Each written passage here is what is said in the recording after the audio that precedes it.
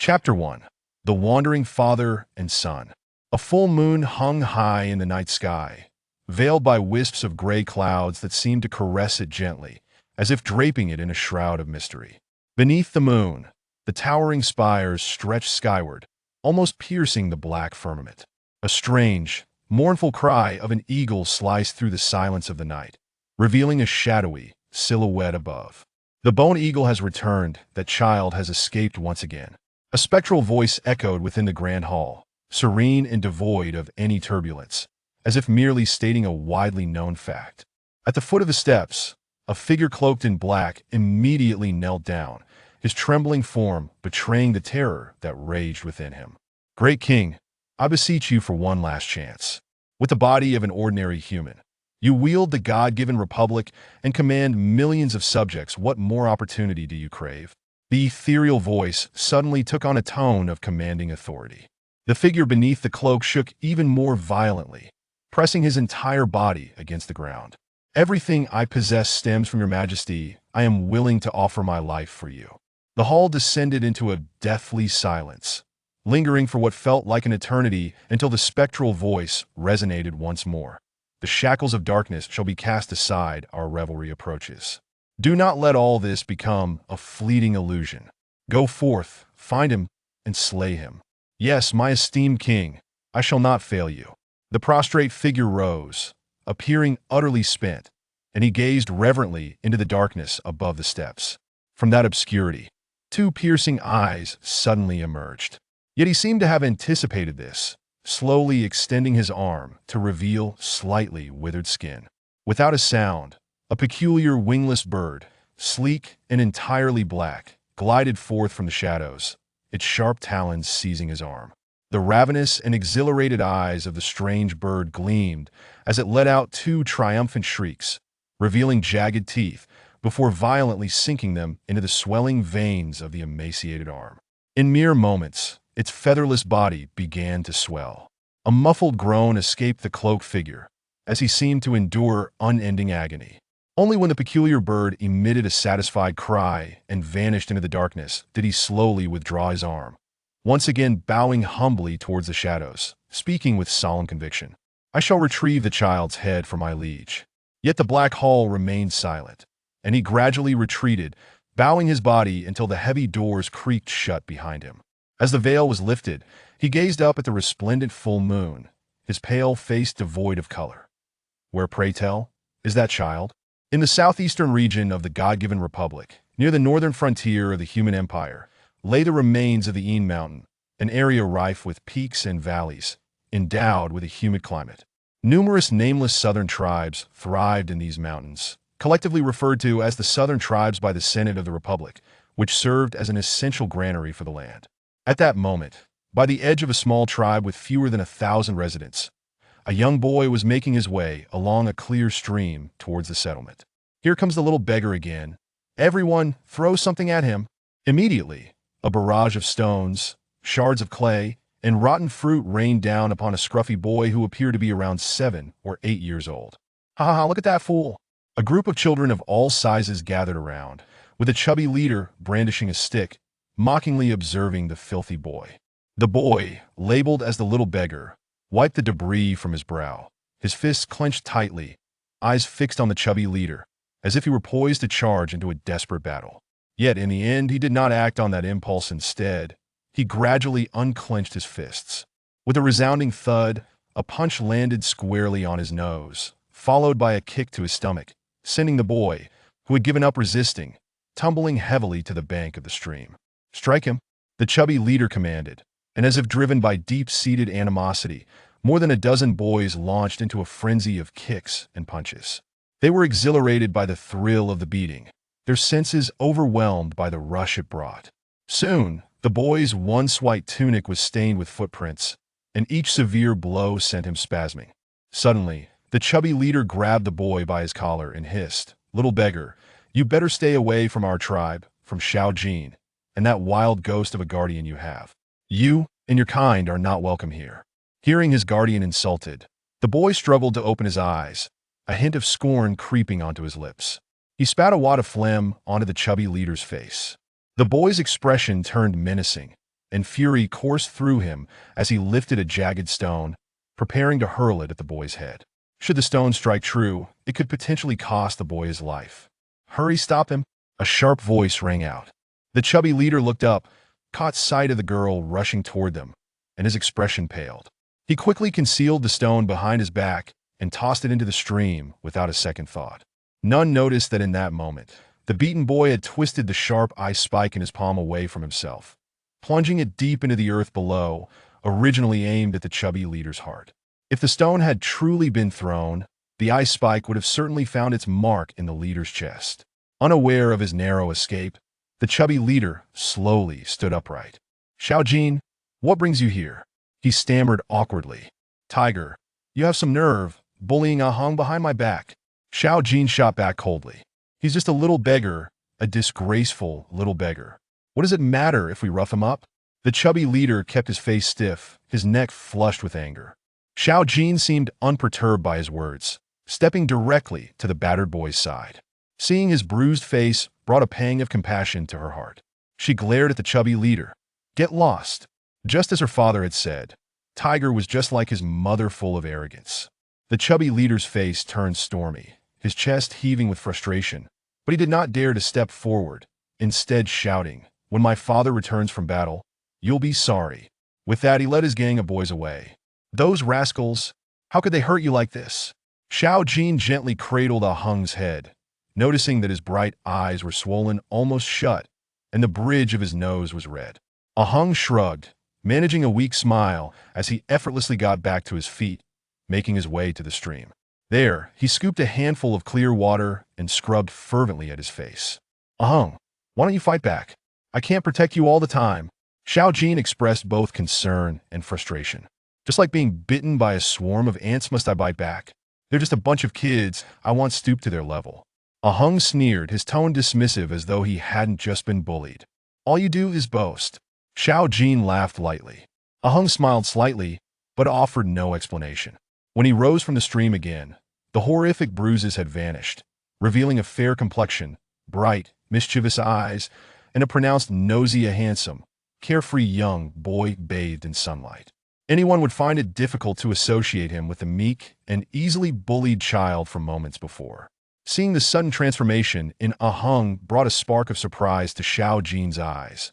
Although she did not show excessive astonishment, such magical powers seemed all too familiar to her. She pointed toward the towering mound of ripening rice nearby. Nodding in agreement, Ahung took her hand, and together they climbed the golden heap, where they sat quietly, facing the radiant sunset. They gazed at the distant, gilded clouds dancing above the undulating mountains, their eyes filled with dreams of a world beyond. "I don't like autumn. In the icy plains, autumn brings no beautiful flowers, no green grass, no colorful butterflies." Xiao pouted, her bare feet playfully kicking at the small boy beside her. "Don't like it?" Ahung shrugged, smiling as he extended his arms towards the fiery sunset. What a beautiful scene! The golden rice-formed hills, promising another bountiful harvest. With extra grain, they could craft many rice cakes. Just thinking of the sweet treats made his eyes sparkle with delight. "Close your eyes," Ahung said suddenly, a mischievous grin spreading across his face. "Why?" Xiao asked with feigned annoyance, but obediently closed her eyes. "All right, you can open them now," Ahung announced brightly. Xiao tentatively opened her eyes and was greeted with the most beautiful sight of her life. A pair of crystal-clear, lifelike butterflies fluttered before her, the sunlight casting a radiant spectrum of colors upon them, reminiscent of the most enchanting rainbow. She looked at Ahung's flushed face, uncertainty etched across her features. "Are they for me?" "Yes, they are yours." Ahung nodded earnestly. "Thank you, Ahung." As she carefully accepted the icy sensations radiating from the butterflies through her palms, warmth flooded her heart. Suddenly, she leaned closer, puckering her lips to place a gentle kiss on his cheek. "I'll name this one pretty little Jean, and this one clumsy Ahung. How does that sound?" Her eyes twinkled with excitement and mischief. Ahung nodded, suddenly feeling bashful, and then looked at her eagerly. "Xiao, could you ask your father to make more rice cakes this year? I really want to eat his rice cakes. You are such a glutton." "But my father said there's a war going on in the West, and the grain officials might take a lot." "But don't worry, you'll plead with my father. If worst comes to worst, they'll save all my rice cakes for you. Xiao Jin's father was the best rice cake maker in the tribe, as well as its chief. Oh no! The butterflies are starting to melt. Look, they're turning into water. Xiao Jin exclaimed, her voice rising with panic. Don't worry, as long as you want it, I can make more. Ahung shaped his hand into a pair of butterfly wings, and suddenly, a dense mist manifested in the transparent air, swirling around his fingertips, gradually coalescing into shimmering, translucent ice. A pair of ice butterflies appeared before Xiao Jin. Wow, really? Ahung you! Xiao Jin exclaimed, astonished in his silence. You are one of the divine beings. Divine beings? This is divine magic. Only divine beings understand divine magic. Ahung, you must be a divine being. Excitement coursed through her, and the girl began to beam. I can't believe I met a divine being. Father said divine beings live in their own temples. Mortals never catch a glimpse of their forms.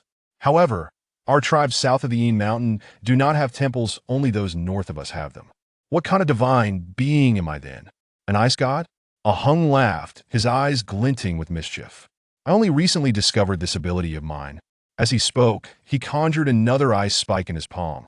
I don't know which divine beings exist, maybe my father does. But Ahung, now that you know you're one of the divine, would you return to your temple? I won't be able to see you again. I don't want to be any divine being, so don't tell your father, okay? This will be our secret. We won't tell a soul, and then we won't have to part. Okay. Xiao Jin nodded emphatically. All right, I must leave now, or my guardian will scold me. Ahung hopped down from the rice mound and waved at her. I'll wait for you here tomorrow. Xiao Jin shouted cheerfully. The boy named Ahung walked slowly back along the mountain stream. 2 years prior, he had followed his guardian along this very stream to the remote tribe. 2 years ago, he had lain on his guardian's back, crossing mountains and rivers until they reached the southeastern slopes of the Yin Mountain. On his guardian's thin yet sturdy back, Ahung had witnessed sights of breathtaking beauty far beyond the grasp of ordinary men, alongside blood-soaked realities that surpassed imagination. But never could anyone surge past his guardian's shoulder to inflict harm upon him, for his guardian was Moonless Shadow. From the day he became aware, he knew this name stood for invincibility, death, and legend. Until one day, they emerged from a dark hollow in the mountains, unveiling a scene of unmatched beauty. Under the dusk light, the fields crisscrossed with paths, stone houses scattered among the crops, wisps of smoke curling upwards as distant barks and children's laughter echoed a serene little tribe untouched by the grime of the world. As he beheld this unexpected beauty, the icy coldness in Ahung's heart warmed, filling him with an overwhelming desire to approach and touch it. Yet in that instant his bright gaze dimmed. Guardian, let's leave. He feared that the calamities that trailed behind them would obliterate this beauty, but even more, he dreaded the unmasking of this idyllic scene to reveal the ice-cold hostility directed at him. Such encounters were all too familiar to him. However, Moonless Shadow shook his head. No, we will stay here. He glanced back at the dark hollow before lowering Ahung to the ground. Gripping the boy's shoulders, he locked eyes with him and spoke deliberately. One cannot perpetually retreat one day. There will be nowhere left to retreat. In his hand, an invisible, transparent sword materialized. Are they pursuing us? Ahung asked calmly. Moonless Shadow simply shook his head, lightly puncturing the air with his weapon. Instantly, a monstrous bear with 2 heads, radiating a black dead aura, leapt from the dark hollow. Its eyes blazed like molten lava, silently agape in all its grotesque splendor, dripping black saliva that hissed against the stones below. The bear's chest was skewered, revealing a heart, but it remained unfazed as it charged forth. It was merely a straggler from the lands of the dead, not those pursuing them. Ahung exhaled. Having built formidable bravery despite being just 4 years old, he stayed calm, knowing the creature's fate was sealed. A flash of the sword, and both of the bear's heads fell to the ground, as torrents of scorching blood gushed forth, incinerating the surrounding trees to ashes. Yet, even without its heads, the bear still clawed its way forward. Take this, pierce its heart. Moonless Shadow handed the transparent sword to Ahung. The sword was light in his grip. For a moment, Ahung had hesitated, Yet he resolved firmly to stride towards the crawling creature, his bare feet pressing onto the searing blood without feeling a thing. Upon sensing Ahung's approach, the headless bear trembled fiercely, as though encountering a formidable foe. In blind instinct, it struck out at Ahung with its massive paw, causing the young boy to leap back in fright and glance toward Moonless Shadow. "Kill it," Moonless Shadow said nonchalantly. Ahung clenched his jaw tightly, focusing on one of the gaping necks where a monstrous heart pulsed faintly. He pulled out the sword, driving it into the heart. A burst of flames erupted forth as the bear's body convulsed violently, flesh turning to ash, leaving only the dark hide sprawled on the ground. The surroundings reverted to stillness, as if nothing had ever transpired. "Guardian, won't anyone stop these beasts from the realm of the dead?" Ahung inquired, frowning at the beast's hide. "Ice seals destruction, while chaos reigns. Power has clouded the hearts of men.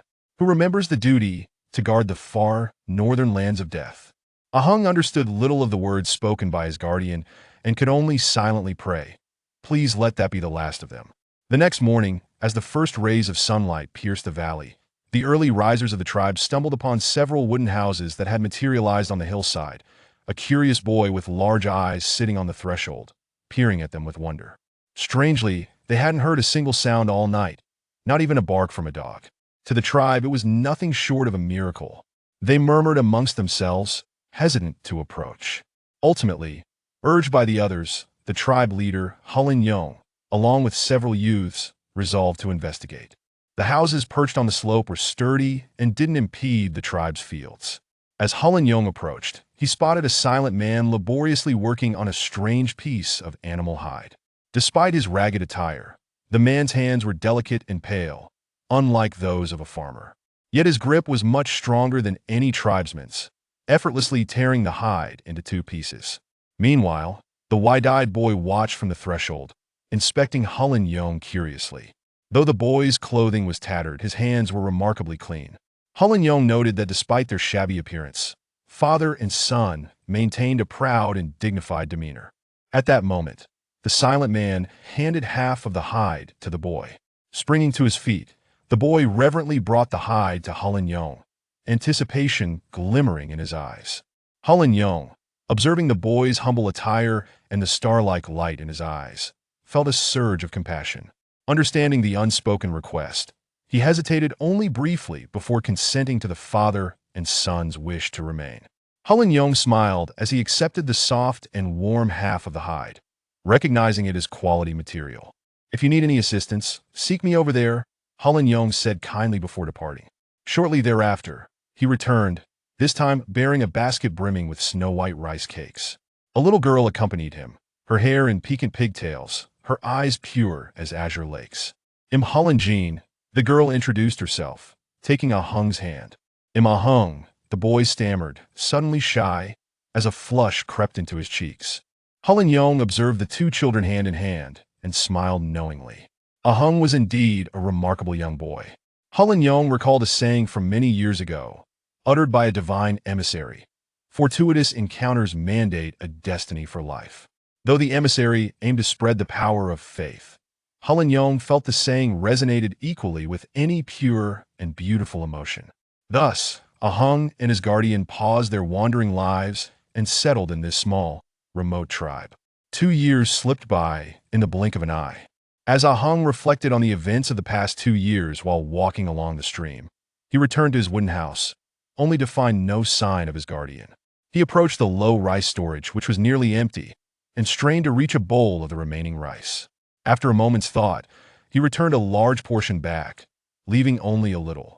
His guardian often stayed away for 10 days or more. There was no telling how long this time would be, so the rice needed to be rationed. Ahung built a fire and set about cooking porridge on the stone stove. The flickering light danced across his youthful face, casting shadows as he gazed at the distant kitchen smoke of the tribe, surrounded only by the crackling flames. In those moments, Ahung often felt utterly alone, as if the world included only him, engulfed by solitude. He tried to remember moments of joy, yet they failed to fill the void in his heart, leaving him feeling painfully empty. Perhaps, when alone, the memory of happiness only deepens the loneliness. He glanced towards the horizon, where the gilded clouds faded into dullness. The final warmth of the setting sun slipped away, and his little wooden house became ensconced in the chill of the darkening world. What tomorrow would bring, who could say? Perhaps life was indeed as his guardian had always advised, to live on, endure, and wait. Chapter 2. The Return of Glory. On the second day, under the brilliance of yet another sunny sky, a Heng arrived once more beside the grain heap, only to find that the familiar figure was absent. However, he was resolute in his belief that Xiaojin would never fail to make an appearance, for she had never once let him down.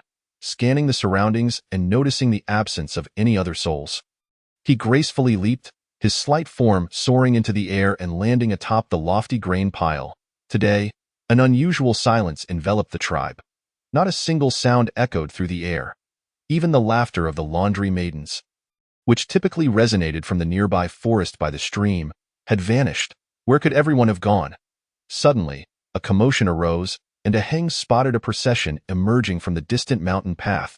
A throng of people surrounded a group approaching slowly, and he soon realized that those accompanying the horsemen were indeed members of the tribe. The entire entourage radiated joy, with laughter erupting intermittently. At the forefront of the horsemen rode a tall and robust figure clad in armor, exuding an air of grandeur that commanded attention. A Heng had never before laid eyes on such a sight. However, seated before this imposing man was a chubby boy whom a Heng recognized instantly as Huzai, who often referred to him as Little Beggar. Huzai was Xiaojin's cousin, and it was said that his father had gone off to war with the tribal army several years prior. At this moment, Huzai wore a smug expression, his bald head adorned with a tiger-skin hat. A gleaming gold chain hung around his neck, and his attire was a flamboyant mix of red and purple. He gnawed on a piece of jerky, looking as though a little beggar had suddenly encountered a wealthy father, flaunting every valuable item he could find, exuding an air of arrogance that made one want to trample him underfoot. A Heng also spotted the tribe leader, Hulun Yong, walking alongside the horses, his demeanor respectful as he attentively listened to the words of the burly man seated atop his steed. Perched upon Hulun Yong's shoulder was none other than Xiaojin. At that moment, Xiaojin wore a pouty expression, clearly reluctant, until her gaze fell upon the figure atop the grain heap, at which point her face lit up with a joyful smile. She gestured to a Heng, signaling that she would come over shortly. This scene did not escape the notice of the self-satisfied Huzai. "Humph, only you would befriend that little beggar," he remarked disdainfully, casting a sidelong glance at his sister. "What little beggar?" the burly man inquired, having overheard Huzai's words. "Oh, second brother, he is not a little beggar. Merely a child who wandered into our tribe," Hulun Yong replied. "He's just a little beggar, that's what he is," Huzai exclaimed, puffing out his chest defiantly. All right, son, whatever you say goes from now on. Let everyone call him Little Beggar," the burly man said indulgently, issuing a casual command to the crowd. Hulun Yong shook his head. It seemed as though his second brother had returned a changed man after being away for over 4 years. Nevertheless, he had indeed made a name for himself. The entire troop of 20 cavalrymen that he brought back treated him with the utmost respect, addressing him as Lord Ming, and behind them trailed a cart of gifts sent by the mayor, a clear testament to his triumphal return. Yet, what truly delighted everyone was the news that all taxes for the tribe would be waived henceforth, an achievement that was undoubtedly attributed to Hulun Ming. Upon hearing this news, all the members of the tribe burst into jubilation, gathering at dawn, even before the sun had risen, to await Hulun Ming's return. As Hulun Yong gazed at the grain heap, which loomed like a small mountain in the distance, he felt a surge of confidence for the tribe's future. Even if next year brought poor harvests, there would be no cause for worry. Under a Heng's watchful gaze, the grand procession finally entered the village, and soon the sounds of pigs being slaughtered and sheep being butchered echoed throughout. A Heng sighed, estimating that it would be a while before Xiaojin could join him. He leaned back, reclining heavily upon the grain pile, gazing at the slowly drifting clouds in the blue sky, which morphed into the shapes of fearsome dogs, galloping horses, and even sweet rice cakes. A Heng was thoroughly content with this tranquil life, and in the warmth of such thoughts, his eyelids gently closed, lulling him into a sweet slumber. The welcoming banquet was set up in the open space before Hulun Yong's home, after the villagers took turns toasting. The conversation flowed freely. "Second brother, It has been 5 years. Why is it that the fighting continues outside? Is the rebellion still not quelled? Hulun Yong inquired. Dressed in fine garments and basking in the adoration of the tribe, Hulun Ming smiled faintly, cleared his throat, and teased, "You are both right and wrong. You're right because there has indeed been fighting all these years. You're wrong because the two battles are entirely different. Previously, we fought the war of divine punishment, which the Senate declared over at the beginning of the year. The icebound god, who had willingly descended into darkness, has completely vanished. Even the blood-soaked remnants of the icebound city have long turned to ashes. It is said that the once majestic icebound temple is now filled with curses. As for the current battle at the foot of Een Mountain, it is a contest between us and the human empire. Earlier this year, that foolish emperor of the humans attempted to lead his troops into battle, hoping to seize our lands while we were embroiled in civil strife. Now he finds himself cornered at the foot of Een Mountain. And it won't be long before we capture him alive. Lord Ming speaks truly. That foolish human emperor will surely not escape this time. Their finest northern frontier army is pinned down in Wolf City by the Beastmen's forces. At the battlefield beneath Een Mountain, our troops combined with the Beastmen's legion number a staggering 250,000. Just imagine, with 250,000 soldiers in that little area at the foot of Een Mountain. A mere spit could drown them. A knight chimed in. Oh, the human emperor is to be captured by us. The tribe's residents, who were often kept in the dark, erupted with excitement, as children of the divine race. They had long harbored a deep-seated loathing for the wicked humans to the south, perceiving them as treacherous and deceitful 1,000 years ago. It was precisely due to the humans' shameless treachery that the divine race relinquished their dominion over the continent, ultimately retreating to the icy plains with countless wounds. Nevertheless, the divine race continued to silently guard the far northern ice fields, warding off dangers from the land of the dead, safeguarding the entire continent. Now, the emperor of this malevolent race was to be captured. What could be more exhilarating for steadfast members of the divine race? The villagers erupted into cheers. Of course, the arrival of this news through Hulun Ming elevated him even further in their eyes. Only true luminaries could possess such information. Satisfied with the crowd's reaction, Hulun Ming took a hearty swig of rice wine, pondering what could be more gratifying than returning home in splendor. He felt a sense of ease permeate through every pore of his being. As the wine flowed and spirits rose, the atmosphere grew even more lively. "Second brother, will you return to fight again?" Hulun Yong asked with a hint of concern. Hulun Ming suddenly appeared somewhat deflated, casting a disgruntled glance at his elder brother. "Not going back. Our southern tribal coalition received orders from the Senate to rest and recuperate. We are bound to miss this golden opportunity." Sigh. Just as Hulun Yong was about to respond, a scarred-faced knight, who had been silently drinking beside them, slammed his hand on the table and cursed, "Rest? What a load of rubbish. Do they think we're 3-year-old children? It's clear the Senate wants the divine clan's main forces to benefit. With just those puny humans, we could wipe them out in a heartbeat. Indeed, what can we do? Our southern tribes are merely small factions. And there are no temples south of Een Mountain. No one in the Senate is willing to advocate for us. I've heard that in the eyes of the Senate's lords, we are just mud stompers who toil in the fields, far beneath the stature of the northern divine clans. Theo put it bluntly, we are nothing but rags. Once cleaned, we are tossed aside." Another knight lamented. Suddenly, the conversation around the table fell silent. Such remarks were undeniably disrespectful to the Senate and the divine race, leaving the surrounding villagers in a state of shock. "Enough of this nonsense. The lords have their own reasons," Hulun Ming abruptly interrupted, waving his hand to disperse the villagers. Once the crowd had cleared, Hulun Ming remarked, "I say, Scarface, mind your tongue. Can we speak of such things here? Do you think our commander isn't angry? But what can we do? Our southern tribal coalition has always been fated to play the role of the rags. We must accept it." Scarface's face flushed with anger, emboldened by the wine. "Lord Ming, why should we accept this?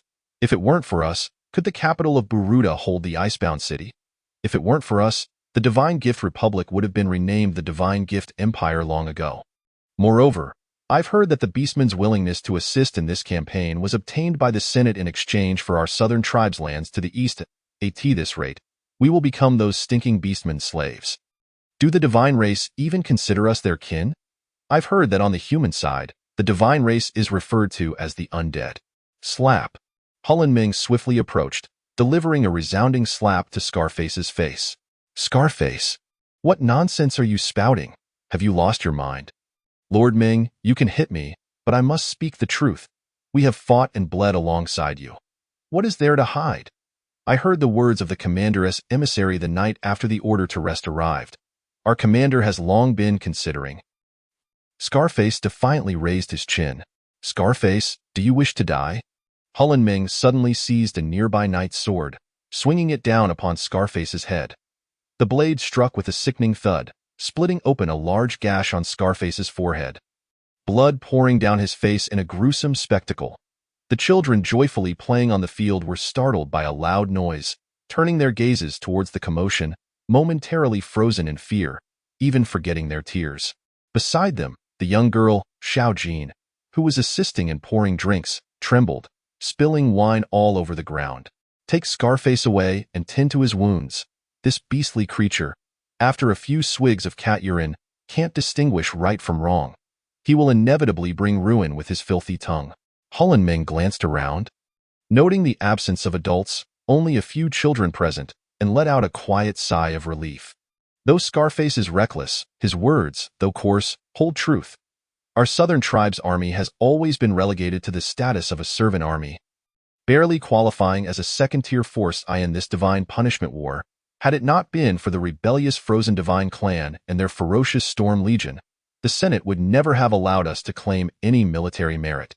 This scant merit was earned through rivers of blood and mountains of corpses. Out of the 700 brothers who set out together, only 20 returned. It truly brings tears to one's eyes, he lamented. Suddenly, Hulun Ming sighed deeply, feeling dejected. What can we do? Are we truly capable of rebellion? We all know how powerful the Divine Clan is. The Senate, a group of scoundrels, are merely lapdogs of the Divine Clan. As long as they exist, we are powerless against them.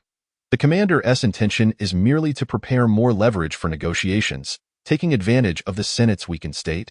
Ming, what exactly does the commander want us to do? Please enlighten us, so we can gauge our situation.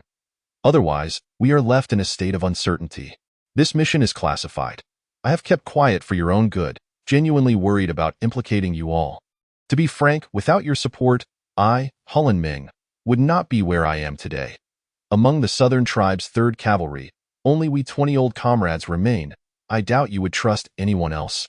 Ming, please speak. We have traversed the blood-soaked mountains outside the frozen city together. There is nothing to fear. Hulun Ming pounded his thigh, steadying himself. Since you all have spoken, I have no further reservations. Everyone knows that after the Divine Punishment War, our Southern Tribes army is deeply dissatisfied. The Senate is well aware of this, yet they treat us with disdain. Therefore, the 5 commanders of our Southern Tribes army have conspired to negotiate with the Senate before the conclusion of the Battle of Inshur, striving to secure 10 seats within the Senate. The cavalryman gasped in shock. The Senate is the highest decision-making body of the Divine Gift Republic. 10 seats. There are only 50 seats total in the Senate. Would they agree, especially considering their Divine Clan Masters? This is the outcome of the commander's careful deliberation. You may not know this, but after the Divine Punishment War, many senators sympathetic to the Frozen Divine Clan and the Storm Legion were exiled, leaving numerous seats vacant. These seats must be filled anew. Thus, an opportunity arises for our Southern Tribe, for we too are subjects of the Divine Gift Republic. Why should we not be allowed into the Senate? However, Ming, this cannot merely be spoken into existence. If the Divine Punishment War ends in our defeat, the Senate will undoubtedly become more arrogant. Why would they grant us a seat? Hulun Ming chuckled darkly. What is there to fear? The commanders have long considered this. It concerns a tremendous secret, and you must vow never to reveal it to anyone. We swear. The group raised their hands in unison. Hulun Ming glanced around at the few children present, lowering his voice. In truth, there are still survivors from the Frozen Divine Clan. Everyone was taken aback. Didn't the Senate declare their extinction? Even that escaped child was captured and executed in Buruda City. That was a ruse. The Senate's chief, Hawkins, spun a grand lie to prepare for the impending human invasion, aiming to quell the sympathizers of the Frozen Divine Clan. Now, the commanders have learned that the foremost expert of the divine clan, Yu Wuing, has taken that child into our southern tribe's territory. Thus, the commanders believe that if we can locate that child, the Senate will have no choice but to concede to our demands. The group nodded, finding this reasoning compelling. However, someone raised a concern. But Ming, the blind divine expert, Yu Wuing, is the world's greatest master. It is said that during the Divine Punishment War, both the Divine Clan and the Senate dispatched countless experts, yet they nearly all perished. Can we truly succeed? Rest assured, the commanders merely wish for us to seek. If we detect any signs, we are to act within our means. Should we lack the capability, we must not alert the enemy. A great army will come to encircle. Consider this. Aside from our southern tribe, where else can Yu Wuing escape to?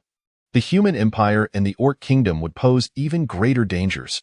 Therefore, he cannot evade capture. Holland Ming asserted confidently. Well, that's a relief. But alas, Yu Wuing, once a legend of our divine clan, has regrettably become a traitor. Cease your sentimental lamentations. How many heroes of the divine clan have fallen into treachery during the Divine Punishment War? Not to mention, the leader of the traitors, the frozen divine clan's master, was once the highest official of our divine gift republic. Who could have foreseen that he would seek to dissolve the Senate and transform the republic into an empire? Ultimately, what became of him? It is said that he took his own life during the fall of the frozen city. What of his death? The Senate still refused to relent, dragging him out to be hanged on a cross. Flayed for 10 days until he was devoured to the bone by vultures and wild dogs. Heaven help us! One cavalryman shook his head. Holland Ming, witnessing the conversation spiraling into absurdity, quickly interjected, "Enough of this pointless chatter. Tomorrow morning, after you descend the mountain, promptly inform your respective 100-man squads to scrutinize any suspicious individuals, particularly those with one large and one small companion. Upon discovery, signal immediately. Do not divulge too much to the soldiers below, lest they become frightened and hesitate to act." "Understood, my lord." Yet, none noticed the small girl standing nearby, her complexion as pale as a blank sheet of paper. Chapter 3. Rivers of blood after the crowd dispersed. Xiao Jin? What is wrong? Are you ill? As Hulun Yong and his wife tidied up the remnants of the gathering, they noticed their daughter appeared lost and her face, as if afflicted by a grave illness. "And nothing," Xiao Jin stammered. Hulun Yong's gaze sharpened slightly, and he gently said, "Xiao Jin, come inside for a moment."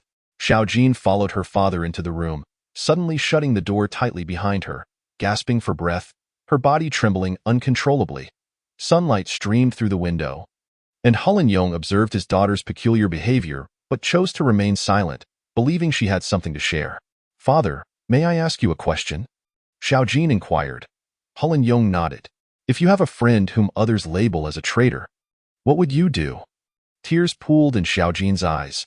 Hulun Yong felt a stir in his heart and replied nonchalantly, "That would depend on the nature of this friend. He is a good person. He treats me very well and would never harm me," Xiao Jin replied urgently. Hulun Yong lowered his gaze and slowly articulated, "Xiao Jin, I do not know why you are saying this. However, I must impart one truth. In life, the most precious thing is genuine affection." Seeing his daughter's perplexed expression, he smiled gently and continued, "For instance, if you and your mother were in danger due to a mistake, I would never permit it. No matter the gravity of the error, it is my responsibility to bear it. Unless I am dead, no one can harm you. Moreover, I am convinced that your friend could never commit such a grave error. Could he not?" Xiao Jin nodded in agreement. "Let me guess, the friend you refer to is Ahong?" Xiao Jin looked at her father in astonishment, suddenly rushing to embrace him, whispering tearfully, "Father, I am so frightened. I overheard what those cavalrymen were saying, and I know that the child they spoke of, the one who escaped from the rebellious deity clan, is Ahong." "What rebellious deity child?"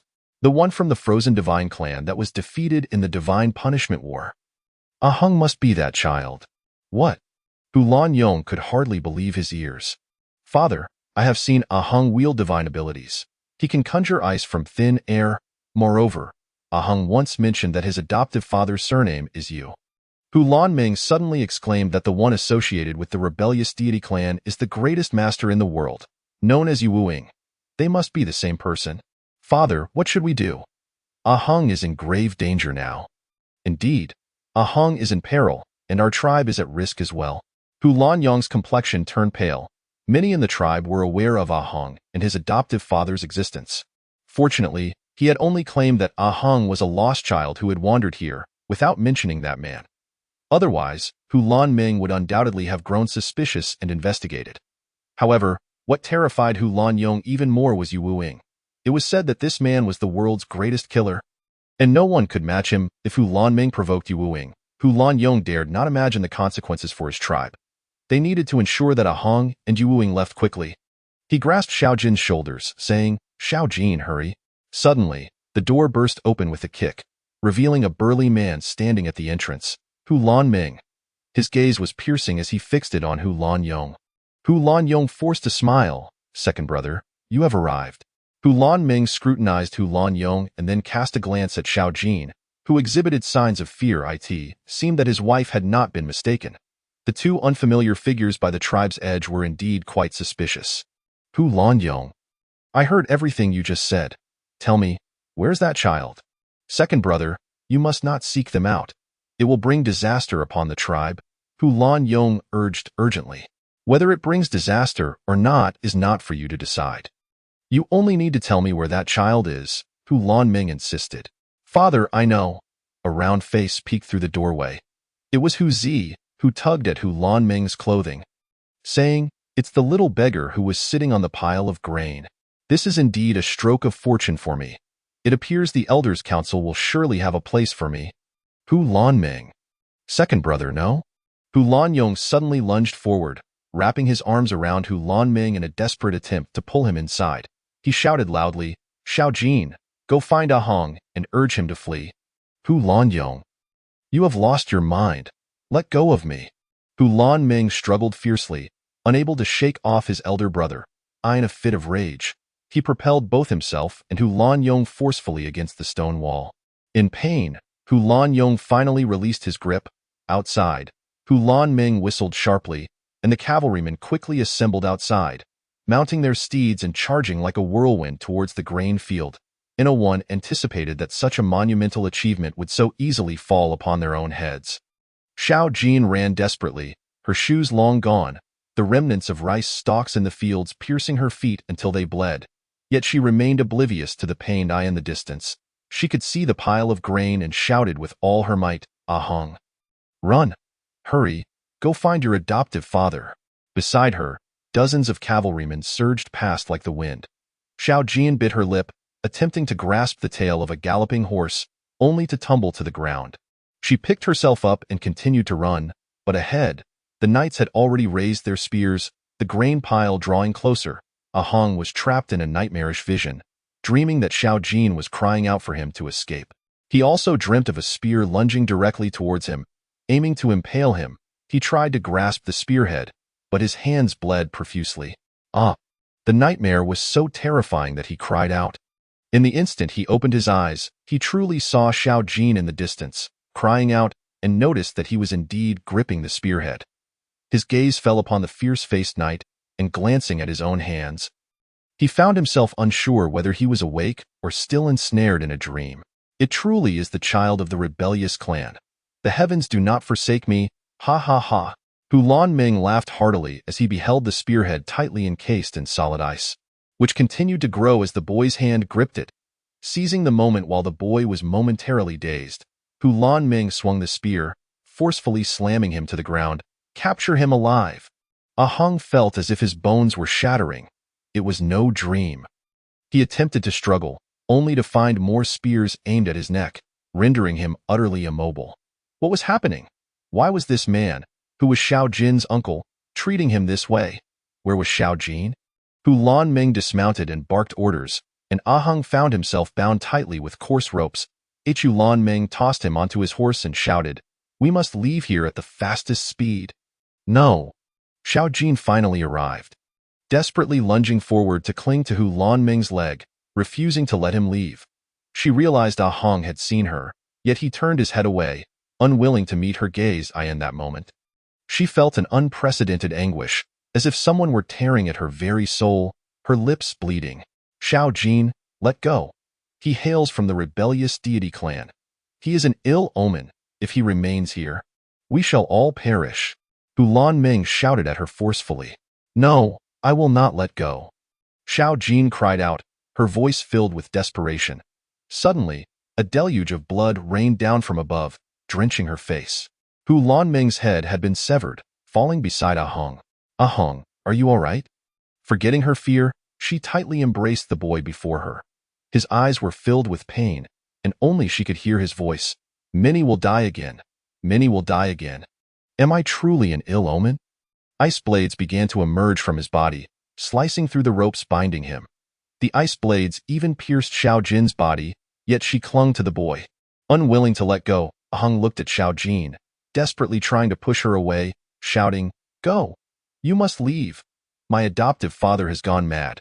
He is insane. Everyone must flee, quickly. But she held on tightly, unwilling to release him, as if letting go would mean losing him forever. Ah Hong ceased to struggle, suddenly turning his head and screaming hoarsely, Adoptive father, let us go. Do not kill any further. Do not kill any more. Xiao Jin followed Ah Heng's gaze and saw a man resembling a demon. As if driven mad, slaughtering the onlookers of the tribe like a tempest. Familiar faces, in their panic, inexplicably lost their heads, leaving only headless bodies gushing blood. This was undoubtedly the most brutal massacre. No one was spared. Regardless of gender or age, Xiao Jin witnessed Huzi convulsing in a pool of blood. Why? Why was this happening? Huzi was still just a child. Xiao Jin saw her mother rushing over, frantically searching for her daughter. But no! Xiao Jin let out a heart-wrenching scream as her mother collapsed, her head rolling to one side. Xiao Jin felt as if the sky had fallen. She saw her father howling at the heavens, blood tears streaming down his face. For the first time, she witnessed her father draw his sword. Yet no one could stop that demon-like man. A blade of light, swift as lightning, flashed before the girl's eyes. Piercing her father's chest, he fell heavily to the ground, never to rise again, as if countless thunderclaps echoed in her mind. She rushed to her father's side, his body still convulsing, and could only hear his faint voice, Xiao Jin? Go, quickly go. The demon-like man's eyes glowed with a red light, yet she felt no fear, abandoned by the entire world. What could possibly frighten her now? She struggled to lift her father's sword. A symbol of his dreams. Her father had always aspired to leave the mountains and become an exceptional warrior. Yet he had forsaken his dreams for her and her mother. Revenge. She sought revenge. Her sole remaining belief. That man slowly raised his sword, poised for a gentle thrust that would allow the girl to join her father. However, a slender figure suddenly stood in front of her. It was Ah Hong, tears welling in her eyes. He had promised to protect her, even if the world forsook them. The madman continued to slowly thrust the razor-thin sword forward, piercing through Ah Heng's shoulder. The bone creaking ominously. Had he gone mad? He was Ah Heng's adoptive father. The sword pierced through Ah Heng's body, unyieldingly continuing towards Xiao Jin's faltering form. In a burst of determination, Ah Hong grasped the sword with both hands. Blood flowing freely from his palms, crimson ice forming at his fingertips, solidifying upon the delicate blade. He sought to halt the sword's trajectory towards the girl behind him. The sword came to a standstill. The blood-red hue slowly receding from the madman's eyes. He sighed and slowly withdrew the sword, blood gushing forth relentlessly. Ah Hong trembled, enduring immense agony. I may spare her life, but you must promise me that until you reach adulthood, you shall never reveal your extraordinary talents to anyone, except, of course, to the dead. The man, resembling a madman, spoke slowly. Ah Heng silently nodded in agreement. The man cast a blank glance at him before turning away, saying, Ah Heng, let us depart. Ah Heng hesitated for a moment, but resolutely followed the bloodthirsty man. Do not leave, Ah Heng. She suddenly rushed forward, clutching tightly to Ah Heng's blood-stained hand from behind. However, the boy forcefully shook off her grip and strode onward. You promised you would protect me, she cried out loudly. Yet the boy never turned back, leaving her alone to kneel in despair on the cold ground, beside the whinnying warhorses, surrounded by the lifeless bodies of her countless kin. Helplessly, she surveyed her surroundings. And in that moment, all she could see was a river of blood. Chapter 4. The living legend in the early morning, as the mist had yet to fully dissipate, the sun unveiled a dim halo. A skeletal eagle descended upon the shoulders of Elder Loth, its crimson, featherless wings slowly folding in, having fulfilled its mission of guiding this secret hunting party to a desolate yet blood-soaked tribe. As the youngest member of the core council of the elders, Lothlist had already surpassed 30 years of age, yet she retained the beauty of a young maiden. She was a true deity. Hailing from the Enchantress family, and held an esteemed position within the council, second only to the chief elder, Hawkins, one of the few in such high regard, undeniably a divine-given decision-maker. One of the most powerful figures in the divine-given republic. Elder Loth need not personally pursue the devilish man. Yet, she had come. For an entire year, she had not set foot back in Baruda City, tirelessly traversing through treacherous terrains. Within the council, it was widely acknowledged that Elder Loth was undoubtedly the staunchest protector of the divine-given republic, possessing an unwavering conviction in the eradication of heresy. The beauty of Elder Loth had begun to show signs of wear, a testament to the torment of her relentless pursuit, both mentally and physically. He indeed has been here. The wounds of these corpses appear as if sliced by invisible threads, neat and smooth. And most of the deceased bear expressions of terror rather than pain. Only the shadowless blade could achieve such a feat, Elder Loth remarked softly, her voice, deep, hoarse, and magnetic, imbued with a peculiar allure. The elite knights from the Temple Knights Order dared not utter a word, silently standing behind Elder Loth, listening intently. For only they understood how fearsome this seemingly delicate woman was, concealing a body beneath her ample robes that held a power more terrifying than that of any beast. They believed that such strength should not belong to the world, and this power had been suppressed by Elder Loth, and after more than 2 years of arduous pursuit, the moment for release had finally arrived. For the man had finally appeared. Elder Loth's voluminous robes trembled before gradually calming, as if centuries had passed. For this man, she had sacrificed far too much. She had once braved death to enter the realm of the divine, merely to obtain unimaginable power. Yet, no one would know how much she had lost for such strength, more than a woman could bear. Emerging from the land of the dead, Loth finally understood that the divine truly was, as humanity described, the offspring of hellish spirits. To survive from the realm of death was both a blessing and a curse. For when Loth stood between light and darkness, she finally grasped the innate sorrow of her kind.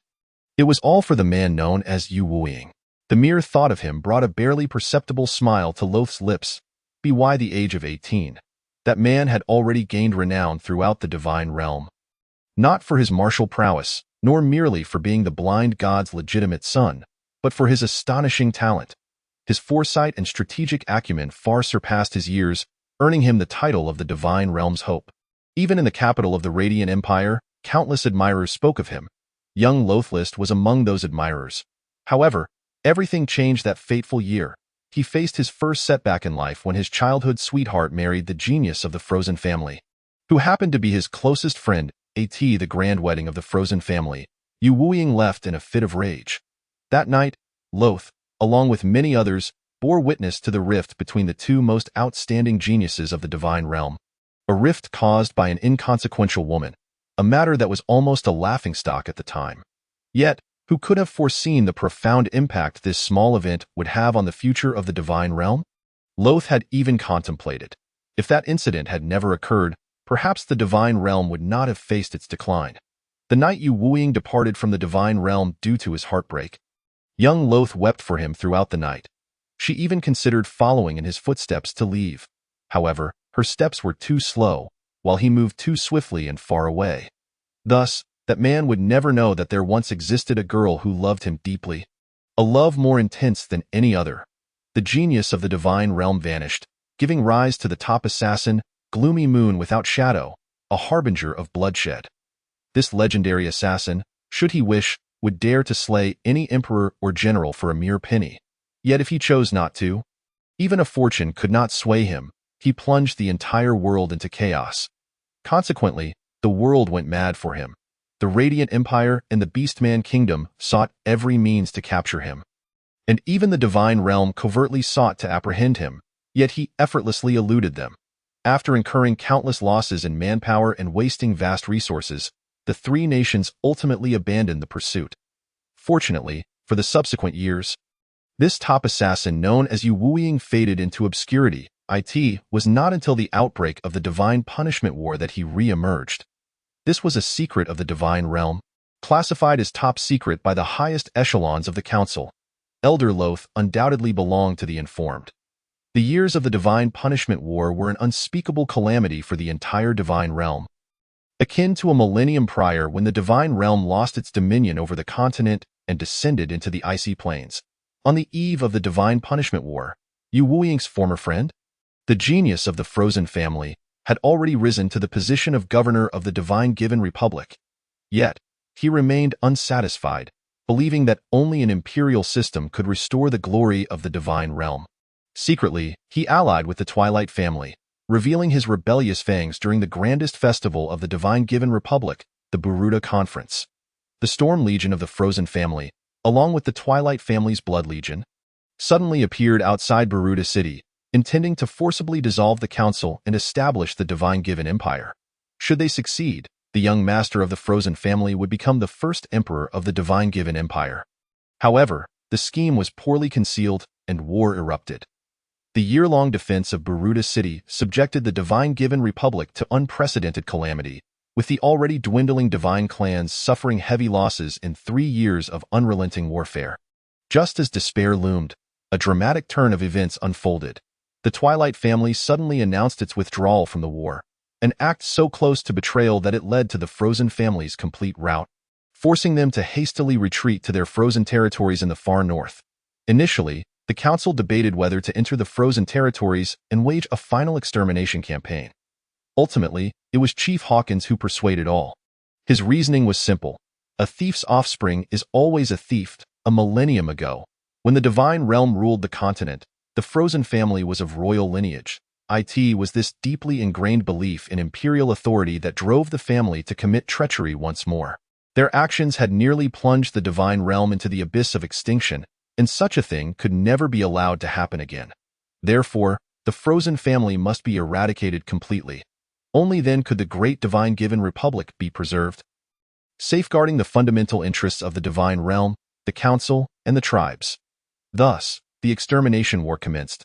First, Hawkins, riding on the momentum of victory, executed or exiled all elders sympathetic to the Frozen family on charges of treason, thereby eliminating any possibility of a trial against the Frozen family within the Council. In other words, from that moment on, to end the war, the Frozen family must be annihilated, and they would fight to the bitter end. In the Frozen territories, various legions of the Divine Given Republic gathered, including the Twilight family's Blood Legion seeking redemption, the Iron Blood Legion of the Berserker family, the Mist Legion of the Enchantress family, and other allied forces of the Divine clans, as well as the Temple Knights Order, one of the 3 major legions of the continent, of course, perhaps including the Southern Tribes Union as mere cannon fodder, totaling 300,000 troops. From the military deployment, it was evident that the Council did not underestimate the opponent. Although the Storm Legion could not exceed 50,000, the images of those fearless warriors from the defense of Buruda City lingered in everyone's minds. No one would be arrogant enough to believe that this war could be resolved in a single stroke. However, as the layers of conflict escalated, the difficulties exceeded everyone's expectations. What was initially thought to be a 3-month war extended for a full 3 years, causing irreparable damage to both the economy and population. Fortunately, after 3 arduous years of warfare, only the solitary ice fortress remained in the Frozen territories. The Coalition, representing the supreme authority of the Senate, arrived at the Frozen City. They were taken aback upon witnessing a solitary figure at the city gates, none other than the long-lost Moonshadow, standing resolutely with a single sword, cradling a small child in his arms. The Coalition's commander, General Baruch, erupted into laughter. Has he lost his mind, attempting to thwart our formidable army of 150,000 single-handedly? However, the remaining 150,000 soldiers soon beheld a scene that filled them with profound terror. Their boisterous commander suddenly had his head severed, leaving only a headless corpse seated upon his steed, right hand raised with sword in hand, resembling a grotesque statue. Blood gushed forth from the severed neck like a blooming flower. This surreal spectacle sent a wave of panic through the ranks, shaking their morale.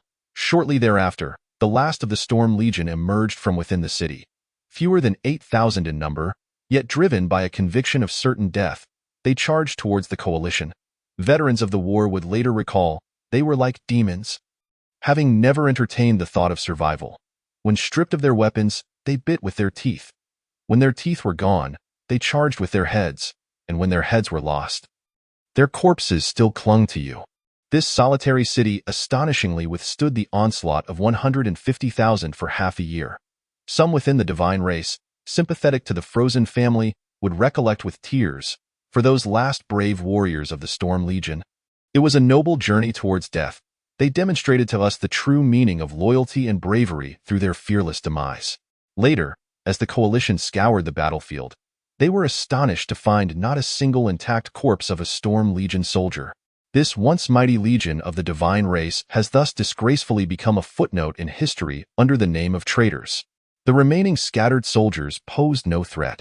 Some, coerced into battle by the frozen family, fled to the far northern lands of death, while others surrendered and were secretly executed under the orders of Elder Hawkins. Moonshadow was the sole survivor. Along with the child he held, he evaded countless pursuers and vanished without a trace. Throughout the nearly 3-year-long hunt, the Senate remained reticent about the number of coalition deaths, yet all acknowledged that without the boy, they would not have even glimpsed Moonshadow's shadow. Ultimately, as the treacherous emperor of the southern humans seized the opportunity amidst chaos, the Senate was compelled to halt their pursuit and redirect their efforts against the invaders.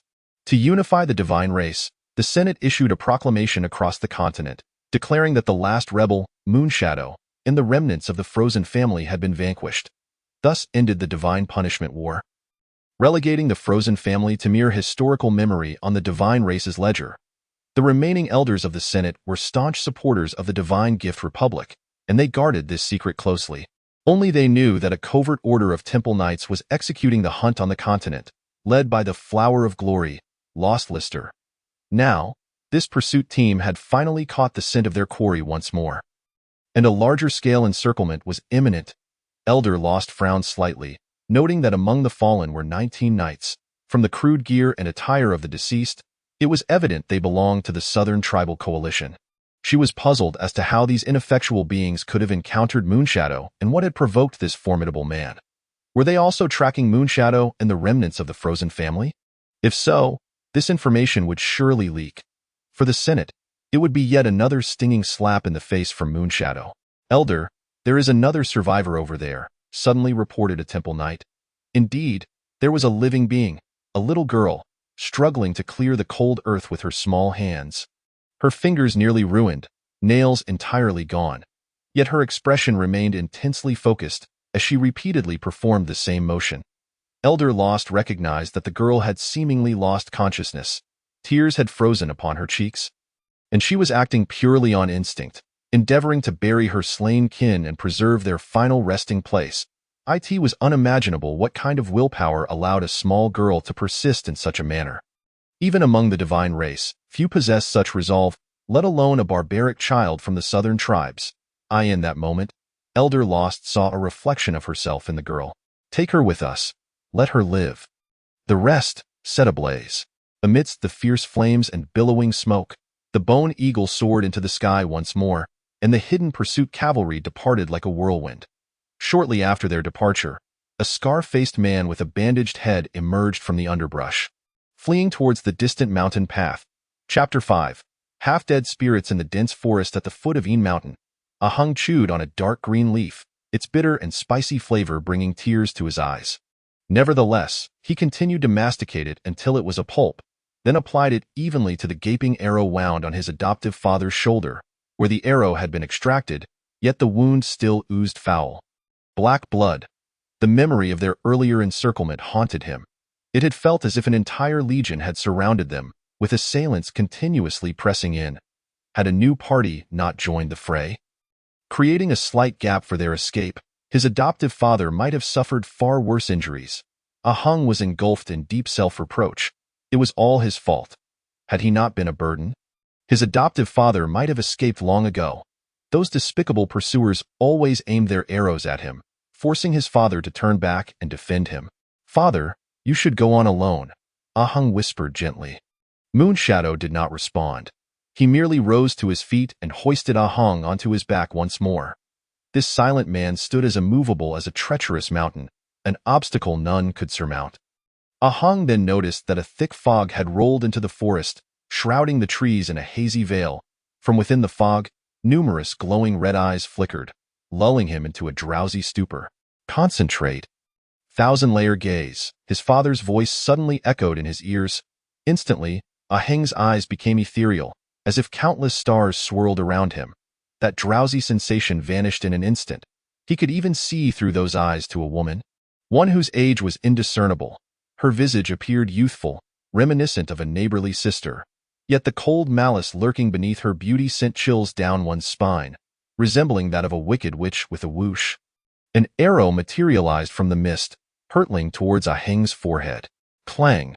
This time, without any action from Moonshadow, a transparent ice shield manifested before Ah Hong, the arrow embedding itself deeply within the sturdy barrier. Unable to penetrate further, Ah Heng's hands trembled slightly. The force of that earlier strike had nearly caused him to lose control over the hastily conjured ice shield.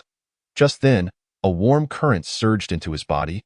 Instantly calming him, he understood that this was his father's aid. A light laugh followed, accompanied by a woman's voice. I did not expect such a young child to have awakened his talents. This boy is indeed a rare genius among the divine race. What's more surprising is that the union between the Blind Eye clan and the Frozen clan produced not a fool, but a child with extraordinary dual talents. As the voice spoke, a woman emerged from the mist, waving her hand, causing the fog to dissipate instantly. In the clearing, Ah Hong realized he was encircled by black-armored warriors. The aura emanating from them spoke of exceptional skill. Each wielding a crossbow, the arrows glimmering with a blue sheen, evidently laced with potent poison. What a pity that such a talent has been born in the wrong era and within the wrong family. His existence will only bring misfortune to the divine race. Elder Lost's gaze remained fixed on Moonshadow. Moonshadow, you have a choice. If you surrender the traitor's son behind you, I will forsake everything in exchange for the divine races and the Senate's forgiveness. Please do not make another mistake. Chit-chatting, who are you really? Moonshadow replied nonchalantly. At that moment, Elder Lost felt an overwhelming sense of shame and indignation. After years of silent, devoted observation, was she to receive only such a trivial response? Did he see anyone other than that wretched woman as significant? A crack appeared in her composure. In that instant, Moonshadow moved, his figure becoming like a shadow, formless and colorless, slipping into the void. Not good. I've been deceived. Hold him. Elder Lost surged forth, resembling a humanoid dragon, delivering a powerful punch into the void. With a resounding thud, the shockwave sent the Temple Knights scurrying backward, shielding their faces. Come out. Elder Lost roared, suddenly feeling half of her body collapse, as if she were torn asunder. One half a beautiful maiden, the other a skeletal figure, riddled with jagged bones. Simultaneously, a massive vortex formed around her, drawing everything towards her body, causing the surrounding trees to wither rapidly. The Temple Knights struggled to maintain their footing, resisting the black hole-like vortex, fearing they might share the fate of the lifeless trees. As the vortex expanded, the withered half of Loth's body gradually became more robust. Half-dead spirit, you have ventured into the realm of death. Moonless in the void spoke coldly. With his words, the entire space seemed to be isolated. Loth suddenly realized that he could no longer absorb any life force.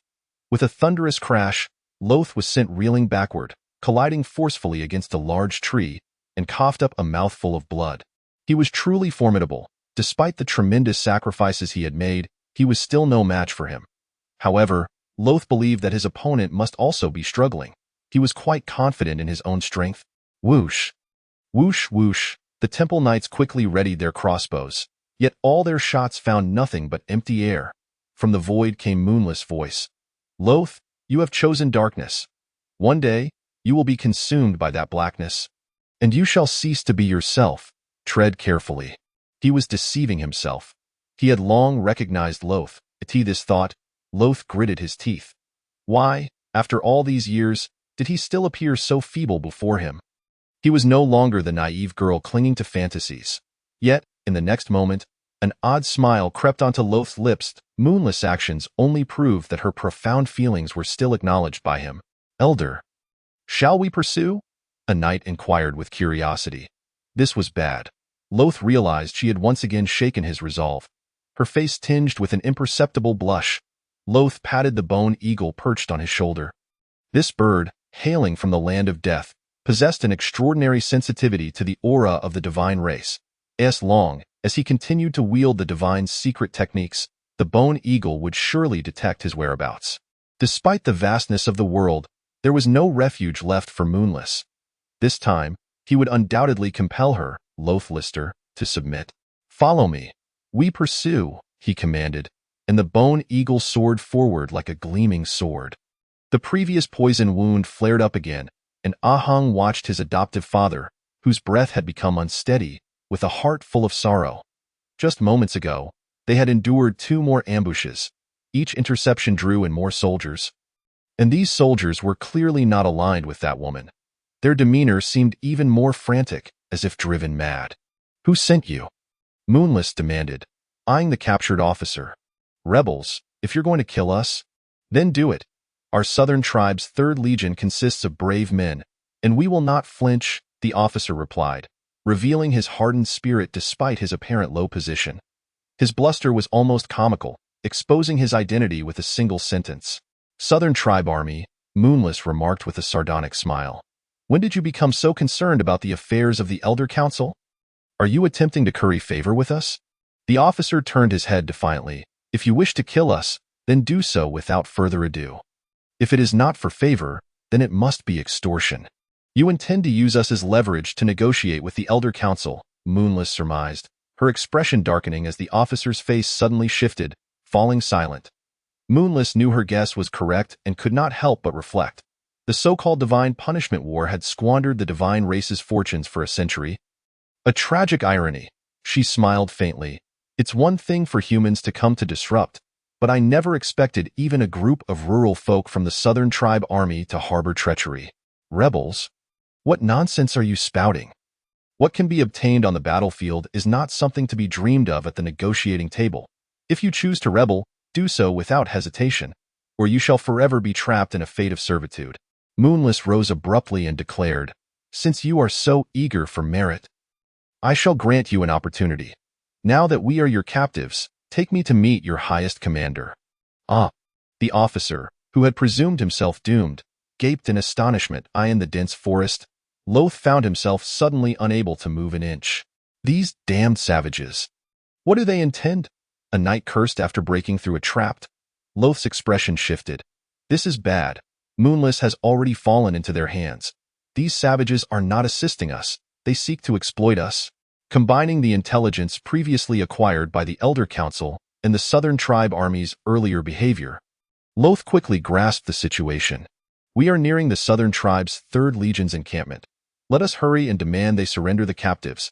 Do they think they can threaten us with a mere rebel? How naive. Elder Loth waved his hand, seething with anger. My lord, what if those southern savages turn against us? This is, after all, their territory. A knight expressed his concern. Loth regarded him deeply. It seemed the rumors held truth. The Temple Knights had long lost their edge, and their current performance hardly befit the title of one of the 3 strongest legions on the continent. Nevertheless, in the aftermath of the Divine Punishment War, the ambitions of the power-hungry were stirring. Under such circumstances, the loyalty of the Temple Knights was now the Elder Council's sole reliance. It could not be neglected. Fear not. These savages lack the courage. Their goal is to reap greater rewards. In truth, the Elder Council has received similar reports long ago. However, no one took these savages seriously. Of course, this little trouble is inconsequential. The back of Grand Commander Grantai of the 3rd Legion was soaked with sweat. The previous invisible pressure had nearly suffocated him. He gazed at the fading silhouettes of an old man and a young boy in the darkness, shaking his head helplessly. The man, akin to a demon, spoke the truth. Only strength was a true ally. The 3rd Legion had no confidence in detaining them. Grantai believed that in such circumstances, he would be the first to lose his head. Moreover, he could not afford to strike too hard. The deceased icebound orphans held no value. only provoking the Elder Council to impose even harsher conditions on the southern tribe. Killing the icebound orphans would earn him at most a commendation from the Elder Council, but such a worthless prize would serve no purpose aside from being used as a rag. The southern tribe army would still gain nothing. He hoped that this legendary man could fulfill his promise. Thus, he would not mind keeping their secret.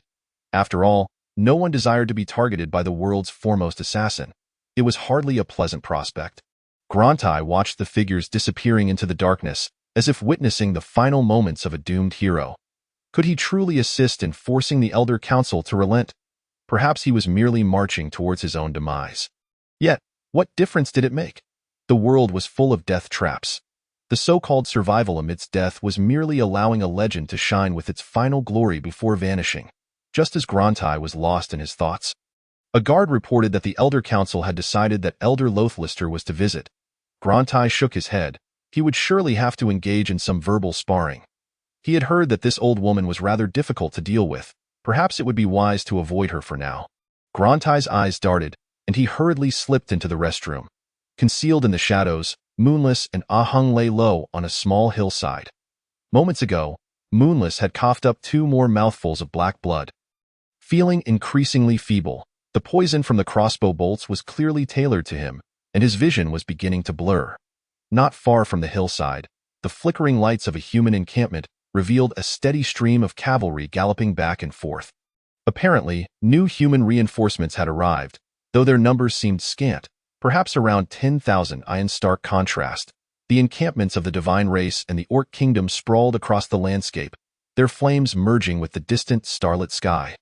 Indistinguishable from one another, at the center of the flickering flames stood a pitch-black slope, rumored to be where the human emperor was besieged. This slope, known as the Refusal Slope, was perilous and impassable by horse.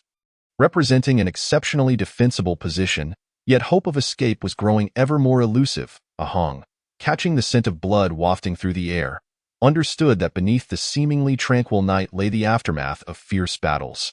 This grand war would ultimately decide the fates of 3 races, the divine, the Orc, and humanity, all fighting desperately for their survival. At this moment, the destinies of Ahung and his adoptive father mirrored the stakes of this war. Both reaching a critical juncture, according to Grantai, Chief Elder Hawkins was within the coalition's encampment. After a series of victories, this spirited elder must have already begun to savor the fruits of triumph. Ahung surveyed the overwhelming coalition of 250,000 soldiers, filled with trepidation. Could they fulfill their promises to the southern tribe and secure a glimmer of hope for themselves? At this moment, Ahung experienced a peculiar sensation, as if his fate was intertwined with that of his race. Before the formidable wheel of history, they appeared so insignificant, yet they were compelled to resist its relentless advance. Moonless gently closed her eyes, suddenly grasping Ahung's hand with resolve. Let us go. From the moment they took their first step, retreat was no longer an option. Behind them lay only a precipice. Chapter 6. The Emperor's Predicament. In the autumn of the year 788 of the Age of Light, the human Emperor of Light was besieged by 25,000 alien coalition forces at the Refusal Slope in the Een Mountains, with supplies exhausted. Meanwhile, a significant number of human reinforcements were trapped at the valley's entrance, unable to advance a single step.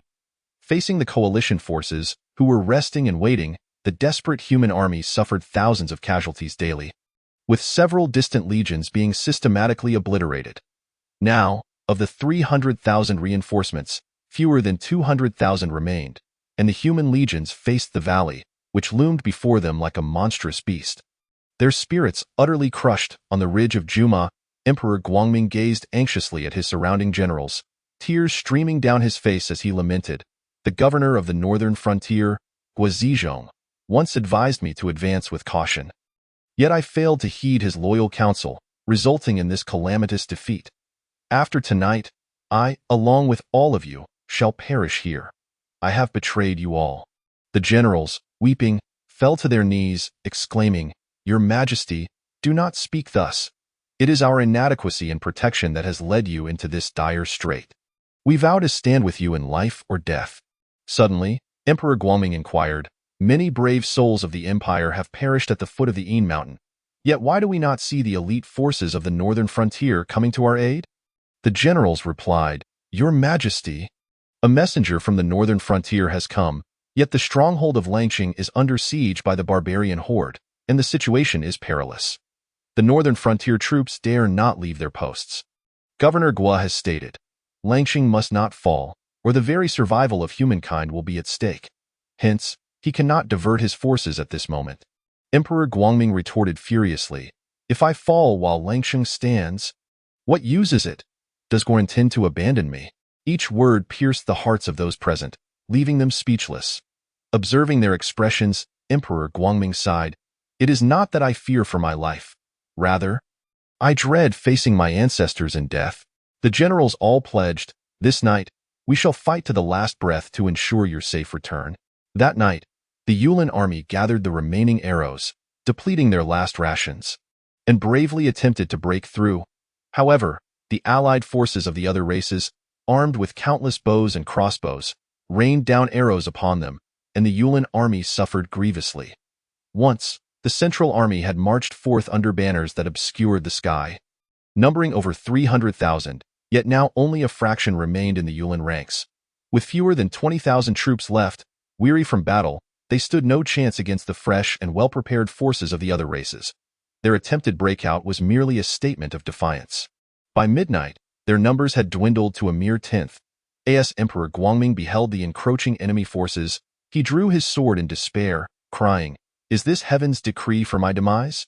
He had resolved to take his own life to repay the world. Yet his loyal generals wrested the sword from his grasp.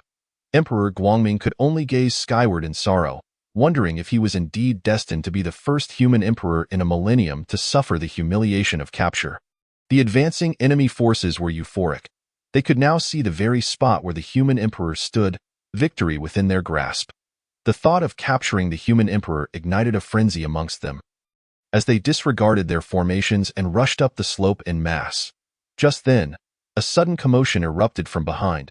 A squadron of black-armored cavalry burst forth, moving like a dragon through the enemy ranks. Unstoppable in an instant, the allied forces were thrown into disarray, trapped on the hillside with no retreat. The Yulin army, witnessing such valiant reinforcements, found their spirits renewed and charged down the slope. The enemy suffered heavy casualties, unsure of how many foes had arrived, and could only retreat desperately towards their own camp. Fortunately, the main camp had sensed the upheaval and quickly dispatched a contingent to assist. After a clarion call, the allied forces finally regrouped, hastily retreating to their encampment. Although the extraordinary black-armored cavalry had averted immediate disaster, they found themselves encircled, severed from the distant human camp. Observing the retreating tide of the enemy, the black-armored cavalry took position against the hillside, establishing a temporary encampment. Among the cavalry, a valiant commander suddenly spurred his steed up the slope, heading straight for the battered Yulin camp. The astonishment of all. He maneuvered with grace on the treacherous terrain, swiftly arriving at the camp. Emperor Guangming, witnessing this, was overjoyed and inquired, what unit do you hail from? Dismounting, the commander replied, Your Majesty, the northern frontier troops have come to your aid, albeit belatedly. Please forgive us. Emperor Guangming could not help but exclaim, what need is there for punishment? Guizhong is indeed loyal to his land. May I ask who leads this contingent? The commander answered, the governor himself leads the troops. He has sworn a blood oath to stand with you in life or death. Emperor Guangming rejoiced. This is a stroke of good fortune for both me and all present. Let him be rewarded. Yet the commander declined, stating, Your Majesty, with the crisis at hand, I dare not accept a reward. Emperor Guangming praised, the northern frontier is home to men of great integrity. May I inquire your name among them? The commander replied, I am Ming Dun, the cavalry captain of the 1st Battalion of the Wolf Riders. Emperor Guangming suddenly asked, how many troops does the northern frontier send to our aid? The commander responded, 9,000 Wolf Riders, with 3,000 at the slope. After a prolonged silence, Emperor Guangming finally uttered, too few. The commander, undaunted, declared, though we number but 9,000, we can break the enemy. Emperor Guangming remained skeptical yet found himself with no other option. The commander hesitated briefly before adding, Your Majesty, there is one more matter to convey from the governor. Speak freely. The governor has temporarily reorganized all arriving troops for unified command. However, During this reorganization, 12 disobedient commanders were executed on the spot. The governor has ordered me to convey his apologies. Emperor Guangming paused in surprise, then laughed. In urgent times, one must act with authority. What fault is there? Outside the human encampment at Ein Mountain, a middle-aged man in armor observed the returning forces with a deep sigh. The breach in the Allied lines, hastily opened, had now closed again, rendering any further assaults impossible. The Wolf Riders, the elite of the northern frontier, had lain in wait for this moment, yet ultimately could not seize the opportunity to rescue their emperor. Now they could only hope for Meng Dan to fulfill his mission. This middle-aged man was none other than the empire's foremost general, the governor of the northern frontier, Guazizhong. Governor, General Meng Dan has successfully penetrated Juma Slope, a personal guard reported as he galloped from afar. Understood. Go rest. There is surely another fierce battle tomorrow, Guazizhong waved. Dismissing him, the guard bowed and swiftly departed. Guazizhong, lost in thought, made his way back to the command tent. Suddenly, he looked up sharply, his gaze fixed on the tent entrance, his hand gripping the hilt of his sword. With a clang, he drew his long sword. At that moment, several guards behind him surged into the tent like a whirlwind. Moments later, one guard emerged, whispering, "Sir, there is nothing amiss." Guazizhong nodded, but remained on high alert as he entered. A growing sense of unease gnawed at him. As the Empire's northern frontier general, he had faced numerous assassination attempts, possessing a keen intuition. The central command tent housed vital secrets, leaving no room for error. Guazizhong surveyed his loyal guards, feeling somewhat reassured. These guards were among the finest in skill and cunning. Even if true spies or assassins were to arrive, they would surely not return alive. Suddenly, Guazizhong's expression sharpened as he noticed the documents on the table. A battle plan for the next day was supposed to be there, yet it lay open, and the formation map had vanished. Guazizhong was certain he had not misremembered. Just as he was about to issue orders, a voice echoed in his ear. "If you wish to save your emperor, have all your men withdraw." Guazizhong was taken aback. The voice seemed to resonate within him. He scanned his surroundings, but his guards remained oblivious. Clutching his sword to his chest, he realized the speaker was undoubtedly a formidable opponent, and he had let his guard down. The voice continued, "Your plan to substitute one for another is clever, but to believe it can rescue the emperor is folly. If you trust me, we can collaborate." Guazizhong, who had been poised to issue commands, fell silent, recognizing that the intruder was aware of his secrets yet had not departed, indicating a genuine willingness to cooperate. Still, he could not discern the location of the speaker.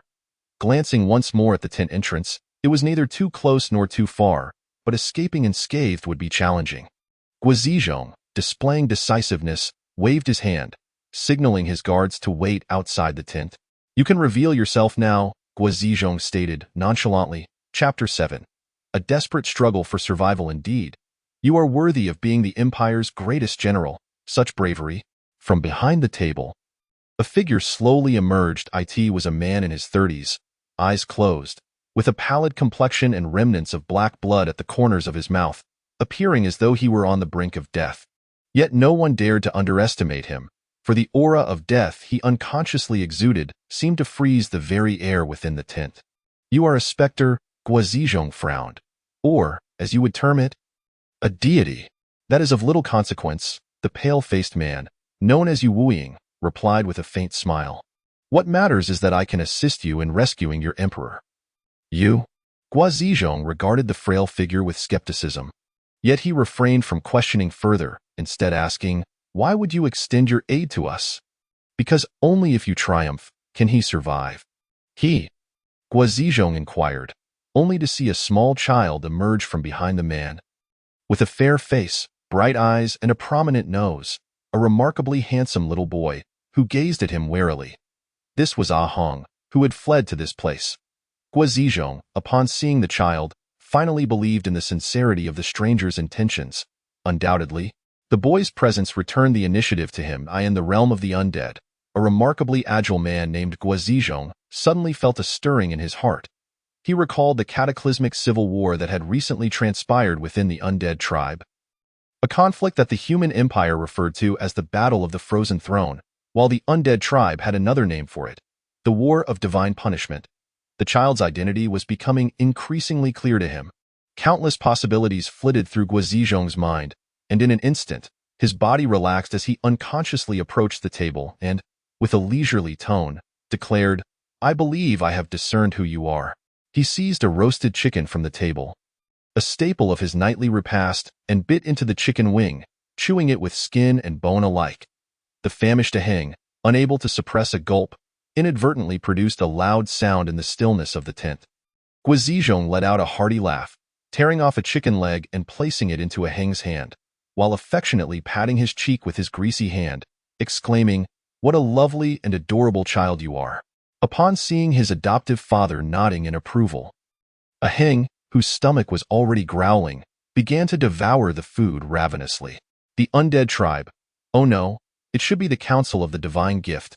Didn't they proclaim that you were all dead? Could it be that Hawkins has spun a grand deception to the world?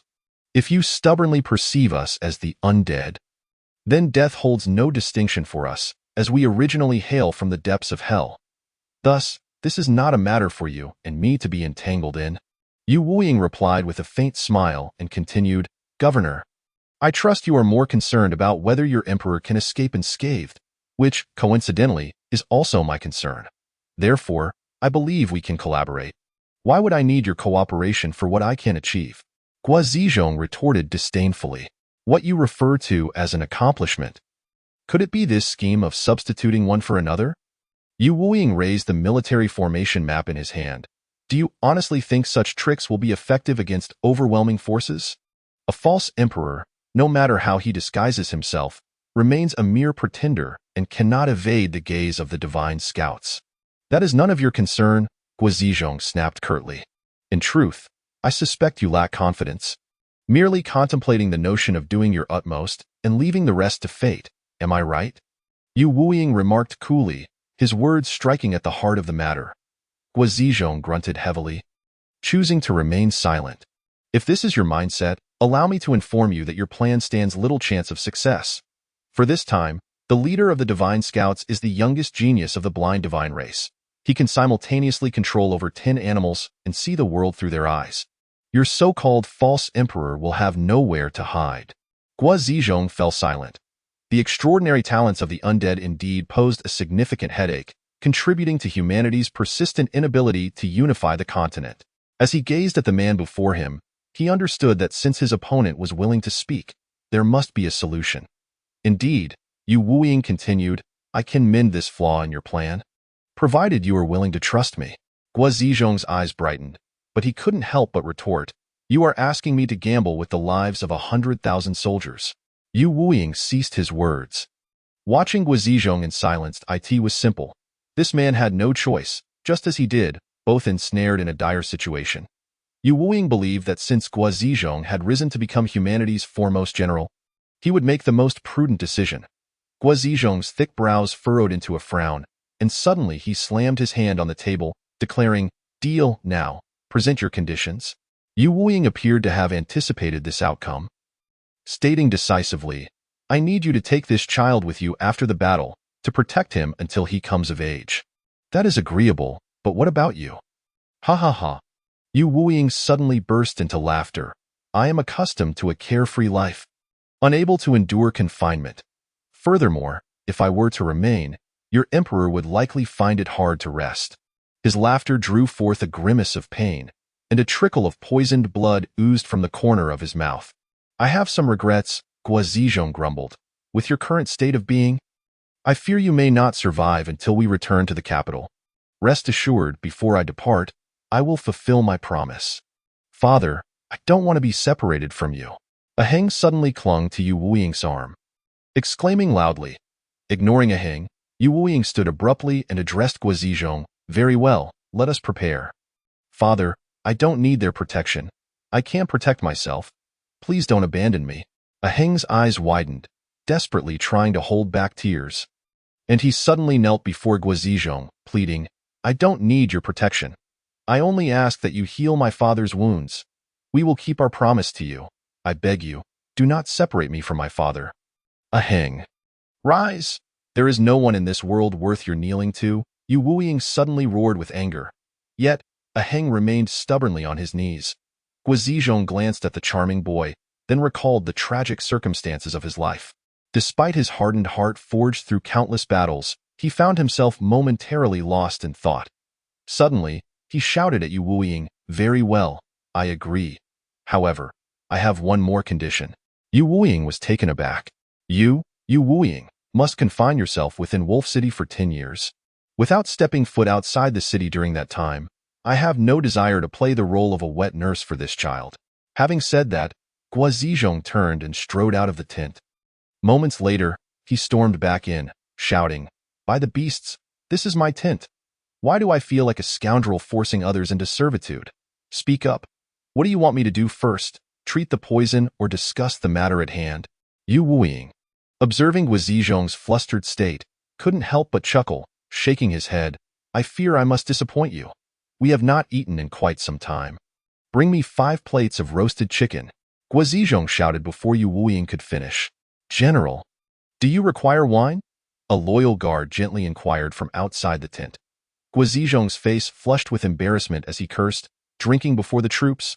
Do you want me to face military law? Get lost. Governor Gua truly excels in military discipline. We shall not be polite." Yu Wuying retrieved a wine jug from beneath the table, took a hearty swig, and exclaimed, "Good wine. By the beasts, that is my prized collection." Guizhong's voice abruptly fell silent. The loyal guard had already entered, bringing in golden roasted chickens and clearing the table, casting puzzled glances at the two men. "General, do you have any further orders?" "Get out. Don't enter without my command." Guizhong kicked his own guard out, then shot a sidelong glance at Yu Wuying, saying, "If you are injured, refrain from drinking. Be cautious, or you may find yourself in dire straits. Fear not.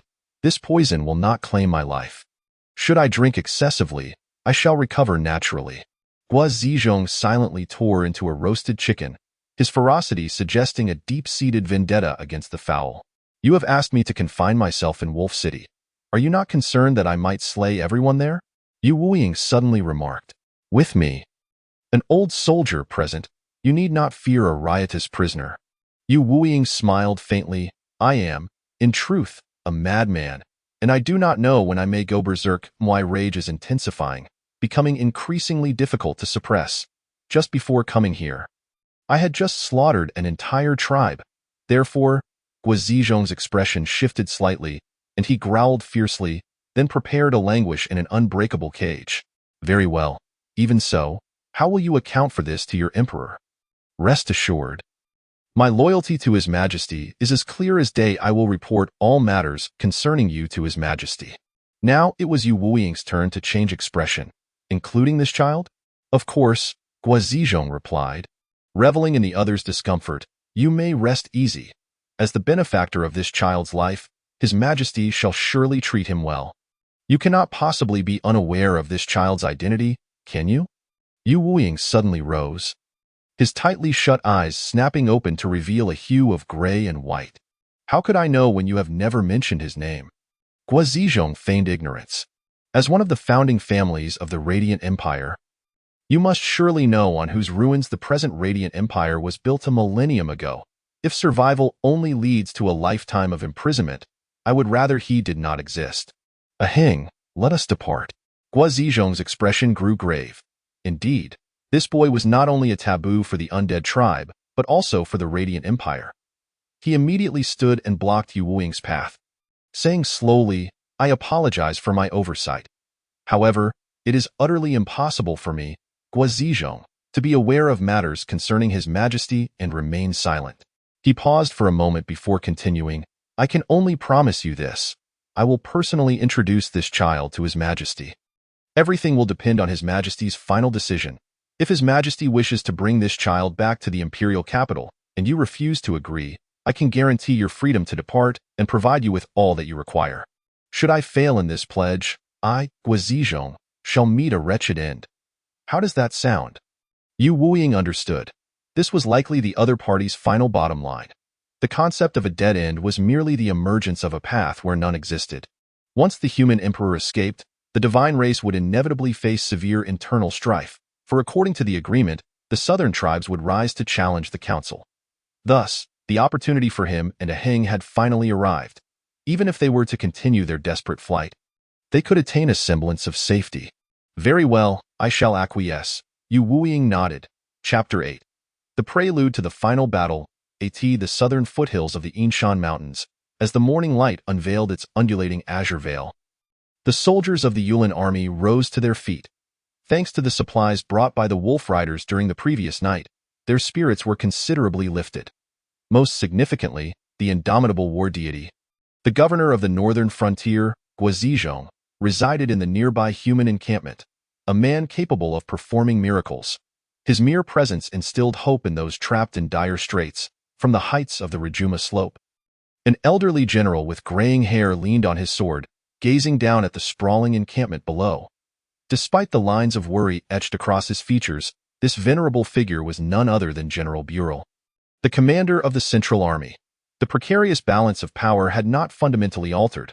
From the steep vantage of Rajuma Slope, the surrounding area remained densely populated with the camps of the alien coalition.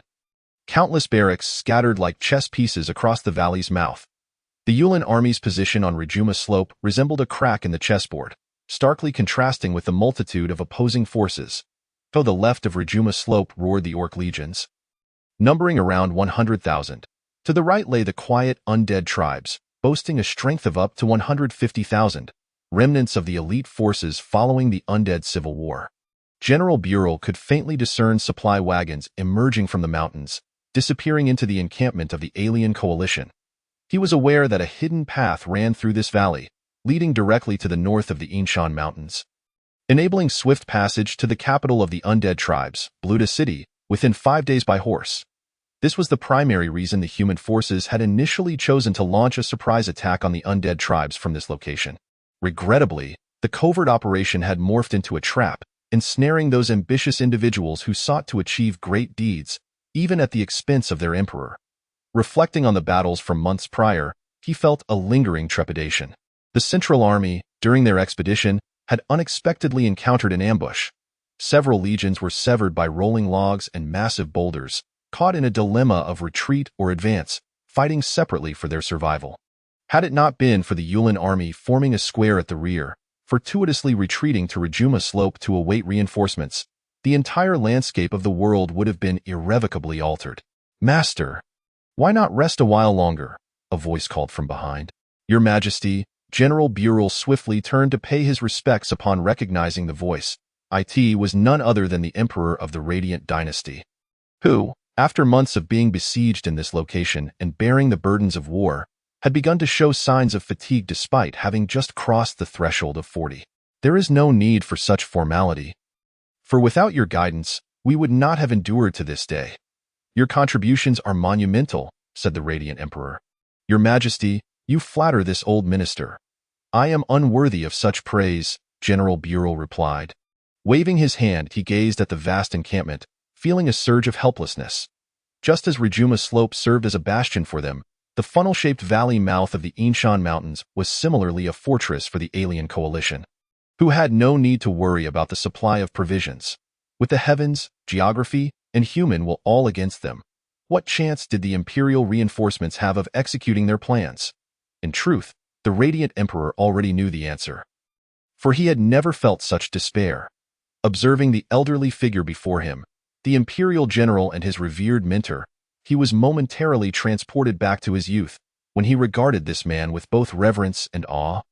While simultaneously feeling a warmth and reliance absent in the royal court, an impulse surged within him, and he raised his hand to dismiss those around them, fixing his gaze upon Burel as he spoke slowly. Master, do you blame me? Had I not insisted on the northern expedition, we would not be facing today's disastrous defeat. His words carried an indescribable pain and weariness. The old minister would not dare, Burel replied, though it was clear he did harbor some self-reproach. The Radiant Emperor felt an acute loneliness wash over him. He turned his gaze towards the north, obscured by the Yinshan Mountains, and spoke softly. I am aware that there are whispers below, suggesting I have heeded treacherous counsel and rashly advanced northward, yet they do not understand that this was a choice I could not evade. Unlike the kings of old, I was born into this era and cannot escape this war. No one comprehends the immense allure of the opportunities presented by the Undead civil war. The emperor's emotions surged slightly, and he pointed towards the large camp of the undead tribes. Master, what do you believe distinguishes the undead from us? Burel stared at the emperor in surprise, uncertain why he posed such a question. After a moment's thought, he replied cautiously, in my humble opinion, there is no distinction. Apart from their mysterious innate abilities, their physical structure and mental faculties are identical to ours. If one were to insist on a difference, perhaps it is merely the rumor that they originate from the realm of death, a race from hell. Yet who among humanity has truly witnessed the realm of death? It may simply be another perilous domain. However, the Radiant Emperor shook his head. No, our founding ancestor witnessed it 800 years ago. Every generation of Radiant Emperors has inherited this memory. According to the recollections of our ancestors, these undead should not exist. He inhaled deeply, exhaling slowly, as if the forthcoming decision weighed heavily upon him. In today's predicament, I see no glimmer of hope. However, they may not be overly harsh with you. Master, if the situation becomes untenable, I implore you to surrender. I vow to share your fate, your majesty. Burel immediately knelt. The Radiant Emperor waved his hand. No, master, this is my command. There is another crucial task I need you to undertake. Should misfortune befall me, please convey this message to the heir to the throne. A millennium of eternal night, 800 years of radiance. The eternal night of the far north shall once again envelop the continent, and darkness shall endow the undead with immortal black souls. They will transform into true undead, puppets of the eternal night, and will slaughter the entire continent. Burel's expression changed dramatically. He had heard the legends of eternal night. It was said that 1,000 years ago, eternal night swept across the continent, bringing profound calamity to humanity, yet ultimately ending the undead's dominion over the land. However, did not both humans and undead, as well as orcs, survive? Sensing Burel's confusion, the Radiant Emperor elucidated. That chapter of history has been deliberately obscured by our founding ancestor. When eternal night descended 1,000 years ago, the undead, as the rulers of the continent, acted out of duty and to safeguard their power, resisting the invasion of eternal night in a manner bordering on self-destruction. Even so, countless undead fell into the clutches of darkness. To protect the remaining undead from the onslaught of eternal night. The human and orc armies paid an exorbitant price to fend off these demons. When eternal night receded, the undead could not escape their decline. It was precisely for this reason that our founding ancestor had the opportunity to lead humanity in establishing its own empire. Naming it Radiance in commemoration of the war against eternal night in his twilight years, he visited the realm of death, and upon his return, the first thing he did was erase all records of eternal night. Soon after passing away from illness in his final moments, he left behind these words. A millennium of eternal night, 800 years of radiance. The eternal night of the far north shall once again envelop the continent, and darkness shall endow the undead with immortal black souls. They will transform into true undead, puppets of the eternal night, and will slaughter the entire continent. Now, we are in the year 788 of the Radiant Era, and time is running out for the Empire and for humanity. I have no alternative. Yet, I have ultimately failed. This heaven's decree for the downfall of Radiance? Your Majesty, you must not lose heart. The governor of the northern frontier has arrived. With the combined strength of monarch and minister, there may still be a chance for escape, Burel implored, weeping on the ground. As long as your Majesty remains in power, the matter of eternal night can be deliberated further. Considering the unity of monarch and minister, the Radiant Emperor could not help but sigh. He gazed toward the distant human encampment and slowly spoke. Master, who do you believe leaked our movements? I refuse to believe the alien coalition could coordinate so seamlessly. We traveled under the stars, moved with such swiftness, yet the undead tribes managed to set up an ambush with ease. Even more astonishing is the fact that at the very moment the ambush commenced, the orcs launched an attack on Wolf City with 30,000 troops. General Burel fixed a penetrating gaze upon the Emperor, fully aware of his student's insightful nature. The moment the Emperor posed such a question, it indicated that he had already formed suspicions about a particular individual. Following the Emperor's line of sight, Burel's attention was drawn to the encampment of reinforcements at the mouth of the Scions Valley. The Radiant Emperor continued. According to the governor of the northern frontier, It was indeed the orc attack that prevented the elite forces from the north from coming to our aid, resulting in only 9,000 troops arriving. Your Majesty, Burel suddenly fell to his knees, interrupting the emperor's words. Your Majesty, Guizhong was once my student. The bond between ruler and subject is profound. Now that your Majesty finds yourself in peril, I firmly believe he will come with the determination to sacrifice himself to rescue you. Please rest assured. The radiant emperor gazed deeply at Burel, yet chose not to speak further, turning instead to depart. Belru gazed at the silhouette of the radiant emperor, letting out a deep sigh. Zizhong's actions are hardly befitting of a seasoned statesman. From the perspective of humanity's collective interest, his approach may be excusable, yet, what regard does he hold for your Majesty? He shook his head, resigning himself to the reality of his advancing years. He could assist as much as he could. As for what lay ahead, once the coffin lid was closed, he would have no say in the matter. Nevertheless, the emperor had not been entirely incorrect. It was evident that someone had leaked their movements to the Undead tribe. Otherwise, how could they possess such intimate knowledge of his troop deployments? This individual, indifferent to the lives of hundreds of thousands of soldiers, so ruthlessly resolute, who could it be? Perhaps his intentions were solely to harm the current emperor. But his chilling nature bore a striking resemblance to that of royalty. General Belru's thoughts turned to the several princes in the imperial capital. The death of the current emperor would undoubtedly serve as the most advantageous outcome for those princes. With few heirs, the emperor had only 2 sons. The elder, at 16, was mentally undeveloped, his words akin to those of an infant, rendering him unfit for the throne. The younger, merely 3 years old, would become nothing more than a pawn and a casualty in the struggle for power without formidable support. Who could it be? Belru, as a soldier, decided not to meddle too deeply in royal affairs. His true concern lay with the hundreds of thousands of fine young men. He himself might be aging, but these young lads were the future pillars of the empire. It was unfathomable that they might be buried in a foreign land. Alas, was it the will of the heavens for the radiant dynasty to decline like the Undead tribe? Setting aside the uncouth and unlettered beasts, the war between these 2 self-proclaimed civilized nations now seemed a mere contest of who would decay more swiftly. Belru sighed deeply. Suddenly, a thunderous sound of war drums resonated from the valley below. The camp fell silent, and with synchronized shouts, rows of infantry formations emerged, advancing toward the valley mouth where the foreign coalition was stationed. The widest point of the valley measured merely 2,000 paces, severely restricting the deployment of human forces. Although Guizhong had evidently bolstered their strategic depth, the mobilized troops numbered no more than 30,000.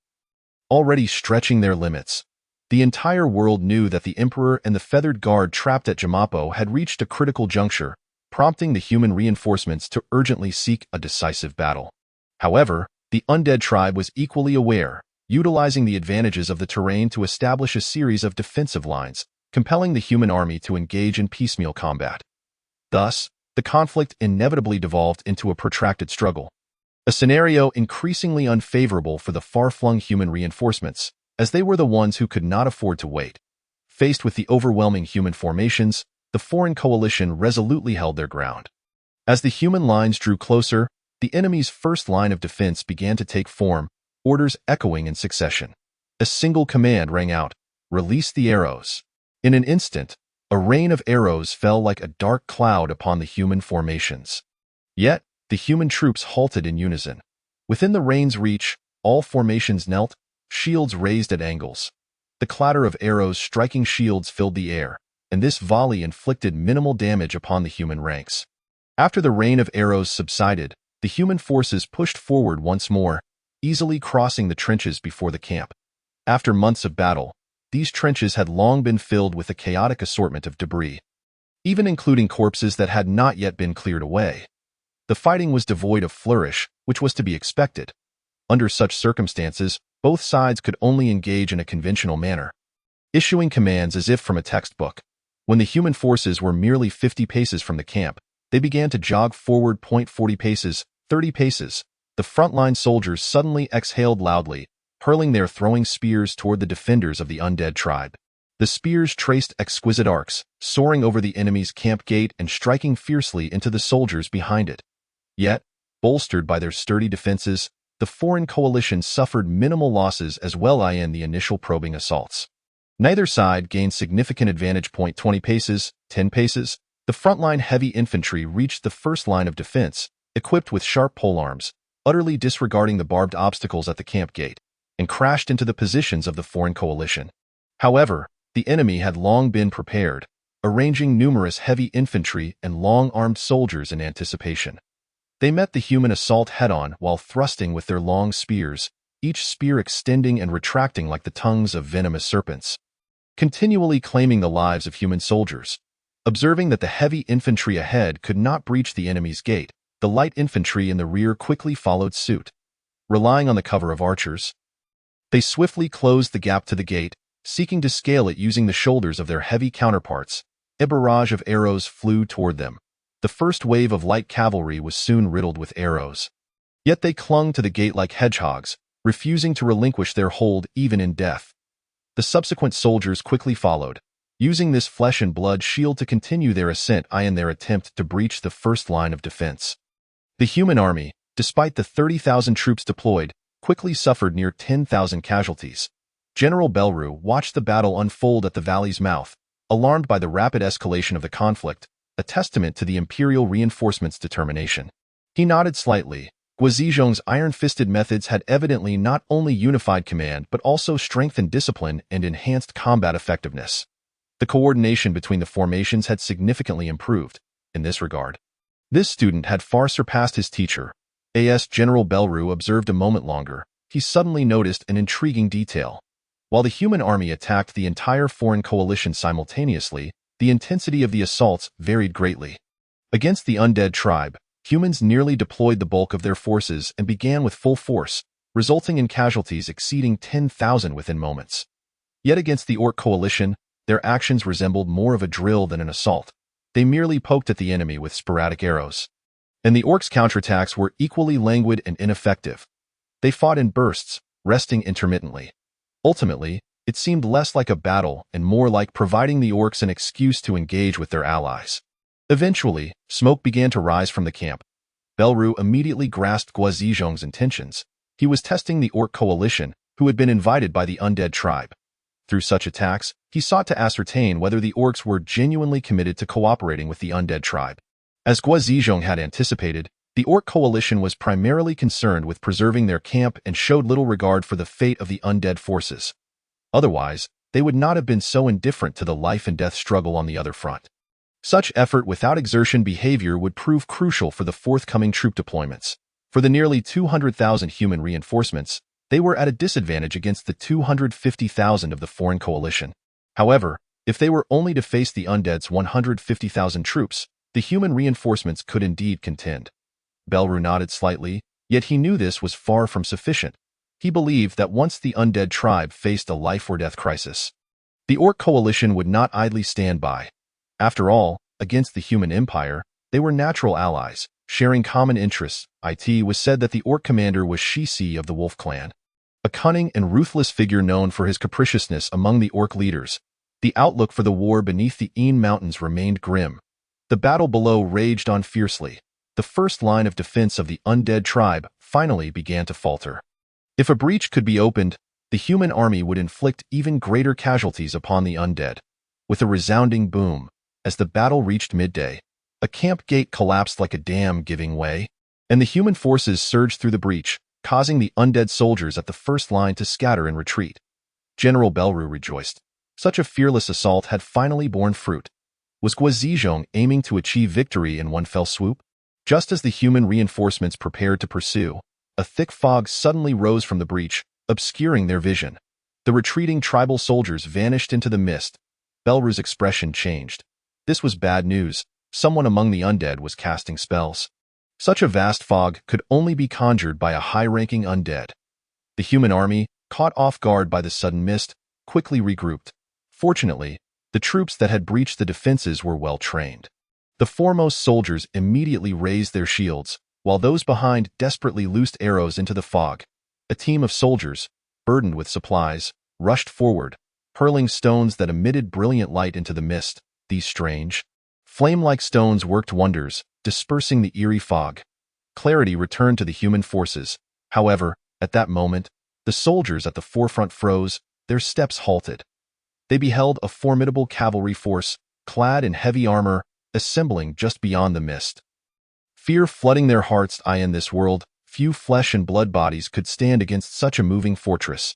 Perhaps only heavily armored infantry could offer a semblance of resistance.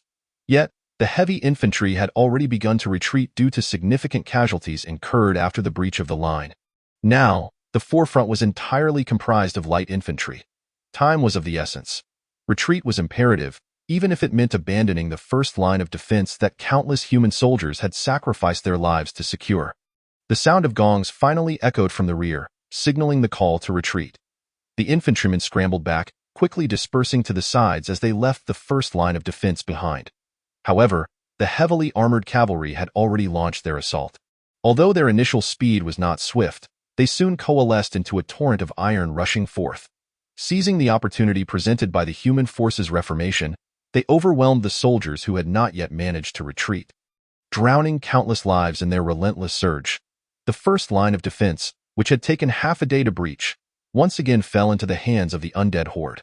The heavy cavalry from the undead tribe pressed on undeterred, crashing into the newly formed ranks of human heavy infantry. Against these freshly assembled formations, the cavalry struck like cleavers, their armored steeds colliding violently with the chests of human soldiers. The fallen heavy infantry found no room to maneuver and were quickly swept beneath the hooves. Their lives extinguished even through the weight of their armor. At this critical moment, the well-trained human heavy infantry began to demonstrate their worth. They remained like a resilient spring, bending slowly but never breaking. They understood that if they could cause the heavy cavalry to lose momentum during their charge, the time for them to reap victory would soon arrive. Yet, at that juncture, the infantry battalions of the undead tribe also surged forth from their lines, evidently seeking to capitalize on the cavalry's impact to expand their advantage. In response, the deep formation human infantry began a countercharge. Thus, on this narrow expanse of land, soldiers from both sides became entwined in a fierce and brutal melee. Wielding blades and ramming heads, even in death they clung to one another, their eyes clouded with the rage of slaughter. Over months of conflict, hatred had become deeply entrenched in each heart. For every soldier on the battlefield, there were brothers in arms who had perished at the hands of their foes. The battle had transcended mere national enmity and morphed into personal vendettas. Boru finally exhaled as the wild skirmish began. The war had entered a relatively equitable phase. He glanced towards the human camp, aware that the Empire's most elite cavalry, the 6,000 northern border wolf riders, lay hidden within. Yet, he was uncertain of when Guazijong would commit this formidable cavalry to the fray. As the sun dipped towards the horizon, both sides continued their bloody struggle, the combat stretching into the twilight, with fresh legions continuously entering the battlefield while others were compelled to withdraw. The feathered army on the rejection horse slope watched the carnage below with hearts aflame. Yet they received no signal for a breakout. Was the breakout battle postponed until night? If so, why then was the daytime conflict fought with such ferocity? When night descended, both sides finally called for a truce. Retreating to their respective encampments, throughout the night, neither humans nor the allied otherworldly forces made a sound. After a day of arduous combat, all factions were utterly exhausted, striving to recuperate. Beneath the serene night sky, humans, undead, and orcs alike understood that this was merely the calm before the storm. More brutal battles awaited them. The moment of reckoning was gradually approaching. Chapter 9. The final hour in the main tent of the undead tribe's encampment. An elderly nobleman with a head full of silver hair slammed his fist on the table, exclaiming in anger, "Damn it! These cunning orcs are eager to extend their hands when it benefits them. Yet they cower when it's time to exert effort. If tomorrow's battle unfolds as it has today, they might as well pack up and leave." Tuli C, did you see Shishi just now? What did he say? Esteemed elder, Shishi assured us that we need not worry. They will defend the eastern flank steadfastly and will not allow the humans to advance even a single step, replied a young man of fair complexion from the Li Site family with respect. Defending the position? Is it? I never expected there to be such silver-tongued individuals among the orcs. Their position is hardly under threat. The humans have not launched any serious assaults against them. The silver-haired nobleman gritted his teeth. The young man from the Li Site family bowed his head. surprised to see even the chief elder Hawkins in such a state of vexation, and he couldn't help but stifle a laugh. He was not worried about this war. The human emperor had only a few thousand remnants left, and his supplies were nearly exhausted. It would not be long before they would be decisively defeated. At that moment, the human reinforcements, in their despair, would surely retreat of their own accord. Yu Qinghun, have you discerned which force came to our aid last night? Hawkins then turned to another young man. Esteemed elder, it has been confirmed that last night's reinforcements were the elite wolf riders from the northern border. They launched a surprise attack on our camp and have established contact with the human emperor. However, after we tightened our encirclement, they did not immediately break out, but instead took position near the rejection horse slope. It appears they are seeking an opportunity, Yu Qinghun replied. The wolf riders, one of the 3 elite forces on the continent. Hawkins's expression changed. Could it be that the conflict in Wolf City had already concluded? That was impossible. If that were the case, Shisi would not be so composed, he murmured. Aren't they engaged against the Orc Guard Brigade in Wolf City? How could they have extricated themselves to come here? Do we know how many troops they brought? Hawkins inquired further. Currently, it appears there are no more than 3,000 wolf riders at the base of the rejection horse slope, Yu Qinghun answered. Hawkins breathed a sigh of relief. It seemed Guazizhong did not dare to commit fully. Otherwise, in the face of the orcs' lethargy and reluctance to exert themselves, it could have posed a real dilemma. Among the forces dispatched by the Divine Gift Republic, the only ones capable of matching the Wolf Riders were the Temple Knights. But the Temple Knights had suffered grievous losses in the Divine Punishment War and were no longer a match for the Wolf Riders. Very well. Yu Qinghun, continue your reconnaissance and ascertain if there are any hidden forces among the human reinforcements, Hawkins said, casting a deep gaze at the young man. Suddenly, he added meaningfully, Yu Qinghun, as the youngest prodigy of the Blind Eye God clan, you must make diligent efforts. If you can atone for your past mistakes, the Blind Eye God clan may yet have a chance to return to Brutus City. Yes, esteemed elder, Yu Qinghun replied respectfully.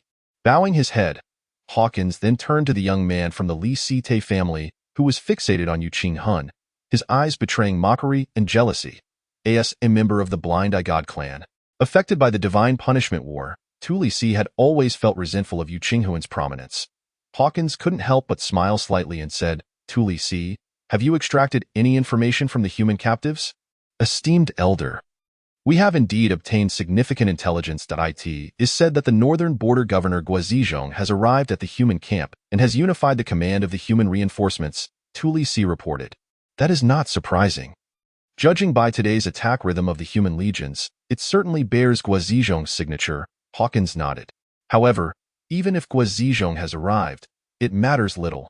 Beneath the shadow of Yin Mountain, no matter how skilled a general, there is no room for maneuver. We stand with the mountain at our backs, holding the geographical advantage. They have no chance of victory. Tu Li Si, continue to keep an eye on Shisi and ensure he actively engages in battle.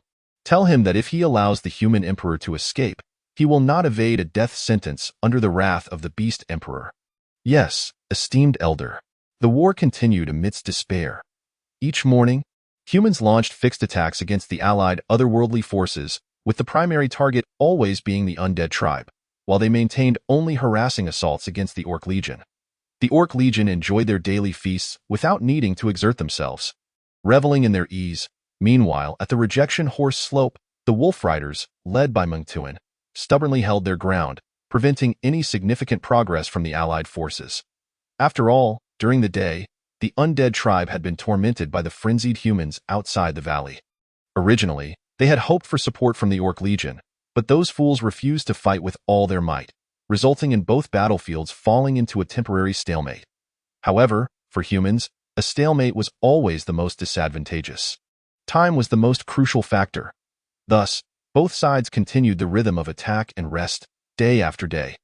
After 5 days of this cycle, it seemed heaven could no longer bear it. The skies suddenly darkened, and a fine drizzle began to fall. Just when it was thought there would be a cessation of hostilities, the human infantry appeared once more at the mouth of the valley, and this time, without needing to signal, the Undead Legion had already formed their ranks. On the other side, the Orc Legion began to cook their meals, busily engaged in their own affairs in front of the Undead Legion. The human forces launched another charge, plunging the battle back into a state of white-hot intensity. At this point, it was the ultimate test of wills for both sides. Whoever could endure to the end would emerge as the victor. Perhaps there would be no true victors at all, for against the well-rested Orc Legion, the human and undead forces battled like two beggars tearing at each other. If this continued, the final spoils would surely be claimed by the Orc Legion. But what choice did they have? The human forces were obstinately fixated on tearing at the undead tribe, seemingly indifferent to the Orc Legion. Did they not realize that if this persisted, even if they achieved countless victories, they would ultimately meet a tragic end? Everyone began to doubt Guo Zizhong's intelligence. Even the Radiant Emperor on the rejection horse slope felt that Guo Zizhong was merely going through the motions, perhaps awaiting the time when all reinforcements were exhausted, and then he would be left with no choice but to take his own life. The sound of battle cries filled the air, and without needing to witness the carnage, one could discern the severity of the conflict. Go and urge that bastard Shisi again. If he does not send troops today, he should prepare to collect his own corpse. Hawkins fumed at his subordinates.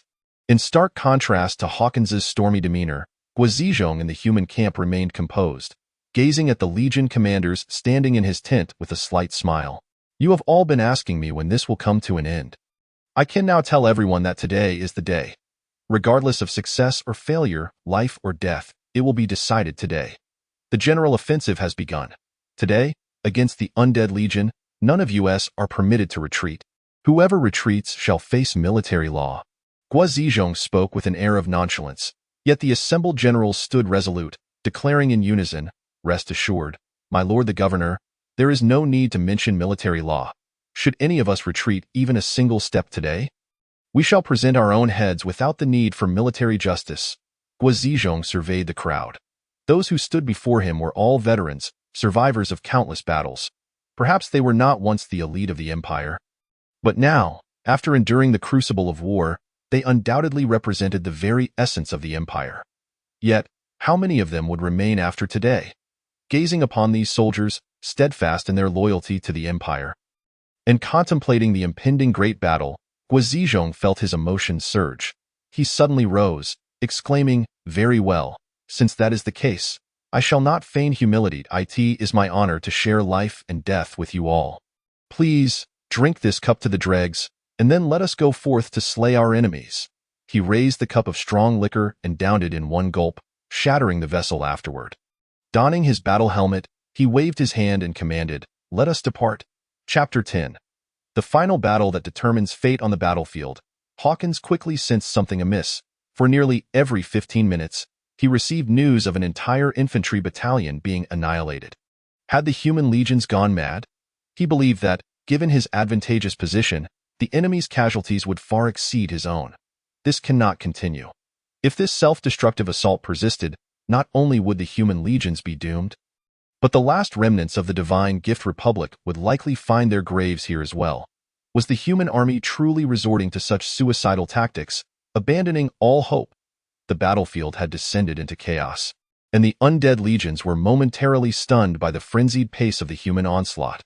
They were astonished to witness mere handfuls of human soldiers charging like lustful beasts toward a 100-strong unit for the sake of a trivial frontline position. When the soldiers of the undead tribe cleaved through the abdomen of their foes, the typically cowardly human soldiers did not scream or fall, but instead lunged fiercely at them. Even when their weapons were lost, they resorted to biting with their teeth. Most horrifyingly, one human soldier even extracted his own intestines to ensnare his opponent's neck, attempting to strangle him with his own entrails. The soldiers of the undead tribe were left both repulsed and terrified, each one paralyzed by fear. This was a brutality surpassing even that of orcs. They cried out in terror, nearly retreating without a fight. Under the relentless assault of the humans, the undead legion was forced to retreat step by step. Reports of lost frontline positions, breached camp gates, and the collapse of the first line of defense flooded in, driving Hawkins to the brink of madness. If this continued, the human emperor could genuinely break through their encirclement. According to the report from Yu Qinghun, the forces of the Wolf Riders had already assembled below the Rujia slope, advancing directly towards him. It seemed the enemy had resolved to break through. "Go find Shisi." "No, I shall go myself," Hawkins declared, smashing the table into splinters with his palm, unable to contain his rage. "There is no need for alarm, my Lord Elder. I have already arrived. A towering figure appeared at the tent entrance. It was Shisi, the commander of the Orc Legion. Upon seeing Shisi's sudden arrival, Hawkins forced himself to regain composure, fixing his gaze upon him. I trust you still remember our alliance. Shisi replied with a dismissive smile. Does the elder still wish to argue about that? The human emperor has already begun his breakout. Your forces cannot possibly hold him back. If I had not come, that foolish emperor would have surely escaped. A jolt of unease surged through Hawkins. Oh, the human emperor has indeed descended from the Ruja slope? Is there any doubt? Clad in golden armor, how could our scouts not recognize him? Thankfully, he has come down. It saves us some effort. Today, let him witness the unmatched prowess of the Kingdom Legion in open battle, lest he remain cooped up on the Ruja slope, leaving us powerless to act. Haha. Shisi laughed maniacally. However, Hawkins felt no excitement. He was always unnaturally calm during critical moments. Sensing something amiss, was Guo Zizhong truly just a simple commander wishing to rescue their emperor through such a crude method? Yet, apart from this, he could conceive no other possibility. Perhaps he was indeed being overly suspicious. Guo Zizhong's reckless tactics only underscored his underlying agitation. He suddenly turned to Yu Qinghun, who stood quietly in the tent, and asked, "Can you confirm whether the one breaking through is indeed the human emperor?" Yu Qinghun nodded, his eyes swirling with mist, as if containing countless mountains and rivers. After a long moment, he finally nodded, indicating he had completed his confirmation. "What is it?" Hawkins inquired, fixated on Yu Qinghun. "That knight in golden armor is an impostor." "What? How can that be?" Shisi exclaimed, exasperated. Yu Qinghun smiled slightly. "There is no need for the commander to be anxious.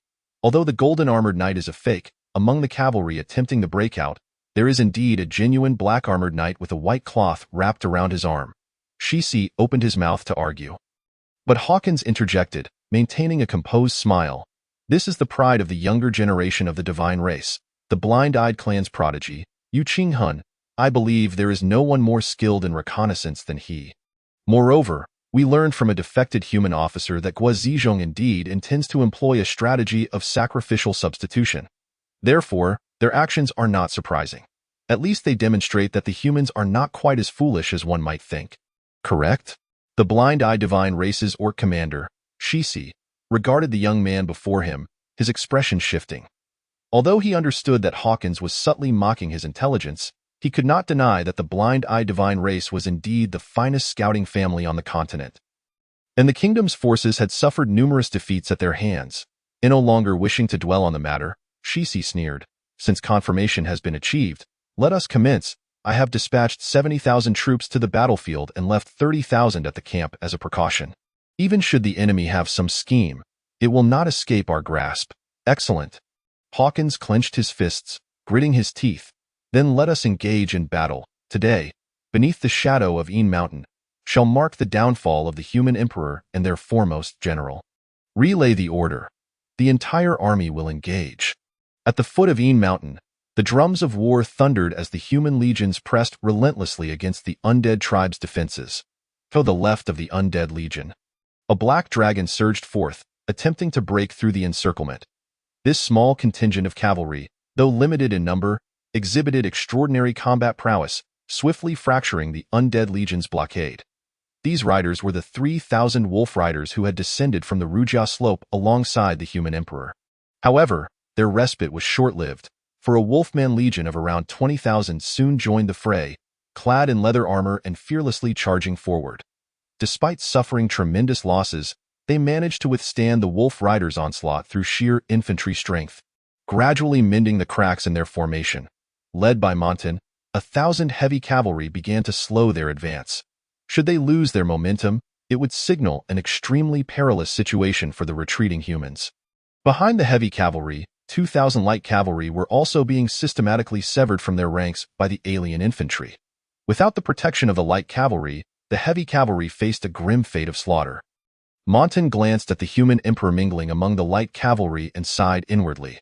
Although they maintained a local advantage on the whole, their disadvantage was nearly irretrievable, as the heavy cavalry lost their speed. The steeds under attack began to fall one by one. Montan suddenly tore off his heavy armor, bellowing, "Brothers, let us fight these brutes." Fight! The heavy cavalry cast aside their long spears, clumsily shedding their heavy armor. Yet, the alien infantry seized this opportunity to intensify their assault, catching the unprepared heavy cavalry off guard, causing them to tumble from their horses. Their heavy armor rendered them nearly immobile as they lay in the mud, helplessly witnessing the alien soldiers stab through the gaps in their armor with short swords, blood gushing forth. Nearby, the light cavalry watched in anguish as their comrades, trapped in heavy armor and unable to resist, perished one by one. They could no longer afford to stab at themselves with their long spears and short halberds. They hastily nocked arrows and began to rain death upon the alien infantry besieging the heavy cavalry. However, the fierce wolfmen seized the opportunity to topple these light cavalrymen, using their claws to sever the arteries of the riders, blood flowing uncontrollably. With the support of the light cavalry, the heavy cavalry finally shed their cumbersome armor. The soldiers of the Wolf Rider camp were all exceptional fighters, both mounted and on foot. They seized the enemy's curved blades and fought valiantly. For a time, the battle was fiercely contested. In the human encampment, a young boy focused intently on the horizon, cold rain soaking his hair, strands of soft fringe clinging to his forehead. His long eyelashes fluttered incessantly, and his lips pressed tightly together, revealing his anxiety and tension. Before him stood the silent, fortress-like human cavalry, all poised for battle. "Fear not, we shall all survive." Guizhong, clad in heavy armor, approached the boy and gently patted his tender shoulder. The boy lifted his head, locking his gaze onto the eyes of this human general, which were as deep and tranquil as a still pond, instilling a sense of calm. The boy suddenly raised his hand and said, "We have an agreement." "Very well." "An agreement?" Guizhong replied, striking the boy's hand with his own robust palm. In that moment, the boy's radiant smile emerged, like a ray of sunlight piercing through the rain. Guizhong laughed heartily, taking several strides forward to mount his steed. He gazed out over the battlefield, lowering his black visor. Behind him, a ghostly phalanx of black-armored cavalry emerged. 6,000 wolf riders, hidden for days, now filled with a bloodlust that had only grown as they watched their comrades fall. Guizhong observed the orcs departing from the campsite, his confidence solidifying. The moonless night had indeed not deceived him. The alien army had come to the conclusion that the Emperor had broken through the Undead Legion's encirclement. The orc encampment was not only sparse, but the soldiers were also in a state of relaxed vigilance, presenting a prime opportunity to assist His Majesty's escape. Naturally, the battle within the orc camp must conclude within a quarter of an hour. Otherwise, once the foreign coalition reacted, everyone present would meet their demise. Guizhong tightened the curved blade at his waist, gestured lightly, and under the shroud of a light drizzle and the dim azure sky, 6,000 wolf riders surged forth like a keen-edged blade, beating the drums of war as they crashed into the orc encampment. In that instant, the orcs, accustomed to being mere spectators, were left bewildered. Only then did they realize the extent of their naivety. They beheld the cavalry, resembling black phantoms, and even forgot to resist until their heads were severed from their bodies, their cries stifled before they could escape. Countless orc heads rolled upon the ground. At the Rajuma slope, the true Light Emperor had remained, tears brimming in his eyes as he grasped General Bulu's hand, exclaiming, "Teacher, Guizhong has arrived. He has finally come." General Bulu nodded, his own eyes glistening with moisture, softly replying, "Yes, he has come, ever valiant and steadfast in loyalty. Your Majesty, let us go forth to welcome the hero of the Empire." In the autumn of the year 788 of the Light Calendar, at the foot of the Een Mountains, on a stretch of land barely 10 square kilometers, the armies of the three great powers clashed, blood flowing like rivers, and countless bodies strewn across the battlefield. As thunderous cheers erupted from the human encampment, Meng Dun understood that his mission had come to an end. In his arms lay a golden-armored knight, who moments ago had been struck by an arrow through the throat. The only reason for this young knight's sacrifice was his striking resemblance to the current emperor, from the moment he was selected from the 300,000 troops of the northern frontier. His fate was sealed. Meng Dun gazed at the mere 10 remaining subordinates beside him, the fine rain soaking their faces, his heart constricted in anguish. Departing from Wolf City, traversing 1,000 miles, nearly none of his 3,000 soldiers had survived. He let out a bitter laugh, watching the encroaching alien soldiers. If death was to come, so be it. Even if he lived, he could not face the families of his fallen brothers. It was time to join them on their final journey.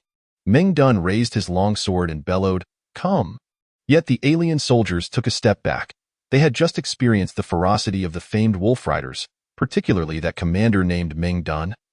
With his golden hair and long ears, who resembled a demon, having slain countless fierce werewolves without ever falling, as Meng Dun blocked the last spear, he could no longer hold on and sank to one knee. His remaining brothers dwindling to 4 or 5, clinging to one another resolutely. "Brothers, I must take my leave now." Having lost his combat capability, Meng Dun refused to become a prisoner. He raised his long sword, aiming for his heart. Clang! An arrow shot forth, knocking the sword from his grasp. Suddenly, like a clap of thunder, countless black-armored cavalry surged forward. Meng Dun turned to see the 6,000 wolf riders who had pierced through the entire orc encampment. Leading them was their invincible commander, the hereditary Duke of Wolf City, Guazizhong. The surrounding alien soldiers were instantly thrown into disarray by the charge of the 6,000 wolf riders. "Governor," Meng Dun wept uncontrollably. "It is not yet time to die. Follow me and slay these beasts," Guazizhong coldly huffed. "Yes, brothers, we shall follow the governor," Meng Dun roared, laboriously mounting a stray warhorse to join the fray. Orc commander Shi Si stood atop a rise, gazing at the ruins of the camp, bereft of tears, lamenting the treacherous human commander known as Guazizhong, who had targeted the orc encampment from the very beginning. How pitiable that he had allowed himself to be lulled into complacency, completely deceived by the relentless assaults. All along, Shi Si had believed that Guazizhong aimed to exploit the orc legions in action, concentrating forces to breach the Undead Legion's defenses and rescue their emperor. Little did he know that this cunning human commander had intended to annihilate the orc encampment from the outset.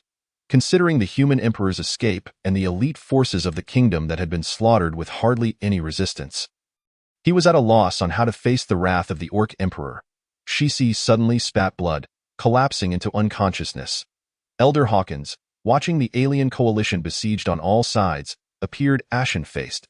He had intended to leverage the momentum of a victorious divine retribution to obliterate the human forces, yet had inadvertently fallen into an abyss.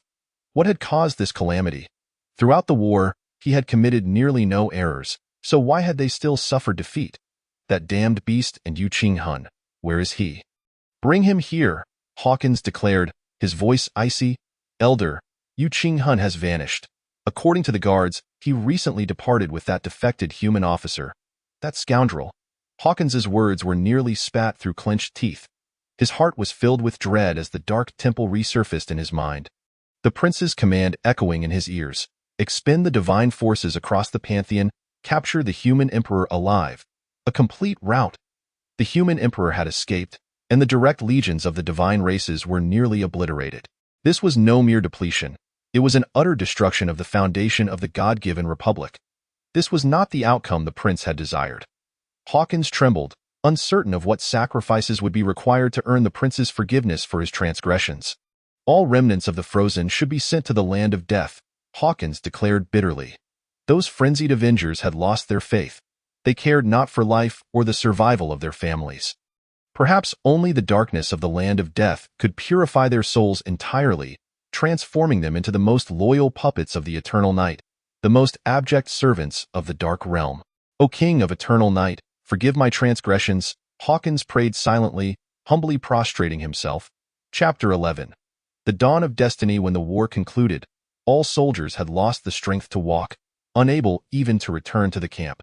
They lay scattered in 3s and 4s upon the ground, a mire of mud and blood, resting their heads upon the bodies of the fallen as they succumbed to a heavy sleep.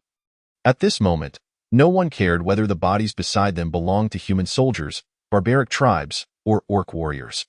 Within the human encampment, although the generals yearned for another engagement to expand their victories, both sides had exhausted their combat capabilities. Moreover, the Light Emperor, having returned shaken, adamantly refused to reignite the conflict. A rough tally revealed that of the 200,000 human soldiers, fewer than 80,000 remained. While the alien coalition was estimated to be no greater in number, however, When considering the near-total annihilation of the Central Army in the early stages, humanity had sacrificed over 400,000 Imperial soldiers for this war. A truly tragic toll. Even among the 9,000 Wolf Riders who had joined later, fewer than 5,000 would return. Reflecting on the war, Northern Frontier Governor Guazizhong privately lamented, "The Emperor's whims have cost the Empire half its essence. How truly lamentable. For a victory so readily grasped to slip away." Despair hung heavy over the undead tribes and the Orc coalition. The human emperor had escaped, and the strategic objective had vanished. The Orc legion began to retreat, while the furious undead troops publicly condemned the Orc forces for their inaction. Reports circulated that Shishi, having just regained consciousness after collapsing, was berated into unconsciousness once more by the nearly deranged Elder Hawkins, who unleashed a torrent of humiliating invective so vile that even a pig would have been driven to madness. News of Shishi's dismal defeat reached the Orc camps outside Wolf City, prompting the Orc Emperor to dispatch a plenipotentiary to negotiate with the human emperor, temporarily stationed outside the Een Mountains. Everyone had grown weary of war. Despite knowing it would result in mutual destruction, all parties sought a dignified conclusion, in Guazizhong's words. After the act of violation, one finally remembers to put on clothes. As for who had violated whom, the distinction was indeed murky, leaving it all a muddled affair. A Hung was awakened from his slumber in the dead of night and brought to Guazizhong's tent. Upon seeing the stern northern frontier governor, a sense of trepidation washed over him. The war of races had come to an end, and the fates of various races were already predetermined. Yet what of his own fate and that of his adoptive father? Perhaps theirs was just beginning. To Heng's astonishment, there was another individual in the tent, a man with graying hair clad in military garb. The northern frontier governor treated this individual with the utmost respect. Standing ready to serve at his side, "Teacher Bulu, this is the child," Guazizhong indicated towards a Hung. Bulu scrutinized a Hung closely, suddenly nodding with a smile, revealing a kindly demeanor. He produced a small sword from within his robes, adorned with the image of a green dragon, and beckoned a Hung forward. A Hung blinked and stepped closer. Bulu grasped a Heng's hand, placing the small sword into his palm. A Hung felt the weight of the sword and noted that the old man's hand was not as rough as Guazizhong's. It was warm and moist. And as their hands met, a sense of reliable solidity filled his heart. "Thank you for your generous gift, Elder," a Hung said respectfully. "What a clever and charming child," Bulu replied with a smile and a nod. Guazizhong raised his hand, signaling for his subordinates to escort a Hung back. After a Hung departed, Guazizhong suddenly laughed, saying, "Teacher, you're not thinking of taking on a disciple again, are you?" Bulu chuckled, replying, "You mischievous lad. You summoned me here not just for that. Very well, I shall grant your wish. Although this child has encountered great adversity, it is commendable that he still possesses an unyielding spirit. His gaze is clear, and his heart is resilient. One can discern that he has not lost himself amidst the carnage. Yet, it is you who causes me grave concern. The Emperor is quite displeased with you regarding this matter. Despite your remarkable achievements, there has been no noticeable change. Master, I am merely fulfilling my duties. Did you not teach us that as a general, our sole objective is victory, and that we need not concern ourselves with anything else? That is mere folly. You were taught that during your time at the Imperial Military Academy, but now you are not just a general. As the governor of the Northern Front, a pivotal figure, you must not restrict your vision solely to military triumphs. You must also navigate the political landscape to secure an invincible position. History is replete with esteemed generals who fell victim to such narrow-mindedness. Master, enough. There is no need for further discourse. Zizhong, after this battle, your reputation as an invincible general will undoubtedly soar in our dynasty. While there are indeed talents for governance, there are even more who harbor jealousy towards the capable. As long as I draw breath, I will keep a watchful eye over you. Master, it would be prudent to refrain from such ominous words. Your health remains robust. Moreover, I am but a so-called renowned general who merely understands how to lead my troops into peril more effectively than others. What merit is there in such a designation?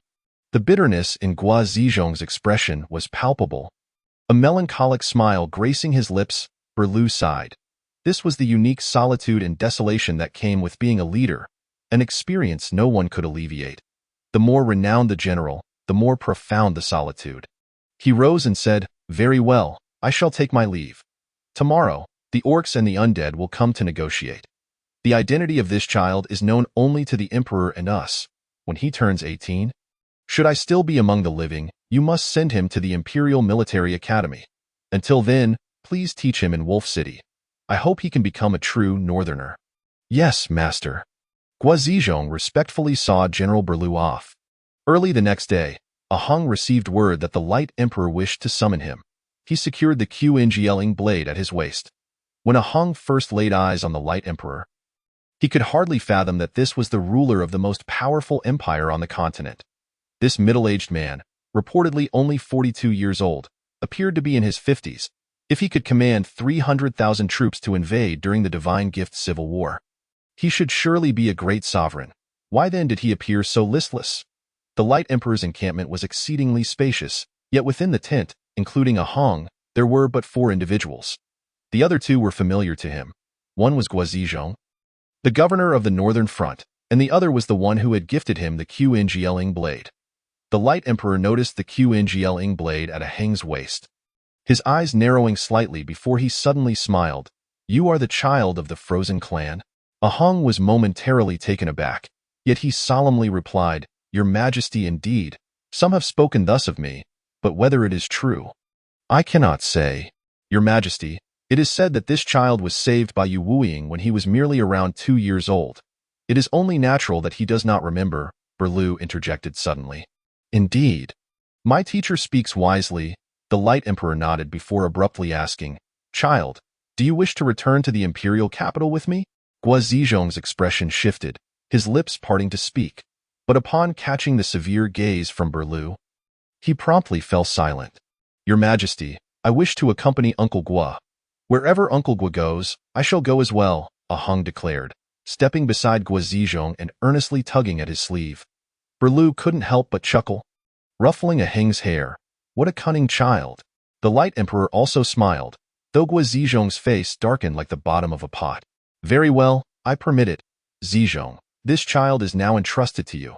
You must care for him well, the Light Emperor said with a meaningful tone. Yes. Your Majesty, Guazizhong replied with a bow. Enough. I require some rest. You may all leave for now, the Light Emperor said, his enthusiasm waning. As soon as they exited the Emperor's tent, Guazizhong strode away with purpose. Ahang hurried to catch up, asking, Where are we going now, Governor? Guazizhong suddenly turned, glaring fiercely at Ahang. Why are you no longer calling me Uncle Gua? He swiftly pinched Ahang's waist, yanked down his trousers, and landed 2 resounding slaps on his rear. Ahang let out a pained yelp. Zizhong, such a delightful child. How could you be so harsh? Berlu, having followed, laughed heartily. Master, you think him delightful? Guazizhong, seemingly provoked, delivered 2 more slaps to Ahang's behind before releasing him, glaring fiercely, Boy, since you have called me Uncle Gua, you shall continue to do so from now on. I shall teach you how Uncle Gua educates children. Ahang, teary-eyed from the smacks, felt warmth in his heart. He knew that the man before him, despite his fierce appearance, possessed a kindness surpassing that of most people. Governor, urgent news from Wolf City? Suddenly, a personal guard rushed over. Guazizhong abruptly tore open the letter, glanced at it, and felt the world spin, spitting out a mouthful of blood. His body swayed uncontrollably, and as he appeared on the verge of collapsing, Ahang and the nearby guard quickly supported him. Berlu, witnessing this, hastily approached, snatching the letter from Guazizhong's grasp. One glance was enough to reveal the grave news that changed his complexion dramatically. At that moment, from the direction of the camp, the Emperor's attendants rushed over, calling out, Governors, the envoys from the orcs and the undead have arrived. His Majesty requests your presence for negotiations. Chapter 12. The nature of politics. Watching Guazizhong's slightly stooped figure as he departed, Ahang felt a sudden pang of sorrow. This man, like his adoptive father, was a legend of the continent. Yet at this moment, he appeared so aged, with sadness seemingly overflowing from his tall frame. Everyone believed them to be invincible, unaware that the world often inflicted the deepest wounds upon them. Beneath their cold and resilient exteriors lay hearts more sensitive than most. This acute perception endowed them with unparalleled insight, but also subjected them to countless pains. Yet, as strong as they were, they ultimately transformed these sufferings into nonchalant smiles. However, in that fleeting moment, Ahung realized that even such a magnanimous man could not bear the anguish brought by that news. Perhaps I should do something for him, Ahung thought, clenching his fists in silence. His adoptive father had once solemnly remarked on this man, stating, Guazizhong should not merely be seen as someone to be used or to use others. Standing on differing platforms, it may be challenging to define him as either friend or foe, but one thing is certain. He is undoubtedly a good man. Ahung had struggled to understand how such an invincible general could be associated with the term good. Yet, after a brief period of acquaintance, he gradually comprehended that this man always conveyed a sense of trustworthiness and warmth through his seemingly inadvertent gestures. It was hard to imagine that a man so often guided by his emotions could become an undefeated general on the battlefield. Nevertheless, Guazizhong was indeed a unique general. He might lose in the moment, but would never instill a sense of defeat in those who followed him. They always believed that no matter how many setbacks they faced, victory would ultimately belong to him. Perhaps he was the natural leader that his adoptive father often spoke of. His adoptive father had sighed, the greatest mistake of the divine race was to personally strangle their own genius leader, which is why they suffer such utter defeat today. When Guazizhong and Berlu returned to the emperor's encampment, the envoys from the orcs and the undead had already arrived. Confronting the light emperor, the orc envoy spoke confidently, Your Majesty, if you can agree to the terms outlined, we shall consent to withdraw our troops from the Een Mountains and Wolf City and establish a 10-year peace treaty. Agree to such nonsense? If you seek war, then I shall oblige. Guazizhong suddenly burst into the tent, striking the envoy down with a powerful punch. Cease this. The light emperor rose in anger. Zizhong, hold your temper. Do not lose your composure before the sovereign, Berlu admonished. Pulling Guazizhong back, the palace guards drew their swords, encircling Guazizhong. Coldly surveying the scene, Guazizhong caught Berlu shaking his head vigorously. With a long sigh, he declared, You may negotiate as you please. I cannot partake. He turned to leave. Governor, please wait that I understand your desire for vengeance for the fallen soldiers, but at this moment, peace is the best choice for the three nations. Do not gamble the fate of the nation on impulse, the light emperor implored. A rare display of understanding towards a subject, however, Berlu knew that the emperor was seething with anger. It was merely that the surrounding troops were all loyal to Guazizhong, and the feathered army was weak, making the emperor wary. Alas, reflecting on the earlier letter, Berlu was at a loss for how to proceed. Ha ha ha, esteemed light emperor, they say we orcs are barbaric, yet it appears you are no different. The so-called renowned general is merely a brute who resorts to violence without understanding politics, the orc envoy sneered as he rose to his feet. To hell with politics. Guazizhong spat a mouthful of phlegm at the envoy's face before striding out of the tent. You, the insulted orc envoy seethed in silence. Unable to retaliate, the light emperor's expression darkened as if it could rain. He turned his gaze to Berlu. Suddenly, General Beru removed his military cap and solemnly bowed towards the east. General Beru, what is the meaning of this? Inquired the bright emperor. His tone chilling. Just a moment ago, a distressing message arrived from Wolf City. 5 days prior, Duchess Gua, while tending to the wounded atop the city walls, was accidentally struck by an orc's stray arrow and has succumbed to her injuries. The Duchess had long shared a deep bond with the governor of the northern frontier, supporting one another through the years, and she was a highly respected medical officer within the Northern Frontier Army, known for her compassion and numerous acts of charity. Tragically, she has departed from this world far too soon, Beru spoke, eyes tightly shut, enunciating each word with gravitas. A profound silence enveloped the tent, and the countenances of all present shifted dramatically. The orc envoy, in particular, was engulfed in trepidation, realizing he had narrowly evaded death. Under such dire circumstances, even if Guazizhong were to take his life, no one would dare to reason with him.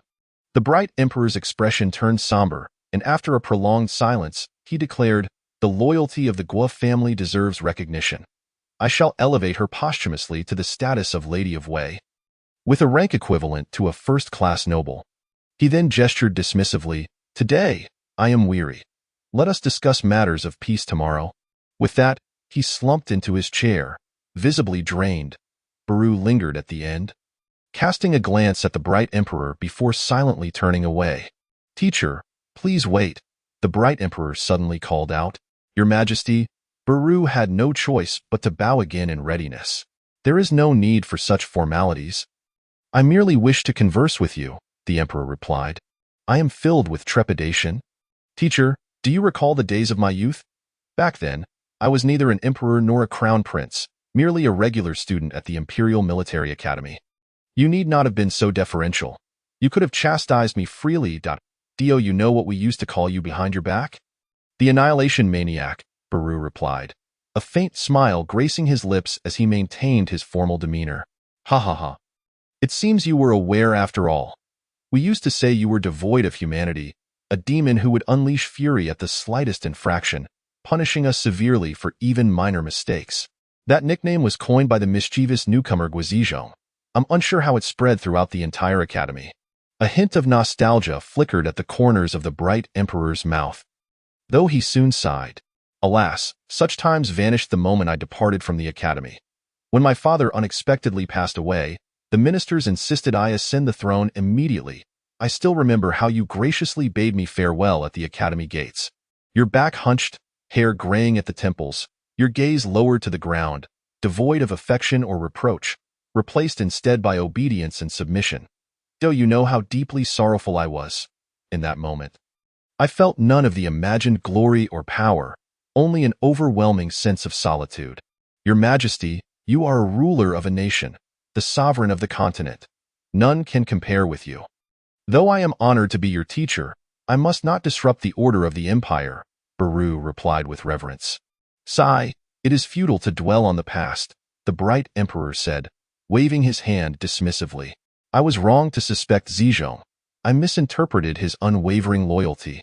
He has dedicated himself to my service, yet I allowed doubt to cloud my judgment. Your Majesty need not feel remorse. I am confident he will understand your noble intentions. The blessings of thunder and rain are the emperor's grace. The governor of the northern frontier has merely been unable to accept the sudden upheaval," Baru reassured.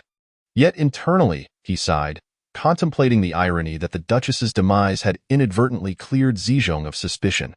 Was this a stroke of fortune or misfortune? "Teacher, I implore you to keep an eye on Zizhong. I am constantly worried that, in a moment of impetuosity, he might launch another offensive against the orcs. Our troops at the foot of Een Mountain are weary and cannot endure another war." "Your Majesty, rest assured I shall counsel him shortly. I believe he will grasp your predicament," Baru assented, pausing briefly before adding, "If I may inquire, what conditions did the orc envoy propose for the peace talks?" "Nothing of great consequence. Merely trivial matters. The primary demand is that we send a member of the royal family to the Orc Kingdom as a hostage, in exchange for a royal hostage from their side." "Your Majesty, you must absolutely reject this. The Orc royal family cannot be compared to our imperial lineage, especially considering they are currently the defeated party. There is no need for further discussion. I have already made my decision." With nearly 300,000 Orc soldiers still stationed outside Wolf City, if sending a royal family member can safeguard our empire's youth and secure peace, I am willing to proceed. Baru sighed internally, choosing not to argue further. "May I ask, which royal family member does your Majesty intend to send?" "The eldest son of Prince Wan, who is humble and courteous, and possesses remarkable talent. I trust he will not disgrace our nation among the orcs." "Let him go," the bright emperor replied slowly. Baru closed his eyes, striving to mask his emotions. It seemed the previous struggle for the throne had left a lasting wound in the emperor's heart. Reflecting on his once favored disciple, now a prince yet laden with suspicion simply for being part of the royal family, Baru felt a deep anguish. 3 days later, after extensive negotiations among the three parties, an agreement was finally reached to sign a 10-year peace treaty. The Orc Kingdom was represented by Prime Minister Obuk and Commander Shisi. The Sacred Republic was represented by Chief Elder Hawkins and Envoy Tulas, while the Human Empire was represented by General Beru and Governor Guizhong. On the day of the signing, the sky was clear and the weather exceptionally fine. The contents of the agreement were etched upon a massive stone at Jumapu for all to witness. The treaty stipulated that the Bright Empire, the Orc Kingdom, and the Sacred Republic would refrain from mutual aggression for the next 10 years, while striving to increase trade and foster mutual trust to maintain friendly relations.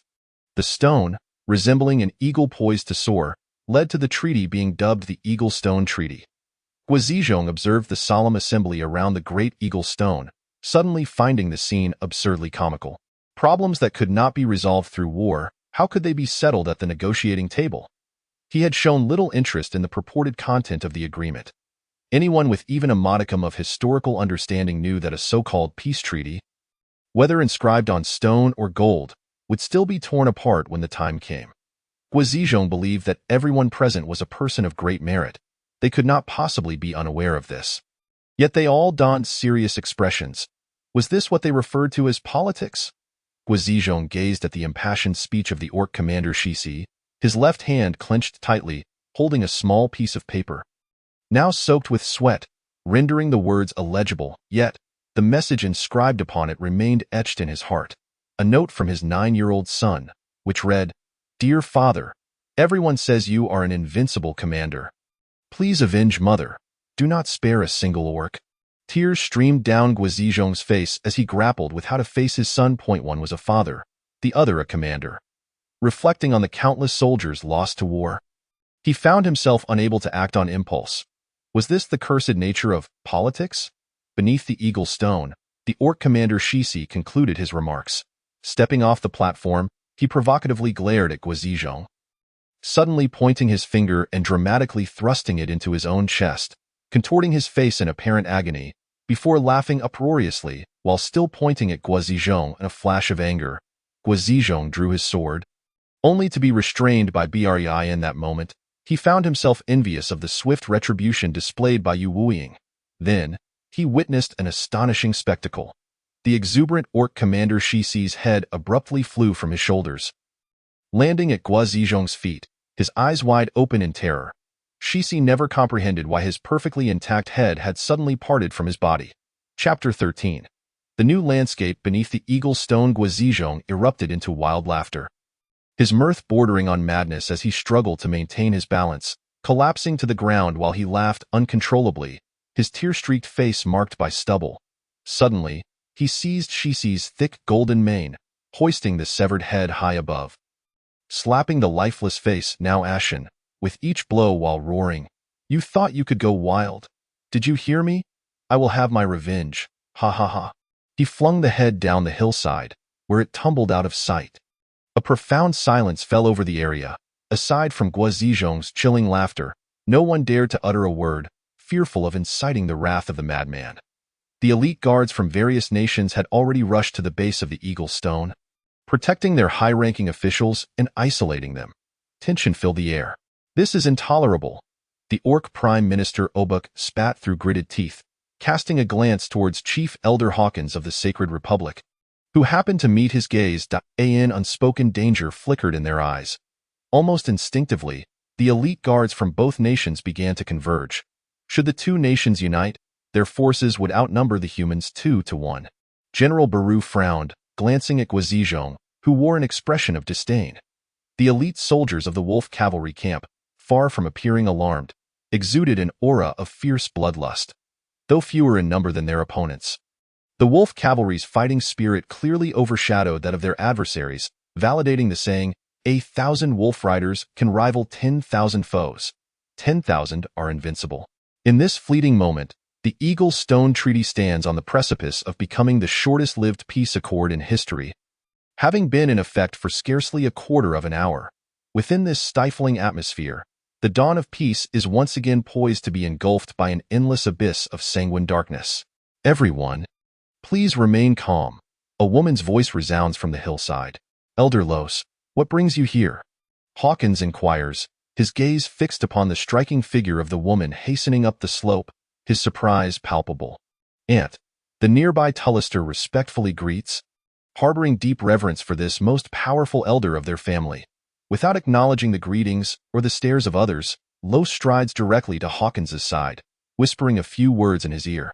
None can discern her utterances, yet in an instant, Hawkins's countenance shifts dramatically. He casts a glance at the headless corpse on the ground, his eyes narrowing with a fierce glare directed at the human contingent. "General Berlu, let today's matters rest here. I hope your nation will uphold its promises and refrain from encroaching upon our borders again." To everyone's astonishment, Hawkins bows respectfully to Berlu. As you wish, we of the Radiant Empire are willing to forge a lasting friendship with the Divine Gift Republic. Berlu nods. Though his exterior remains composed, his heart is tumultuous with shock and disbelief. What has transpired? Has the Undead tribe encountered another significant event? Why have we received no intelligence? Observing the hurried departure of the Undead tribe's members, Abach, a formidable warrior of the Tiger clan, suppresses his fury, his already pale visage darkening further. He realizes that today's affair must be concluded here, for no one can prove that the death of Zeiss was orchestrated by the humans. While Guo Zizhong may be impudent, it was Zeiss who initiated the provocation. Moreover, at the foot of the Een Mountain, merely 30,000 orc remnants remain, while the human forces boast a formidable 80,000, including the elite wolf cavalry.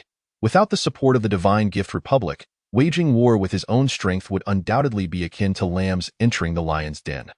Thus, although the objective of capturing the Radiant Emperor alive was unfulfilled, the kingdom's army has, after all, concluded the conflict with minimal losses. In this regard, the kingdom emerges as the ultimate victor.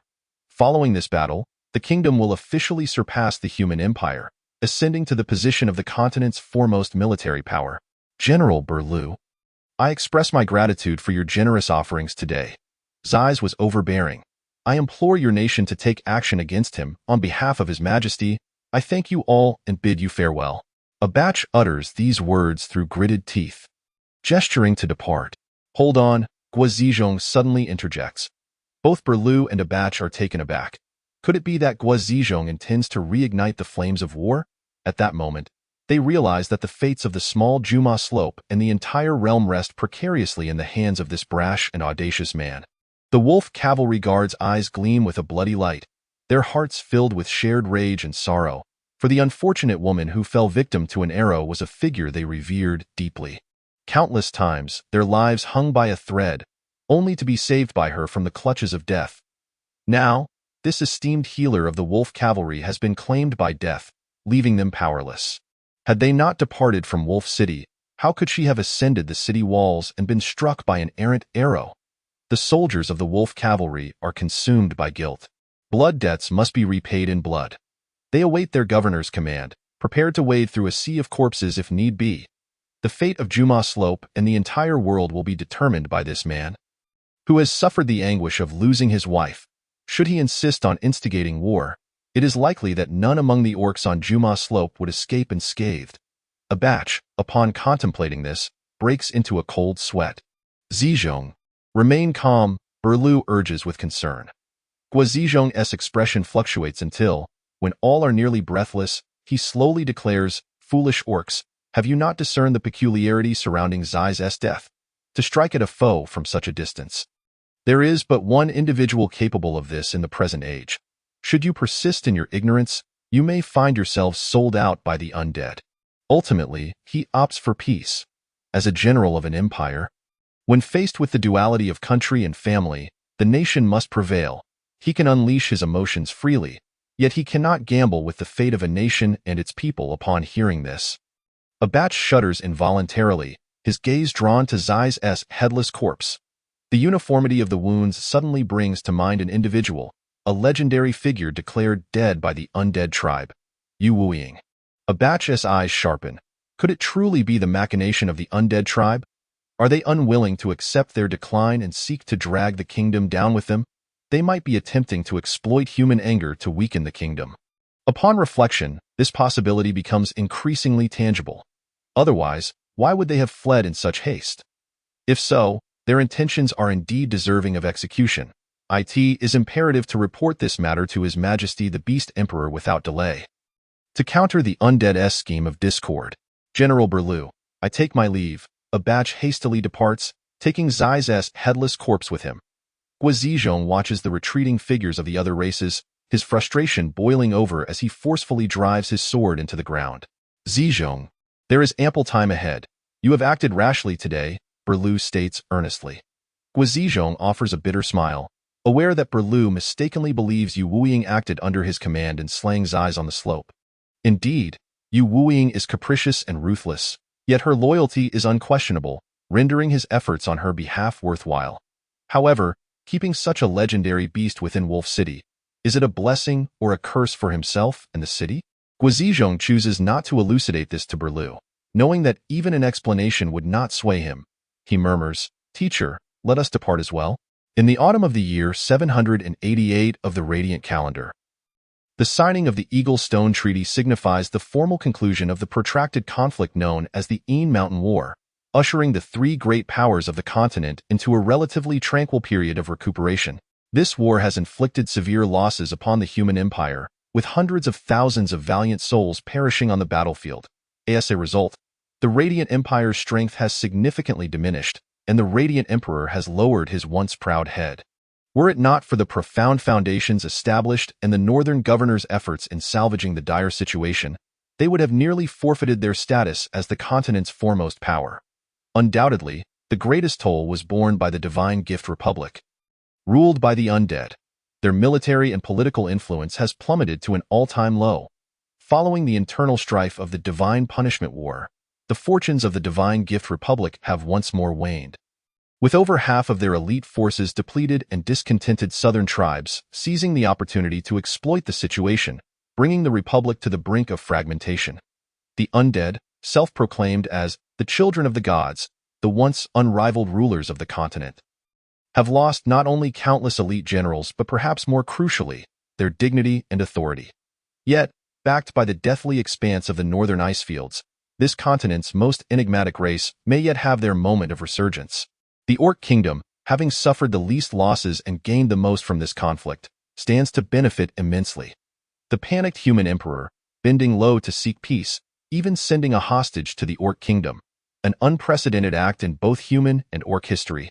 This gesture has invigorated countless citizens of the Orc Kingdom, fostering an unprecedented sense of unity. Should the Beast Emperor seize this opportunity to govern diligently, they may not only reach a military zenith but could potentially challenge for the title of the continent's foremost power.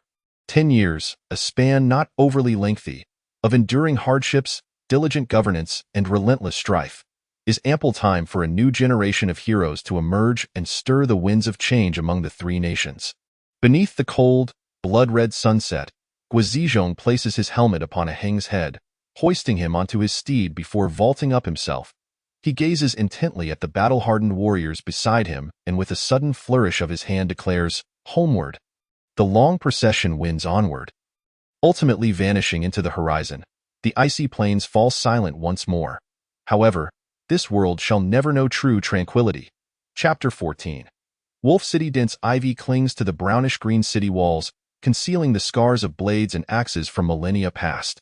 The city stretches endlessly east and west, its walls unfurling towards the sky like a natural barrier, isolating two worlds. Evidently, this is a border city. Yet, it also bears a name that reverberates across the entire continent, Wolf City.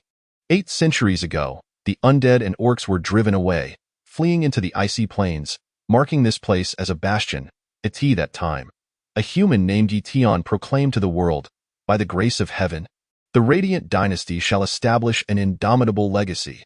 Those who transgress against the Radiants, no matter how distant, shall face retribution."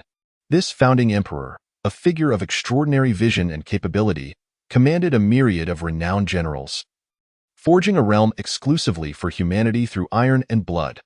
Thus, the world was divided into 3 parts. The Undead and their allied tribes established the Divine Gift Republic upon the icy plains, while the various Orc clans constructed their own kingdom by the Black Sea.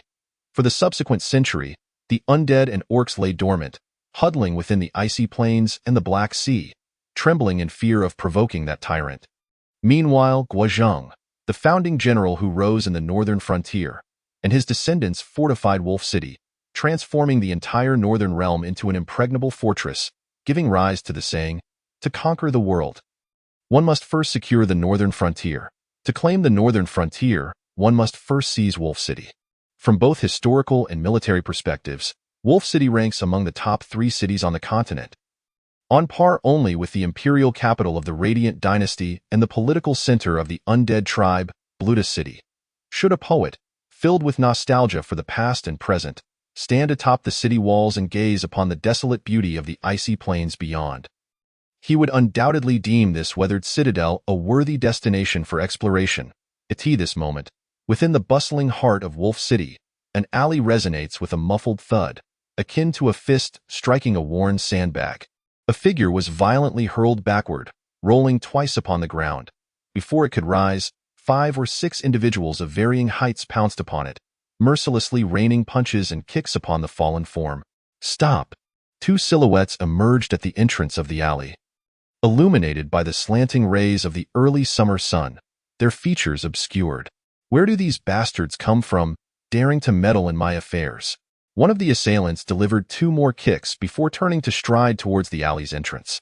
Behind him, on the stone pavement, the assaulted figure lay motionless, its fate uncertain.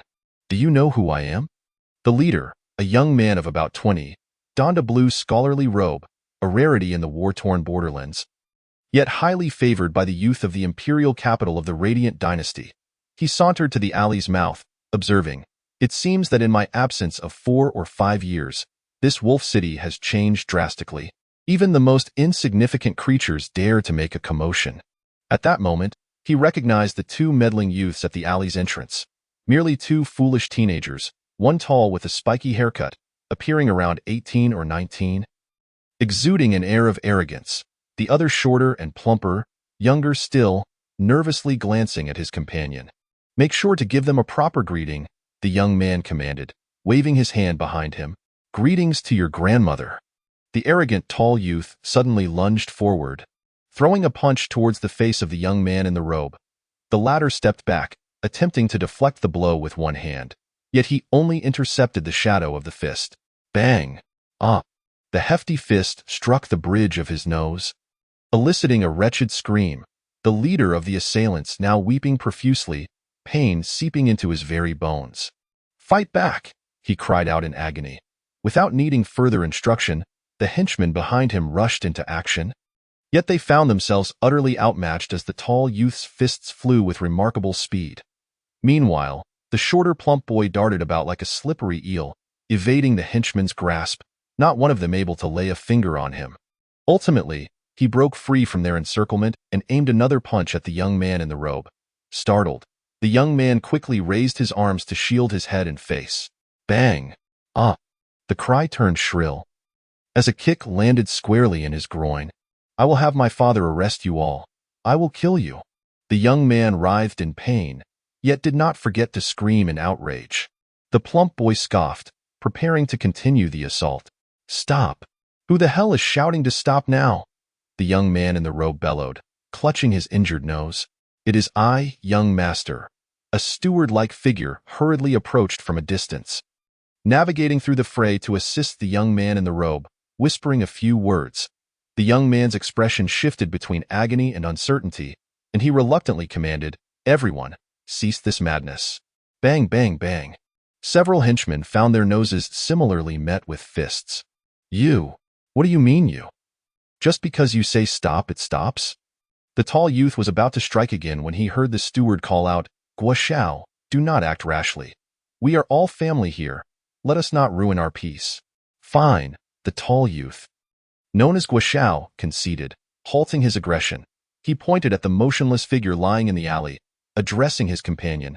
"Xiao Lu, go check if that person is still alive. If he has died, even you, the son of Inspector Lu, will have to pay the price." "So you recognized me long ago." The young man in the robe gritted his teeth, gesturing towards the fallen figure. "He is merely a lowly commoner. To provoke Lu Chengqing is to invite death." "What is the big deal?" "Lu Chengqing truly is a fine name." The tall youth scoffed, a glint of coldness flashing in his eyes, and he feigned another strike, causing the young man in the robe to recoil in terror. Colliding with the steward smiled wryly, realizing that his young master had only been away from the imperial capital for a few years, yet had adopted such disgraceful behavior. At that moment, the boy known as Xiao Lu cried out in alarm, "Big brother, he has no breath." "Ah!" The steward's expression changed abruptly as he rushed over, checking for breath and pulse, only to find none. He gasped in astonishment, "My ancestors? I have only returned to Wolf City for a few days and already caused a death." And to make matters worse, the Guo family witnessed it. Rising to his feet, he donned a mask of humble smiles. "Guo Xiao, may I have a word in private?" "No," I must report this to my father, the tall youth declared with righteous indignation. Guo Xiao. The steward glanced at his own distressed young master nearby, inching closer. He discreetly produced a stack of yellow-patterned banknotes, the currency issued by the Radiant Dynasty, widely accepted across the continent. He subtly angled his body to shield the notes from the crowd's view, then looked up at the young man with an ingratiating expression. The youth's eyes lit up upon seeing the substantial stack of notes, each valued at 1,000, presumably numbering in the dozens. He eagerly accepted the money, stashing it away, and added, "All right, since we are all family, let us leave. I can't pretend I did not see this incident. However, your family member may need to avoid Wolf City for a while." "I will follow Guo Xiao's instructions," the steward rejoiced inwardly. "I shall inform my master at once and arrange for the young master to return to the imperial capital tonight." "You need not relay that to me. Enough? Enough. Let us hasten our departure." The tall youth waved his hand dismissively, as if shooing away flies. "And what about this matter?" "Do not worry. Wolf City is vast. Losing a few people will not draw attention." The tall youth twirled his wrist, producing a small vial filled with a transparent liquid, labeled ominously with 3 red characters, "Corpse Dissolver." The steward's face twitched in horror, and he hurriedly led his companions away. Watching the crowd disperse, the tall youth pulled out the stack of banknotes emblazoned with the emperor's likeness and called into the alley, "All right? Rise, the coast is clear." Instantly, as if resurrected from the dead, the figure that had appeared lifeless sprang up, embraced by the grinning plump boy as he approached. Guo Xiao divided the money into 3 portions. "Grinning, brothers, the Liu family is indeed wealthy. Even a steward carries this much cash on him. It would be a crime not to extort him. We have hit the jackpot. Ahong, take off that mask. You look utterly ridiculous." The boy who had just feigned death wiped his face, and his rough, dark skin vanished, revealing a smooth, fair complexion. His once hollow eyes now sparkled with a starry brilliance. Upon seeing the banknotes in the tall youth's hands, he smiled, revealing a charming dimple, transforming into a handsome young lad. The only flaw was his hair, which, despite its natural sheen, now resembled a bird's nest, and his coarse garment bore the stains of muddy footprints. "Ahong, your ability to withstand blows and feign death is truly a remarkable skill." The plump boy chuckled. "Do you wish to learn?" Ahong shot a sidelong glance at the plump boy. The latter waved his hands vigorously. No, such a tear-jerking skill is best kept to yourself. It is far too pitiful." This 17-year-old youth was none other than Ahong, who had accompanied Yu Wuing to Wolf City 10 years prior to live in seclusion. Thanks to Guo Zizhong's arrangements, they were now legal citizens of the Radiant Dynasty. However, their true identities were known only to the current emperor of the Radiant Dynasty, the governor of the northern border, Guo Zizhong, and General Biru of the Central Army. Yet, it seemed the other two had long since forgotten him, showing little concern. "Give it here." Ahong snatched the stack of banknotes, discovering it to be quite a windfall, over 20,000. Enough to cover the living expenses of an average family for 4 or 5 years. He waved goodbye to the other 2 youths, stating, "I am leaving first." "Ahong, you promised that if I helped you this time, you would be my little brother," the tall youth called after him. "We'll see," Ahong replied nonchalantly, gradually walking away. "Big brother, it has been 10 years. Why do you still insist on taking Ahong as your little brother?" The perpetually silly plump boy, Xiao Lu, inquired. The tall youth looked at him disdainfully, patting his shoulder. "Alas, you simply lack ambition. If I do not take a little brother, who will you call your second brother? Moreover, I have a feeling that having someone like Ahong as a little brother will elevate our status just a notch." The tall youth bore a look of exasperation. "That is true. But Ahong seems to have mentioned that those who take him as a little brother do not usually end up well," the plump boy, Nianhua, remarked. "Do not worry. My fate is remarkably resilient," the tall youth shrugged off nonchalantly. Chapter 15. A commoners passed in the northern city corner. Within a yard constructed of half-height earthen bricks, a middle-aged woman hurriedly removed freshly washed linens from a clothesline. Creak. The yard door gently swung open. The middle-aged woman glanced up briefly before continuing to beat the fabric, attempting to soften it further. These were bed sheets sent from the barracks, requiring washing and drying before being returned. She cherished this job as it provided a crucial source of income. As she worked, she remarked, "Xiao Hong has come." A Cho is inside. She has been sleeping since you left. All right, I'll go in now, Ahung nodded, saying little more as he silently entered the room. The space was small, filled with a rickety table and 2 stools, making it feel crowded. A curtain partitioned one area, which served as a bedroom. Ahung lifted the curtain to reveal 2 beds. With brick supports and wooden planks, on one of them lay a thin girl, the evening sun casting its warm glow upon her neck, where faint scars were visible on her collarbone and beneath her clothing. Countless more likely lay hidden. Ahang had once clearly observed the multitude of scars on the girl's arms, resembling fish scales, as if she had been gnawed upon by insects. What kind of heart could be so cruel as to inflict such suffering upon a girl? Ahang clenched his fists tightly. He gazed at the girl, who lay quietly asleep. Though her name was Cho, she was not truly ugly. Yet now, her once healthy and rosy cheeks had become pallid and gaunt. And the freckles on her nose, which should have sparkled with youthful mischief, now lay silent. This once beautiful and lively girl was one of his few friends, since he had arrived in this city with his adoptive father. She had taken care of him like an older sister.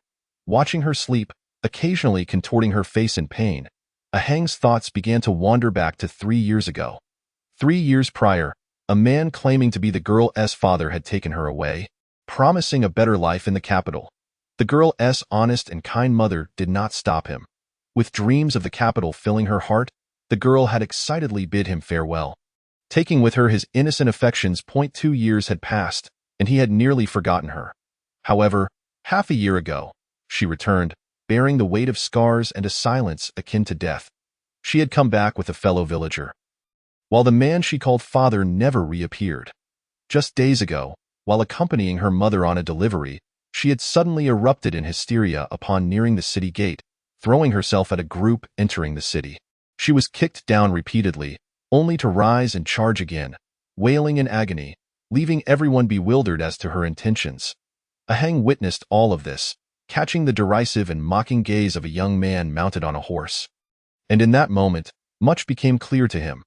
Ultimately, Ahang had bound her and taken her home, followed closely by her weeping mother. Inside, he merely stated, "That was a dog. If a dog bites us, we don't bite back." The girl fell silent, staring intently at Ahang, who nodded firmly. "I don't want him to die. I want him to suffer more than death," she said, biting her lip as she spoke each word deliberately. "But don't be foolish.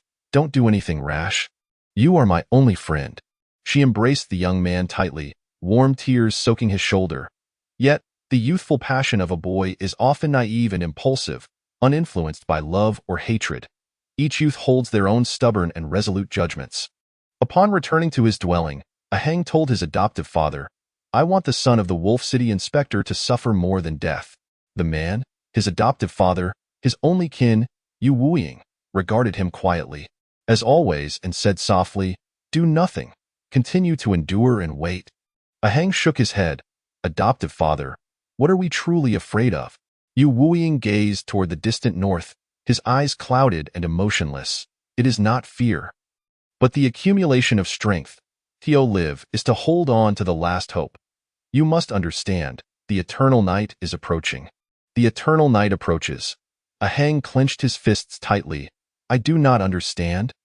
Nor do I wish to, that I only know that my friend cannot wait any longer. If this continues, she will go mad."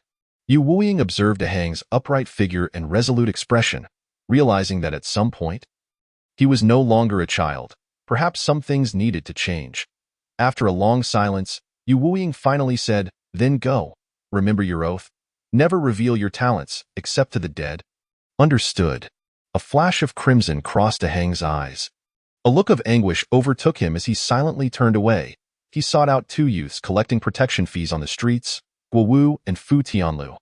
Guowu, the son of the governor Guizhong, was an imperial noble who strangely relished the lowly activity of extorting fees, much to the governor's distress. Fu Tianlu, rumored to be immensely wealthy, appeared foolish but was quite cunning, the perfect choice for a scheming advisor.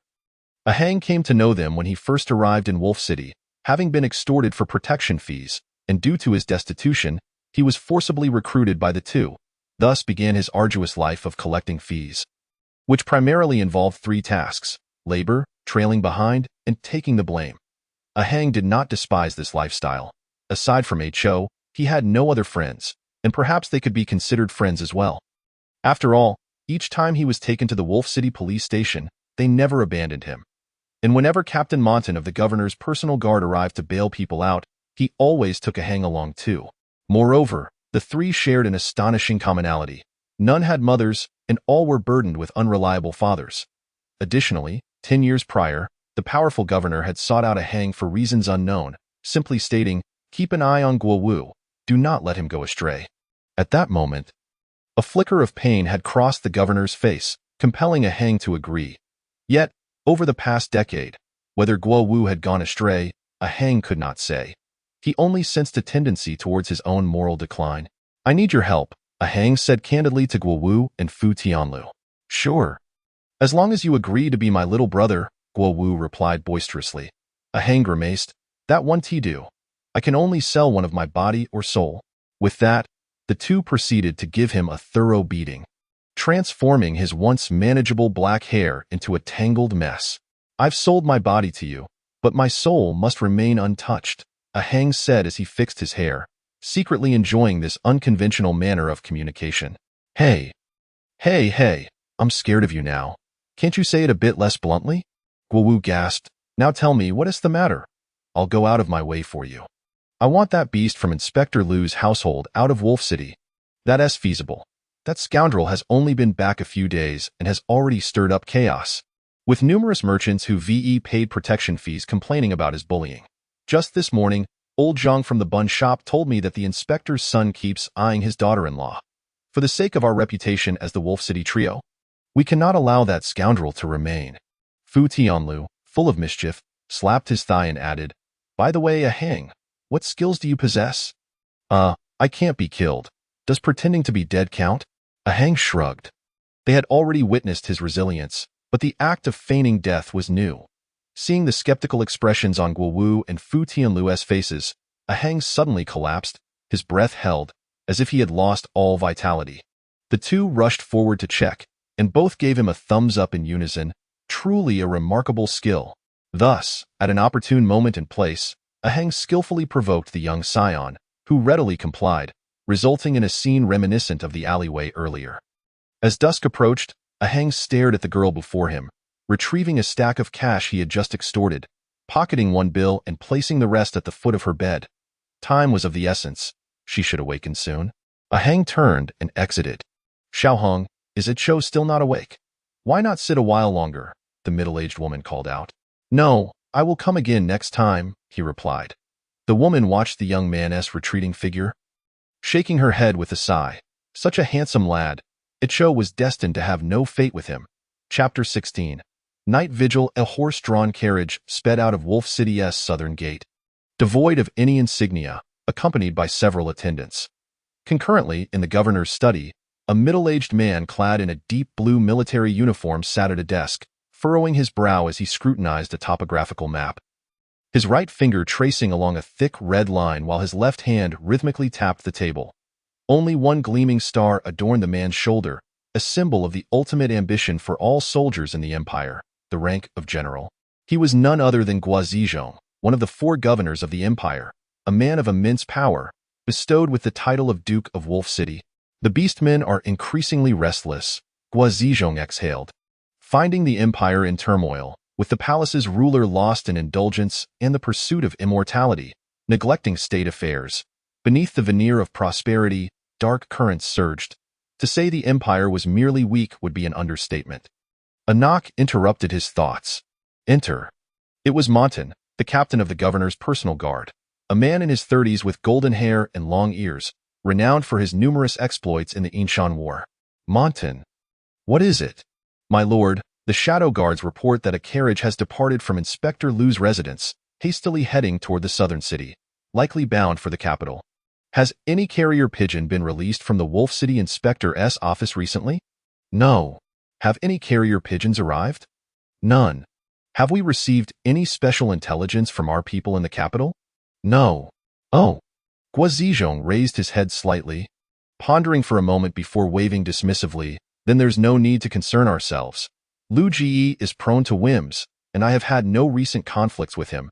nor any need for his office to report anything. It is likely a personal matter.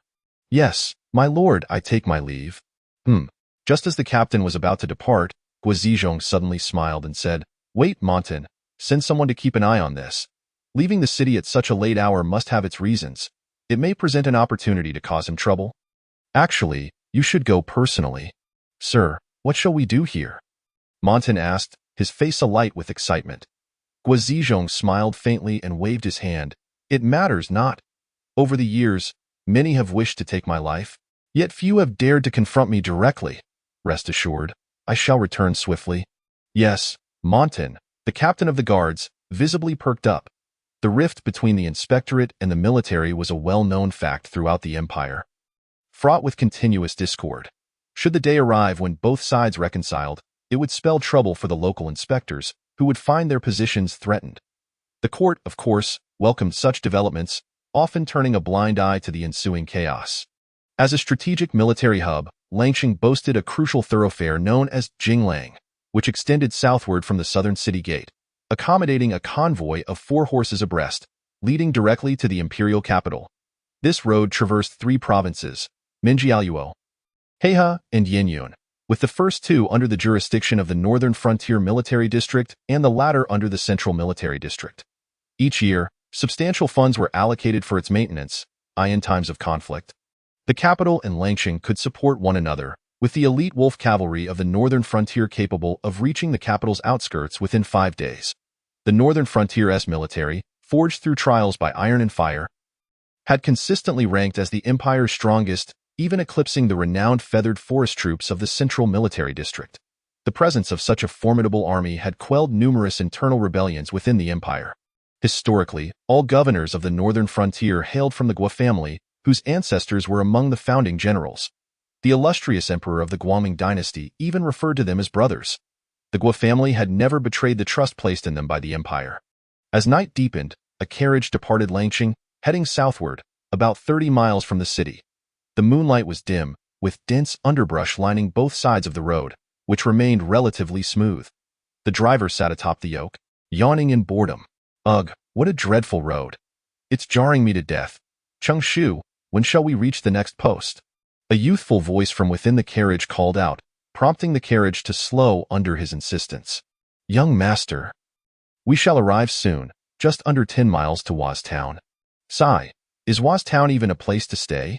Young master, please refrain from complaining. The master is truly furious this time. The northern frontier is rife with ruffians, and the master finds himself in a difficult position.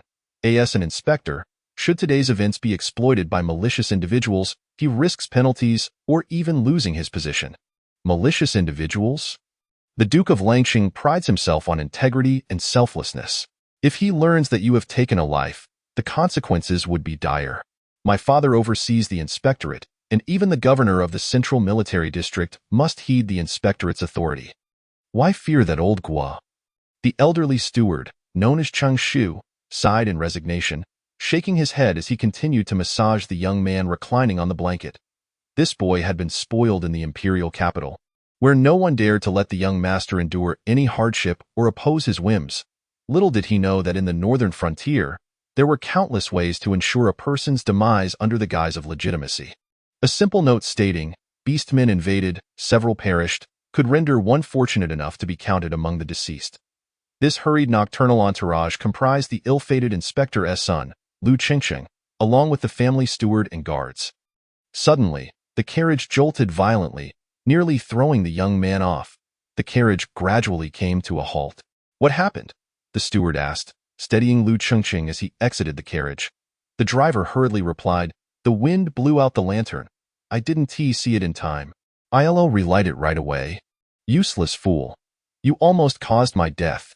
Lu Qingqing exclaimed as he attempted to exit the carriage, one hand clutching his waist, feeling as though he might come apart from the jarring ride. When would this wretched road end? The driver scrambled to produce a fire stick, igniting it just as he was about to light the lantern. Ah! A terrified scream erupted as the driver tumbled off the carriage. Gasping for breath, pointing at the lantern hanging from the carriage roof, Lu Qingqing trembled in fear. What in the world is happening? The steward picked up the fallen fire stick, and as the light flickered to life, two lanterns swayed ominously in the wind, each adorned with two blood-red eyes, with fresh droplets of blood still glistening at the corners, swaying in the breeze, a sight most macabre. The steward furrowed his brow as the fire stick neared the lantern. It suddenly ignited, instantly turning to ASHI in the darkness. The guards cautiously approached, their expressions laden with uncertainty. "Did anyone pass by just now?" the steward inquired, his demeanor growing serious. The guards shook their heads, their faces marked with shame. The steward scoffed softly. They were not far from Langsheng, and Guazizhong's name commanded respect in the northern frontier, where common thugs dared not roam. Could it be that a master from the northern frontier army was merely passing the time? The steward found it hard to believe that ghosts were at play. A chilling cry suddenly pierced the night air, startling everyone. The driver, curled up on the ground and trembling, croaked, "It's the ghost crow. Servant of the god of death. We have many souls lost in the northern frontier.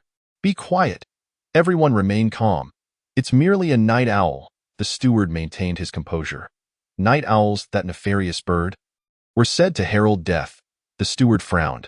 These carrion birds, once scarce and found only in the icy plains, had become increasingly common in the empire, a most peculiar phenomenon.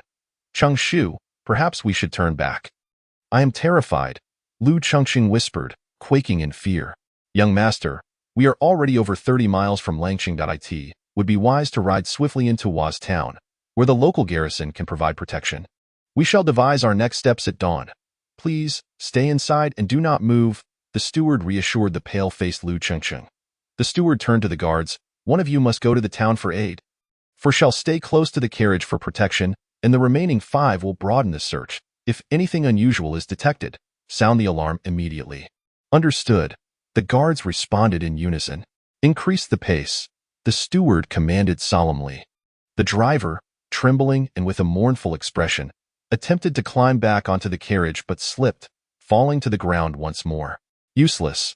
The steward seized the reins and urged the horses into a quickened gallop. "Don't leave me behind." "Take me with you," the driver cried out in terror.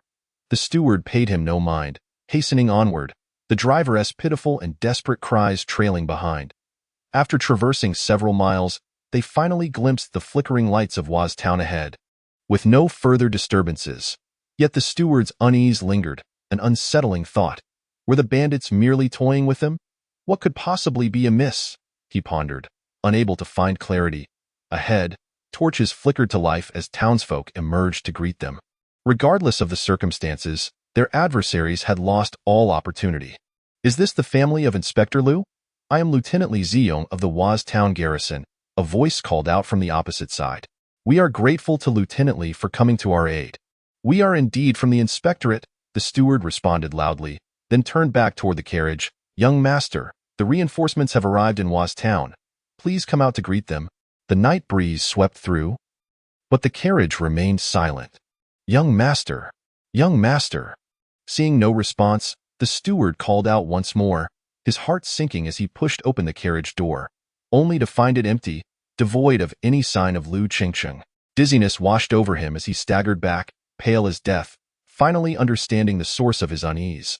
The usually vocal young master had been unusually quiet throughout the journey, a clear sign of something amiss that he had failed to notice until now, too late to rectify his oversight.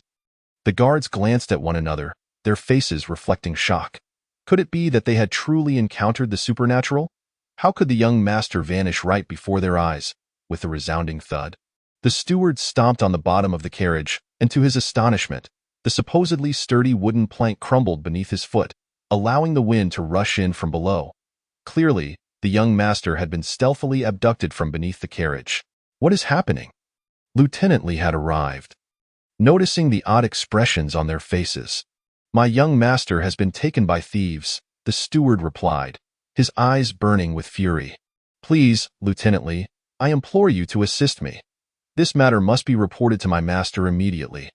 May I borrow military communication to expedite the request for rescue?" "Well," Lieutenant Li hesitated momentarily, "the military communication is indeed swift, but it requires registration. Although your young master is the son of Inspector Liu, using public resources for personal matters may be frowned upon. If the higher-ups take issue..." The steward, in a panic, interjected, "Lieutenantly, there is no need for concern. The inspectorate will bear all responsibilities. Even if Governor Guo learns of this, he will surely be accommodating." Lieutenantly remained uncertain. The steward quickly produced several banknotes. "In this chilly weather, I offer a small token of gratitude for your assistance. It is merely a modest sum. Once my young master is rescued, there will be ample rewards." "That's too generous. It's merely part of our duty," Lieutenantly responded, though he readily accepted the money, then called out, "Brothers, it seems there are unidentified armed individuals stirring trouble in our northern frontier. We must promptly report this to the governor and notify the victim's family. After we subdue these brigands, there will be plenty of food and drink for all." He swiftly issued several orders, prompting immediate action from the men. Seeing their efficient response, the steward felt a measure of relief. Even a small lieutenant commanded such disciplined troops. The Northern Frontier Army truly deserved its reputation as the Empire's finest. If we could secure the unwavering support of Governor Guo, the hope of rescuing the young master would be greatly enhanced. However, it remains a mystery what the brigands truly seek. If it is merely wealth, that would be most fortunate, yet the culprits have left no trace behind. "My good sir, please lead the way. Let us investigate the place where your young master was last seen and see if any clues remain," the officer surnamedly instructed the old steward after making the necessary arrangements. "That would be excellent." The group mounted their horses and swiftly returned in the direction of Wolf City. Chapter 17. The late clarified lead on the road to Wolf City. The coachman continued to wail loudly. His cries were so sorrowful that they evoked deep sympathy, causing passers-by to shed tears. "Who are you? And why do you weep so?" The coachman was taken aback, realizing a tall, robust figure had suddenly appeared beside him. With long, flowing golden hair and somewhat elongated ears, he resembled a legendary creature. In a frantic panic, he screamed and attempted to flee, but was swiftly subdued by an overwhelming force that pinned him to the ground. "Speak! Who are you, and why do you lament?" Montan inquired once more. The coachman, trembling with fear, stammered, "I am a coachman of the inspectorate." Through the coachman's halting description, Montan began to grasp the situation. While he did not believe in the existence of ghosts, he was certain that the inspectorate's carriage must have encountered some trouble. Could it be that the inspectorate's carriage concealed a secret that he must pursue? Montan coldly addressed the coachman. "I am a representative of the governor's office. Remain here. I shall return shortly to ask you further questions." Upon hearing that Montan was from the governor's office, the coachman's tear-filled eyes brightened, and he pleaded, "Sir, please take me with you. I am so afraid. There are many ghosts here, and I truly fear for my life." Montan shook his head. He needed to hasten and could not afford to carry another person along. He softened his tone slightly. "Rest assured, we are near Wolf City, and there is no danger here. Furthermore, tales of ghosts are mere fabrications." Unwilling to waste more words with the coachman, Montan turned to leave, but suddenly paused and returned to the coachman's side. The coachman, thinking Montan had changed his mind, looked with uncertainty. Struggling to stand, he stumbled and fell again. "I beg you, sir, take me with you. Until the matter is clarified. Everyone is a suspect, and it would be best for you not to leave," Montan declared, striking the side of the coachman's neck, causing him to promptly lose consciousness. Montan then placed the unconscious coachman into a thicket, not looking back, and swiftly mounted his horse to pursue. Shortly after Montan departed, the bushes nearby rustled, and the supposedly unconscious coachman stood up, revealing a peculiar smile as he watched Montan ride away. He weighed a black iron plate in his hand, muttering to himself, "That was close. How could General Montan of the governor's office appear here? Could those two fools have informed the governor about the events in the alley?" He shook his head, dismissing the possibility. Observing the plate in his hand, he noted the engraved words, "Commander of the Governor's Guards, General Zhengwu, Montan." The coachman, now revealing a sinister smile at having stolen Montan's identification, leapt into the depths of the bushes, emerging moments later with a slumped figure over his shoulder. The unconscious person resembled Lu Chengcheng, the old steward's urgent search target. The coachman coldly regarded the unconscious Lu Chengcheng, smirking as he peeled off a layer of skin to reveal a mask. Once the mask was removed, he transformed into a youthful visage, notably handsome, with lively eyes akin to morning stars. This young man was none other than Ah Hong. Ah Hong carefully placed the mask onto Lu Chengcheng's face. donned another mask himself, and then, treating Lu like a mere sack, he hoisted him over his shoulder and swiftly departed. Montan did not take long to catch up with the inspectorate's carriage. More accurately, it was not a chase but an encounter. General Montan, I am Lieutenant Li Ziyong of the garrison in Waxy Town. It is an honor to meet you. The accompanying officer approached Montan, a hint of excitement in his demeanor. Montan was renowned as the governor's right hand, a trusted confidant of Governor Gua, and a legendary figure in the northern frontier, with countless achievements to his name. Among these, the most notable was the battle at Shaan a decade prior, where the emperor, misled by slander, sought to capitalize on the turmoil of the undead and launched a northern expedition, seeking to achieve immortal glory. This led to the emperor being besieged at the foot of Shaan by a coalition of beastmen and the undead. The entire continent was taken aback, prompting many lords to mobilize for the emperor's rescue. Governor Gua led the elite forces of the northern frontier to provide aid. It was during this war that Montan shone most brightly, as if possessed by a divine spirit, vanquishing the enemy coalition and earning unparalleled merit for saving the emperor. Following the war, the emperor conferred upon him the title of Viscount and the rank of General Zhongwu, inviting him to join the Feather Forest Guards. At that time, Montan was yet to reach 30. A remarkably young officer with a promising future. However, he rejected the emperor's generous offer, refusing even the personal persuasion of the governor. For the past decade, he had remained steadfastly by the governor's side. Earning the admiration of the northern frontier soldiers, Lieutenant Li Ziyong informed Montan of Lu Chengqing's disappearance, causing Montan to furrow his brow. He exchanged glances with the old steward, who seemed equally focused on him. The steward thought, could it be that the young master's involvement in a killing had reached Governor Gua's ears, prompting the personal intervention of Montan? Yet, that did not seem plausible. If Montan were indeed pursuing the young master, he would not be alone. If it were not a matter of pursuit, why would he hastily venture out of the city at this hour to encounter him? Could the young master's disappearance be linked to him? Observing the old steward's flickering gaze, Montan sensed that there were deeper implications to this matter, yet the steward was unwilling to speak plainly, leaving Montan hesitant to inquire further. After all, his sudden appearance here was indeed somewhat untimely. Nonetheless, given the occurrence of such events in the northern frontier, the governor's office could not simply turn a blind eye.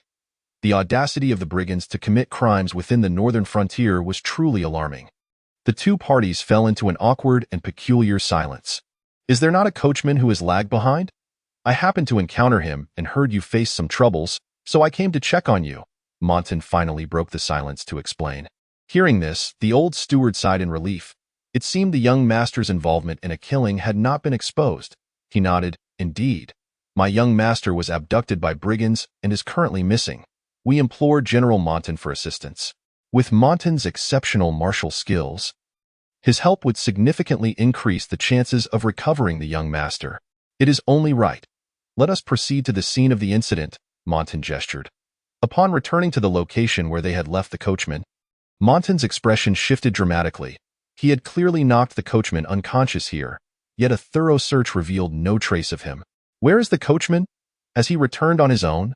The old steward exclaimed in surprise. This is bad. We have been deceived. There may be an issue with that coachman, Montan said ominously. Suddenly, his countenance changed as he heard a thunderous sound of hooves approaching from the direction of Wolf City. How could there be such a dense cavalry unit? The old steward shared his astonishment. Could it be that the master had sent reinforcements? That seemed too swift. Just as they stood in shock, a voice called from a distance, "Is this the location of Lu Chengqing, young master? We are the first squad of the inspectorate's military police, dispatched by Inspector Lu to provide protection. Please halt." The old steward was overjoyed and was about to speak, but Montan stopped him. Montan exchanged a glance with Lieutenant Li Ziyong, who immediately understood that Montan preferred to keep his identity concealed until the situation was clearer. He then called out loudly, "Northern Frontier Army here. Those approaching, stop immediately, or we shall respond with lethal force." The nearby Northern Frontier soldiers had already formed a defensive formation around the carriage. The old steward, furious and anxious, whispered, "General Montan, what are you doing?" "Silence. We do not know the identities of those approaching. Do you wish to become a target?" The steward was taken aback, momentarily speechless. Yet the approaching cavalry seemed unfazed. continuing to ride forward. Lieutenant Li Ziyong, cursing under his breath, shouted, "Prepare, brothers! Fire on 3, 2, 1. A volley of arrows was released, causing chaos among the opposing cavalry, who reined in their horses in alarm, cursing loudly. The barrage of arrows landed perilously close, just 3 paces from the front of their formation. "Do you intend to rebel?" a voice from the opposing side bellowed. "Fools! To gallop before the northern frontier army at night is a fool's errand," Li Ziyong retorted angrily. He then declared, "Rebel against your beastly kin. I will repeat myself. Halt where you are, or we shall respond with lethal force. If you have a message, dismount and approach." The opposing side erupted in a clamor. But they understood that if the other party truly was the Northern Frontier Army, they had little choice but to comply, given the circumstances of their midnight encounter. However, burdened by urgent orders, they could not afford to waste time negotiating with these bandits. Thus, they begrudgingly stated, "To the Northern Frontier brothers, please forgive us. I am Lieutenant Lu Yong of the military police, dispatched by Inspector Lu with pressing matters at hand. We kindly ask for passage." The old steward, having recognized the voice, could not contain his relief and exclaimed, "Is that you, Lieutenant Lu Yong of the military police? I am Lu Yuanqing, the steward of Inspector Lu. Thank heavens, you have finally arrived." "Is it you, Steward Chung? Are you all unharmed?" "The inspector has been quite worried about you," the lieutenant replied, having found the individuals they were seeking, dismounting to approach the Northern Frontier Army and displaying his orders. Li Ziyong scrutinized the situation carefully, waved his hand, and the defensive formation of the Northern Frontier troops retreated. The old steward had already advanced and now, having encountered someone truly trustworthy, could not help but shed tears of joy. "Lieutenant Lu, you have finally arrived." Li Ziyong observed the 2 men clasping hands, embodying a scene of bittersweet reunion, and could not help but curl his lips in disdain. The garrison lieutenant, Lu Yong, glanced at the golden-haired man standing like a mountain, seemingly unfazed, and respectfully approached, saying, "I pay my respects to General Meng Dun." Meng Dun waved his hand, signaling that there was no need for formality. "The matter at hand is urgent. Young Master Lu has been abducted by thieves. Our immediate priority must be to capture the culprits and rescue him." "Young Master Lu has been kidnapped?" Lieutenant Lu Yong gasped in shock. The old steward, observing Lu Yong's astonishment, inquired with confusion, "Did you not receive the message I relayed to you? We came at the behest of the inspector, and we were completely unaware of young Master Lu's disappearance." At this moment, the hastily assembled groups exchanged bewildered glances, failing to comprehend the situation. "Then why have you come?" Lu Yong glanced around before abruptly pulling the old steward aside, whispering, "Today, while the steward of the inspector's stable was on patrol, he unexpectedly discovered that the groom, who should have already left the city, had been knocked unconscious and hidden among the fodder. The inspector, concerned for your safety, dispatched us to offer assistance. Alas, we arrived too late. That disguised groom was indeed apprehended by General Meng Dun and escorted back to Wolf City." "Ah." The old steward was taken aback by the successive revelations. "He has indeed been captured?" Lieutenant Lu Yong instinctively glanced at Meng Dun, scratching his head and murmuring, "It should be correct. That person was holding General Meng Dun's insignia, and the captured thief resembled the groom. He stated that the governor's office had been pursuing that thief for quite some time and required immediate return to the governor's office. He also informed me that General Meng Dun was worried about your safety and had already come after you." The old steward felt as though the situation had become a tangled mess. He glanced at the still frowning Meng Dun, sensing that the latter's demeanor did not seem feigned. Could it be that he was unaware of his insignia's loss? After a moment's contemplation, he promptly turned and bowed to Meng Dun.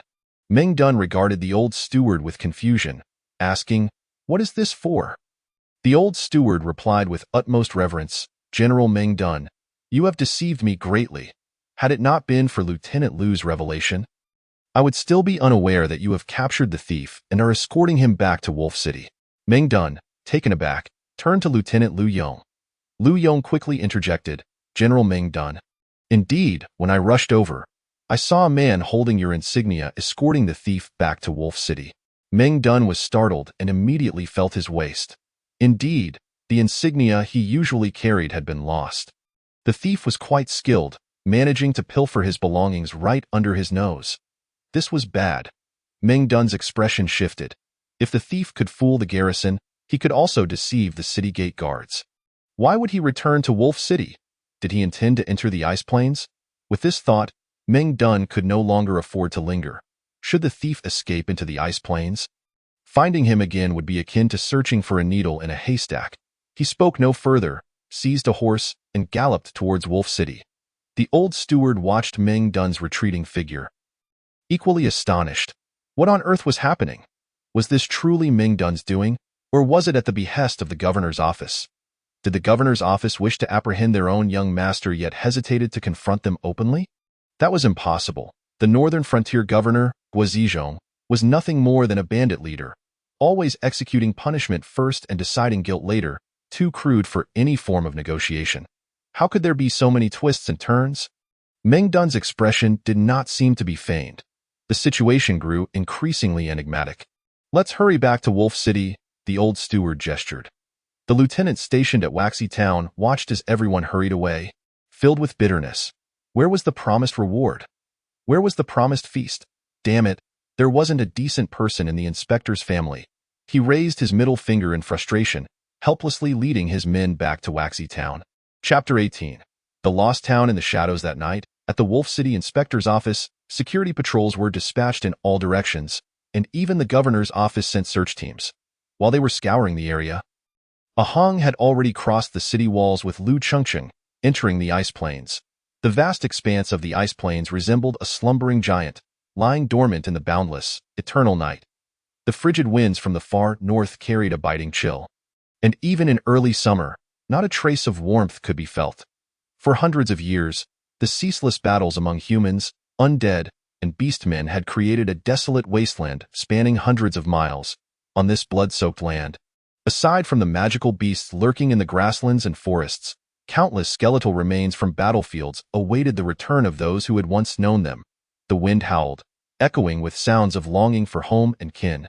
A Heng's body was taut as he sprinted against the icy wind, resembling a racing lightning beast carving a straight black line across the ice plains. Behind him, the towering silhouette of Wolf City had long since vanished beyond the horizon. Suddenly, his figure froze like a nail that a flash of sword light seemed to tear through the darkness, piercing forth from the black curtain before him. This sword strike was so abrupt, silent, and swift as lightning that it felt as though the entire universe had come to a standstill in its wake. Faced with such a breathtaking sword move, a Hong stood motionless, appearing oblivious. The sword halted mere inches from his forehead, failing to advance any further. Clap, clap, clap. Applause erupted as a tall figure stepped out from the darkness. With this figure's emergence, the once dormant night suddenly came to life. It was as if a colossal curtain had been lifted, revealing a lively scene several hundred meters away, where domed tents were arranged in an orderly fashion. Bright bonfires crackled, and the aroma of roasted meat filled the air in an instant. The atmosphere was bustling and bright, transforming into a vibrant and lively market. Welcome to the Lost Town, my dear cousin. The tall figure raised a wine jug, taking a swig before opening his arms and laughing heartily. He suddenly berated the black-clad swordsman, still pointing his sword at a Hong. And ye, you fool, drop your sword. If he loses even a single hair, you won't have a way to escape, no matter how far you run. As long as the sword is intact, I shall remain. As a swordsman, I shall never abandon my sword. The swordsman named in Yi replied with steadfast conviction. Stubborn fool. You're doomed, the tall figure remarked, shaking his head as he approached, revealing his clear features and pale complexion. With a carefree demeanor devoid of the stale air of a drunken dandy, he was a handsome yet roguish young man. A Hong gazed intently at the young man before him, taking a slight step forward, seemingly oblivious to the sharp sword now mere inches away. Anye's hand trembled. Before he could withdraw his sword, the blue steel blade shattered like broken tiles, scattering to the ground. Anye stared blankly at the remaining hilt in his hand, shock written across his face. The roguish young man paused in surprise, then burst into wild laughter, pointing at Anye with mockery. I told you were doomed. How dare you bring out a broken sword to embarrass yourself? As long as the sword is intact, I shall remain. Ha, my cousin is truly impressive. After years apart, I, as the elder brother am left in the dust. And Yi fell silent, discarding the hilt, and suddenly raised his palm to strike his own head. The force of his hand fierce and resolute, seemingly intending to end his own life. However, just then, with a loud thud, a wine jug unexpectedly came crashing down from nowhere, and Ye's eyes rolled back as he collapsed. Unconscious. Alas, my beloved wine jug! The roguish young man hurried over, heartbroken as he picked up his wine jug, inspecting it carefully. After confirming it was undamaged, he finally breathed a sigh of relief. To him, the wine jug held far more value than the loyal Yi lying on the ground. The carefree youth kicked Ye's body with force, angrily scolding, "This stubborn fool! A broken sword isn't even enough to cover my wine expenses." He shook his head, raising his hands toward Ahang, saying, "Cousin, it's up to you to handle this. If this guy wakes up, he will most likely be intent on living or dying." Ahang waved his hand, and to his astonishment, the broken sword fragments floated in midair. He traced a circular motion with his hands, and all the shards danced within the circle. Suddenly, Ahang brought his hands together, compressing all the fragments into his palm, rendering them invisible. Subsequently, countless shards fell from his palm. And as Ahang slowly opened his hands, a sword as thin as a cicada's wing emerged, seemingly conjured from magic. This new sword, lighter than the shattered long sword, radiated a chilling aura, shimmering like a precious weapon. The young man, observing Ahang's visage turning pale, with steam rising from his head, snatched the slender sword and patted Ahang on the shoulder, laughing heartily. "Cousin, you've worked hard. You have actually grasped the reconstruction technique of the Icebound family. This broken sword, now devoid of impurities, has transformed into a rare treasure. Cousin, your talent is indeed enviable." He kicked Yi lying on the ground, expressing envy. "This fool truly has the luck of a simpleton." The roguish young man then threw his arm around Ahang's shoulders, warmly saying, "Come, let us go in for a drink. However, be cautious within the town. Your remarkable talents might drive the patrons' enmity. As far as I know, at least 9 out of 10 people here would wish to trade your life for the bounty on your head. Listen to your elder brother. Do not engage in conflict. Leave everything to me. No need for drinks, Yu Qinghun. I have come with a transaction for you." Ahang gently struggled, freeing himself from the exceptionally fervent embrace of the young man. Taking a step back from his bosom, he retrieved a bill from the glorious dynasty, the very 1,000 yuan note he had previously left behind. He extended the bill to the young man before him, who accepted it in a daze. Then, with a flick of his hand, a sled emerged from the grass behind him, upon which lay a young man sound asleep, tangled in a mess of withered branches. Ahang pointed to the slumbering figure, declaring, "This individual is Lu Chengqing, son of the Wolf City Inspector Lu Ji. I intend for him to suffer a fate worse than death." The young man glanced at Lu Chengqing lying on the sled, then cautiously raised the bill in his hand to scrutinize it closely, bringing it to his nose for a sniff, and finally, rubbing it between his fingers, his expression turning absurd as he incredulously murmured, 1,000 glorious coins? There is no need for doubt. It is the authentic currency of the glorious dynasty. Guaranteed genuine, Ahang replied with a smile. What the hell, Ahang? You really overestimate my brother. 1,000 yuan here is worth absolutely nothing, the young man retorted, agitation seeping into his tone as he pointed to a nearby market. Do you see that fat man in the animal skin? Both of them possessed extraordinary eyesight. And following the young man's gesture, Ahang beheld a rotund figure resembling a ball, with pig-like ears, fox-like eyes, and a mouth akin to that of a hippopotamus, who was shamelessly embracing 2 extraordinarily alluring Fox clan beauties. The ladies were teasing him incessantly with their fluffy white tails, and the portly man emitted a series of contented groans. Suddenly, he hoisted the 2 enchanting foxes into his arms, laughing maniacally as he rolled into a grand tent, where faint screams and lascivious laughter soon echoed from within. That fat bastard. Both Ahang and the young man cursed in unison. Shameless, Ahang muttered. Bah! The young man spat in contempt. He shot a glance at Ahang. Do you know who that fat man is? Ahang shook his head. A distant nephew of the current emperor of the Beast Kingdom. Half a year ago, he visited the royal palace, and in a moment of folly, he couldn't resist touching the hand of the emperor's favored concubine. Consequently, the wrathful emperor ordered him to be sent to the desolate shores of the northern Black Sea, where he is condemned to gaze upon the scenery for a lifetime.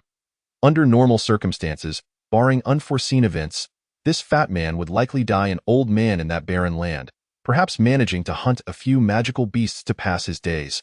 But isn't the current beast emperor a woman? What about her concubine? A Heng queried, puzzled. This fat man is notoriously gluttonous, indifferent to gender or age. He would even dare to indulge in magical beasts when in a frenzy, the young man explained, shuddering at the thought, and spat once more in disdain. However, as you know, fairness and volition are the principles most esteemed in Lost Town. Those two Fox clan beauties approached him of their own accord, not to mention the jewels scattered about.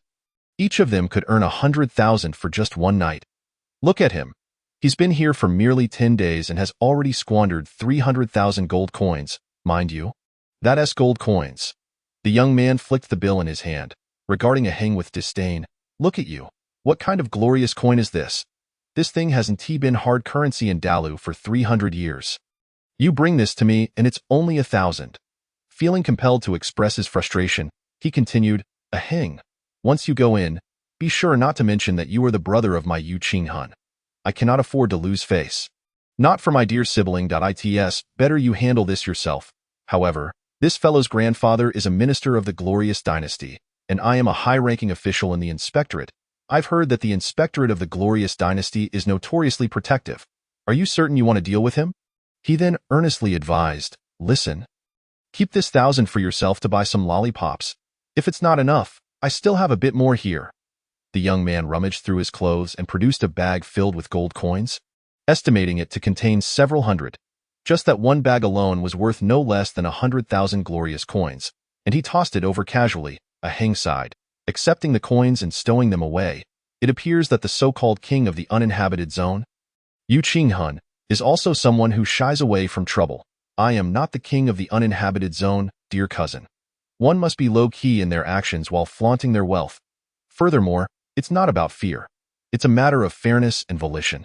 The cost is too high, and the return too meager. If I take on your task, it would tarnish my reputation and insult my integrity.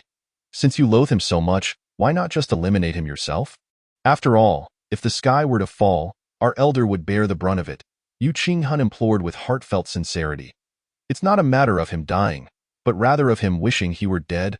A Heng's eyes glinted with cold determination. The young man felt a shiver run down his spine at the icy glint in a Heng's gaze. How had the inspector's son offended him so gravely? Dear cousin, truth be told, if your hatred for him runs deep, taking matters into your own hands may offer you greater satisfaction. Yu Qinghun chuckled, suddenly struck by a thought, his brow furrowing as he asked, could it be that you are acting on someone else's behalf? Yu Qinghun, will you take on this commission or not? A Heng replied coolly, your adoptive father has been thinking of you, mentioning you quite often. It seems you have been contemplating paying him a visit for the next decade or so.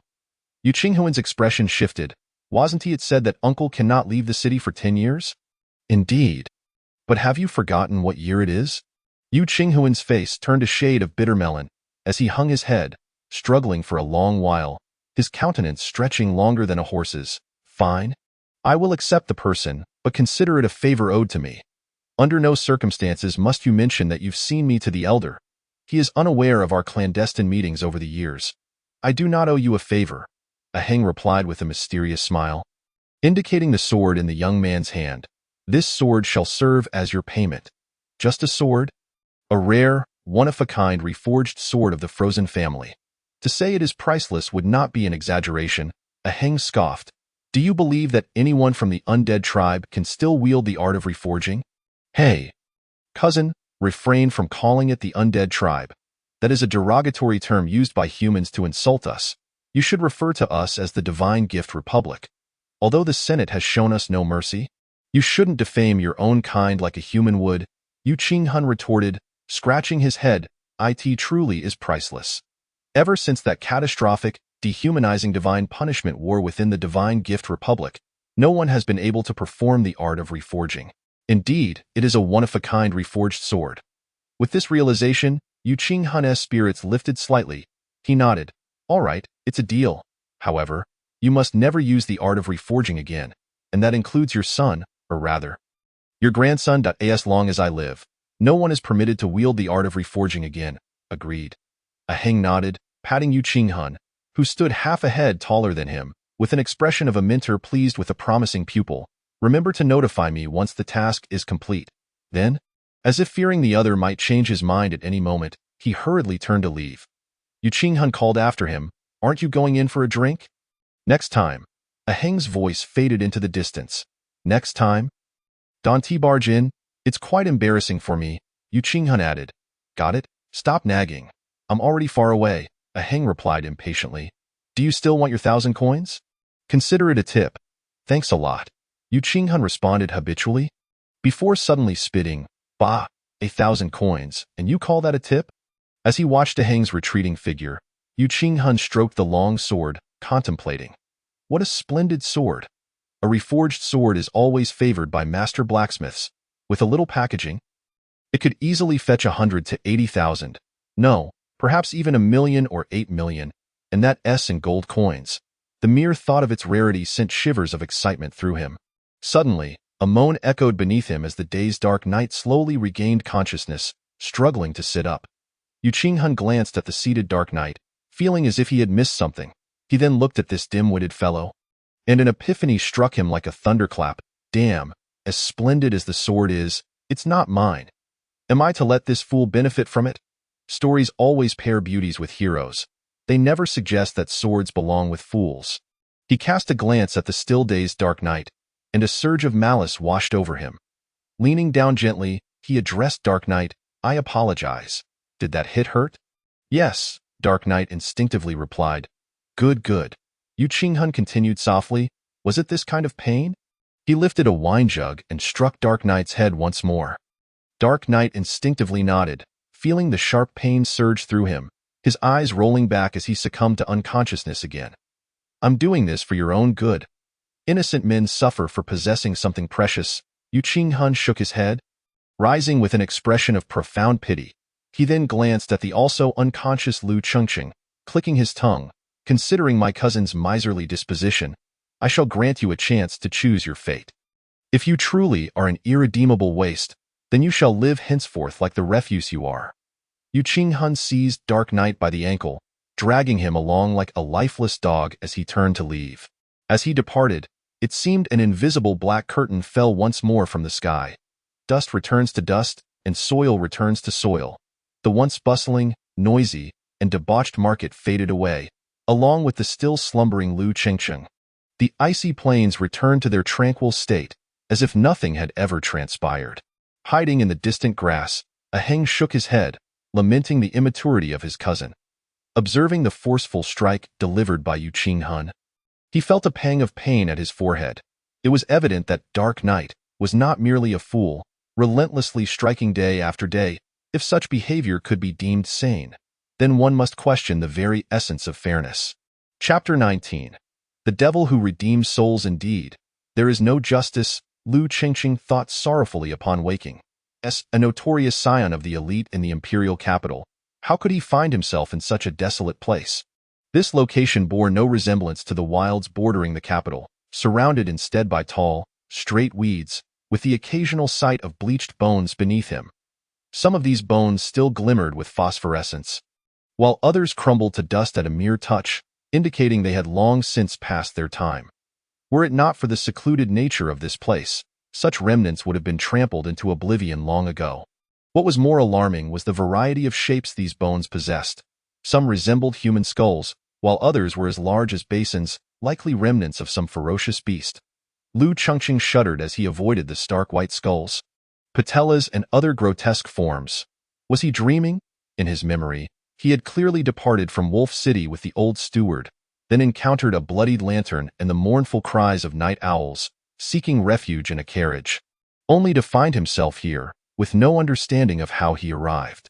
"Uncle Chung, where are you? Uncle Chung, please save me." No response came, only the whispering of the wind through the grass, reminiscent of some lurking beast. Lu Chengqing trembled, gazing around in despair, feeling an overwhelming sense of isolation. He took a few steps forward, inadvertently stepping on a bone, which cracked underfoot. The rustling sounds around him seemed to multiply, as if countless beasts were crawling nearby. Ah! Lu Chengcheng screamed, bolting forward in a frenzy to escape the beasts behind him, his thin long robe torn to shreds by the sharp thorns. With a sudden thud, a wild vine tripped him, causing his head to strike the ground violently. Before the pain could register, blood seeped from his already injured nose, and as he slowly lifted his head, he found himself staring at 3 skulls before him, their hollow eyes, wind-whistling noses, and broken teeth seemingly grinning cruelly. Lu Chengxing opened his mouth, gasping in terror. As fear tightened his nerves to their breaking point, he felt as though an unseen hand was gripping his throat, stifling any sound. His eyes rolled back uncontrollably, and soon, all perception faded into a deep abyss of darkness. Time lost all meaning as the biting cold of the icy plains seeped through Lu Chengxing's tattered robe, rousing him from unconsciousness. He struggled to turn onto his back, feeling an unprecedented chill and hunger, sensations he had never encountered before. The intensity of his hunger caused his heart to race, to the point where even his fingertips trembled. He stared blankly at the night sky, devoid of stars or moonlight, utterly empty. Suddenly, a vision of a steaming bowl of noodle soup and a fluffy bun appeared before his eyes, reminiscent of those sold on East City Street. Not exquisite, but undeniably enticing. He reached out eagerly, only for the image to shatter and dissolve into the night. It was but a mirage. Recalling the bun, Lu Chengxing thought of the old vendor Zhang, and warmth surged within him. Zhang's son, a soldier, had met a tragic fate at the hands of a beast, leaving behind a young bride who, despite pressure to remarry, remained devoted to her father-in-law, caring for him in his old age. Lu Chengxing had encountered this widow, Huanyang, at the bun stall not long ago. Her beauty was striking, exuding an alluring charm that stirred his desires. How could such a captivating young woman resign herself to an old man? It was a waste of good fortune, he mused maliciously. He had planned to coerce the old vendor into selling her to him, but fate had intervened, forcing him from Wolf City due to a fatal incident. Ah! Lu Chengxing suddenly recalled the howl of a dire wolf in the distance. Jolting him back to his dire reality, he was still lost in this unknown wilderness, struggling for survival, with a return to Wolf City seeming a distant dream. The gnawing hunger had left him in a state of hallucination. Mere hours had felt like an eternity. His body and spirit ravaged. Standing was a challenge. Even lying down was torment. The most agonizing was the hunger. Even if a cow appeared before him, he felt he could consume it whole. A haunting memory surfaced. He recalled witnessing a man starve to death, a horrific image that made his stomach churn. He had seen such a sight in the dungeons of the inspectorate, where a once-renowned handsome official had been imprisoned, wrongly accused and driven mad by hunger. Lu Chengcheng could never forget the wild look in the man's eyes as he gnawed at his own hand. Unaware that it had withered to mere bone and skin, that look, a ravenous beast's gaze, had terrified Lu Chengcheng to the core. "No, that cannot be my fate," he murmured. "My father is a high-ranking official, capable of defying the governor of the northern frontier. My grandfather is the Minister of Revenue, overseeing the empire's wealth. I am a celebrated nobleman in the capital. Why must I endure such humiliation in the north?" Yet, no amount of resentment could alter his helpless reality. "Whoever saves me, I am willing to give everything," Lu Chengcheng declared in anguish. "Even your soul," a raspy voice echoed. Lu Chengcheng turned abruptly to find a tall figure standing before him, reeking of alcohol. "Who are you?" Lu Chengcheng demanded. The figure glanced at him, seemingly unsatisfied with the response, and turned to leave. "I am willing," Lu Chengcheng shouted desperately, summoning all his strength. "I will give you everything, including my soul, if only you save me. My father and grandfather can offer you untold riches. Riches are of no interest to me. I only desire your soul. However, I can offer you a handsome price. One that will grant you pleasures beyond imagination." The figure slowly turned, revealing a shadowy visage, a sinister smile curling upon their lips. "But I hope you will not regret your choice." As Lu Chengcheng beheld the figure, an unsettling sensation washed over him, akin to selling his very essence to the devil. Chapter 20. The price of a soul indeed, a devil. Yet even if given the chance to choose again, Lu Chengcheng would make the same decision. To starve for the sake of dignity had never been his philosophy. Naturally, Keeping promises was not his guiding principle either. He had sold his soul, but who could truly take it away?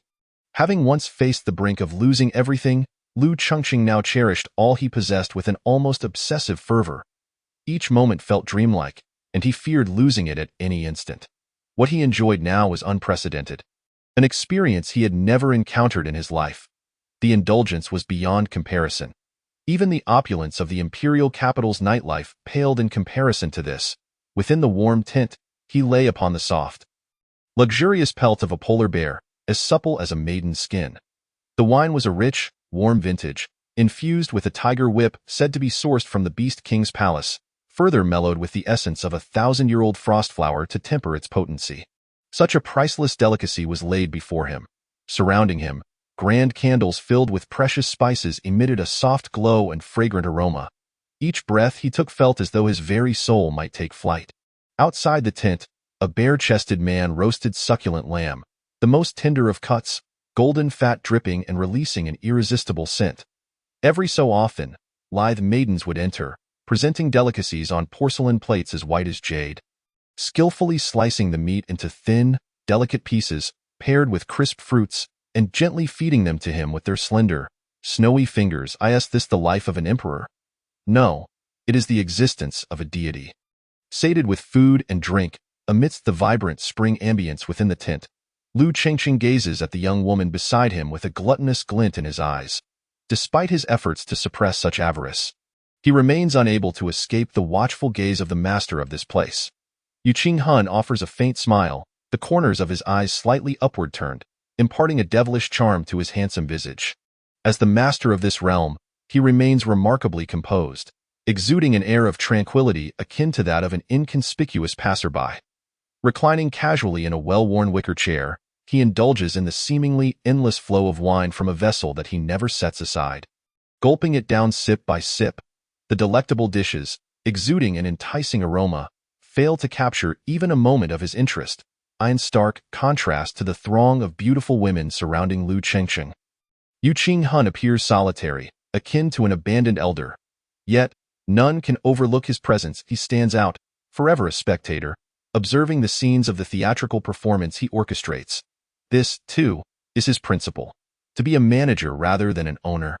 For only in this way can one remain unperturbed by the whims of gain and loss. Thus, those who know him believe him to be richer than nations, yet he steadfastly asserts that he possesses nothing at all. Meanwhile, a fiery-clad beauty of the serpent tribe, bearing a crystalline goblet of exquisite wine, has entwined herself around Lu Chengqing. As she glides gracefully, his breath becomes labored, his complexion flushed. Subconsciously, he casts a glance at the languidly seated Yuqing Han. And upon noting his indifference, he growls deeply, flipping the serpent maiden beneath him. Yuqing Han merely smiles faintly and rises, saying, "Enjoy the heavenly sojourn of Lost Town. Rest assured, the dealings here are the fairest in the entire continent. Provided you possess sufficient capital, and undoubtedly, a soul is also a form of currency. What do you want me to do?" Lu Chengqing suddenly inquires, lifting his gaze. "You need not do anything, at least for tonight," Yuqing Han replies, brushing off non-existent dust from his attire as he saunters outside. Inside the round-top tent, Lu Chengqing emits a stifled growl, followed by rapid breaths and moans. Lu Chengqing is not a fool. He understands that there are no free lunches in this world. This devil or godlike man can provide him with such pleasures, but it surely comes at a greater price. What he must do now is to seize every moment and relish it. As for the next moment, let it be damned. Yuqing Han shakes his head, bemused by his cousin's overreactions. This young man, Lu Chengqing, may not be foolish, but only in comparison to the ordinary in Yuqing Han's eyes. He possesses a modicum of cleverness, but is ultimately a simpleton. Does he not understand that a person who loses their soul is worse than a mere beast? Aside from his background, this youth has little to commend him. Such a pitiful character would undoubtedly drive himself mad in Lost Town without any scheming. For Lost Town is fair and voluntary. Here, there are no overlords, only rules. Anyone who defies these rules faces a fate of death or a life worse than death. He beckons, and immediately, a figure emerges from the shadows. Illuminated by the flickering firelight stands a short, slender boy with a slightly pointed chin and exceptionally bright eyes. The boy gazes at Yu Qinghuan's back, respectfully uttering, "Young master." Her voice is somewhat high-pitched, revealing her to be an undeveloped girl, though her attire makes her appear as a delicate and unassuming youth. "How many times must I tell you to call me boss? Not young master? Calling me young master will shorten my life," Yu Qinghun exclaims, rubbing his forehead. "Yes, young master," the girl responds, yet remains motionless. "Do you have something else to say?" Yu Qinghun inquires, casting a curious glance at the girl. "Young master, I wish to return to the village. I miss Aunt Obama," she confesses. "Weren't you told that you do not belong there? Staying there will lead to your demise," Yu Qinghun frowns. "No, I want to go back," the frail girl insists. "Fine. If you want to return, go ahead, but only if you can find your way out," Yu Qinghun replies with a slight smile, ignoring her as he walks away. The girl's eyes narrow, her defiance glimmering within. She tightly presses her lips together, wrinkling her delicate nose, and suddenly bares her small canine teeth, growling at Yu Qinghuan's retreating figure. "Do not mimic the disgraceful mannerisms of the beast tribe. You are human, not a beast," Yu Qinghun admonishes without turning, yet seemingly aware of everything behind him. The girl flinches slightly, evidently still intimidated by him. She glances back at the tent, only to see someone emerge, disheveled and staggering, their steps unsteady. Lu Chengqing emerges from the tent, thoroughly satisfied, astonished to find such beauty among the beast men. The allure of this serpent maiden is unlike anything he has encountered even in the imperial capital. He raises his head. He locks eyes with a youthful figure standing at the entrance, immediately recognizing her as a girl, and a strikingly beautiful one at that, particularly her eyes, pure as a crystal-clear spring, just moments ago. He was fatigued, yet his heart ignites anew. "Hey, little beauty, standing alone is quite lonely. Why not come and keep your brother company?" Lu Chengqing stumbles forward. "Ugh!" The girl bares her fangs again, growling at Lu Chengqing. He halts, momentarily taken aback. The beast girl appears to be human. Could she be a hybrid? His heart races once more, and with a laugh, he lunges forward. The serpent maiden who had just accompanied him witnesses this scene, immediately exclaiming, "Please do not do that." Bang! Lu Chengqing is sent flying like a rag doll. The burly beast man, who had been silently roasting meat, suddenly appears beside the girl, his massive fist still poised in an upward arc. His muscular arms adorned with the tattoo of a wolf's head, as if they might explode at any moment. "Thank you, Uncle Cottiwell. However, this man is a guest of the young master. You may return now," the girl says. Cottiwo slowly retracts his sharp claws, letting this brat off easy. "Xiaoshuang, are you all right?" "I'm fine, Uncle Cottiwo," the girl replies with a slight smile, revealing her small fangs, as if accustomed to such occurrences. Cottiwo waves his hand and quietly returns to his meat roasting. The girl gazes at the now unconscious Lu Chengqing, filled with disdain. Yet, recalling the young master's orders, a flicker of pity crosses her eyes. She presses her lips together and addresses the nearby serpent maidens. "Sisters, could you assist me in taking this man to Grandma Jean? It is the young master's command." As she finishes speaking, the girl suddenly moans in agony, clutching her head tightly as she collapses to the ground. Her body curling up under the weight of unbearable pain, in her mind. Waves of excruciating torment ripple through, making her feel as though her body is splitting in two. Nightmarish images flash before her eyes, and she sees a talking black crow burrowing into her body, gnawing at her nerves with its serrated beak. Has she entered another hallucination? She has never encountered such a serrated black crow. It must be an illusion. She must return. Only by being beside Aunt Obama can this suffering be alleviated. The girl emits a low, desperate howl. In the darkness, Yu Qinghun quietly observes it all, seemingly unfazed, letting out a long sigh before turning to leave. Chapter 21. The sadness of the pool fish in the northern district of Wolf City, a gathering place for the impoverished. A narrow alley filled with drying clothes reveals moss-covered stone slabs. Two boys, one taller and one shorter, with fierce expressions, slowly corner another boy. "Ahong, you sure are hard to find," one of them growls. "Guowu, what do you want?" Ahong retreats slowly, unable to contain himself. "What do I want? I got beaten up today, and I want to return the favor." "That's no problem. Just tell me who did it," and I'll help you get your revenge. Ah Hung forces a smile. Nonsense. It was my old man who hit me.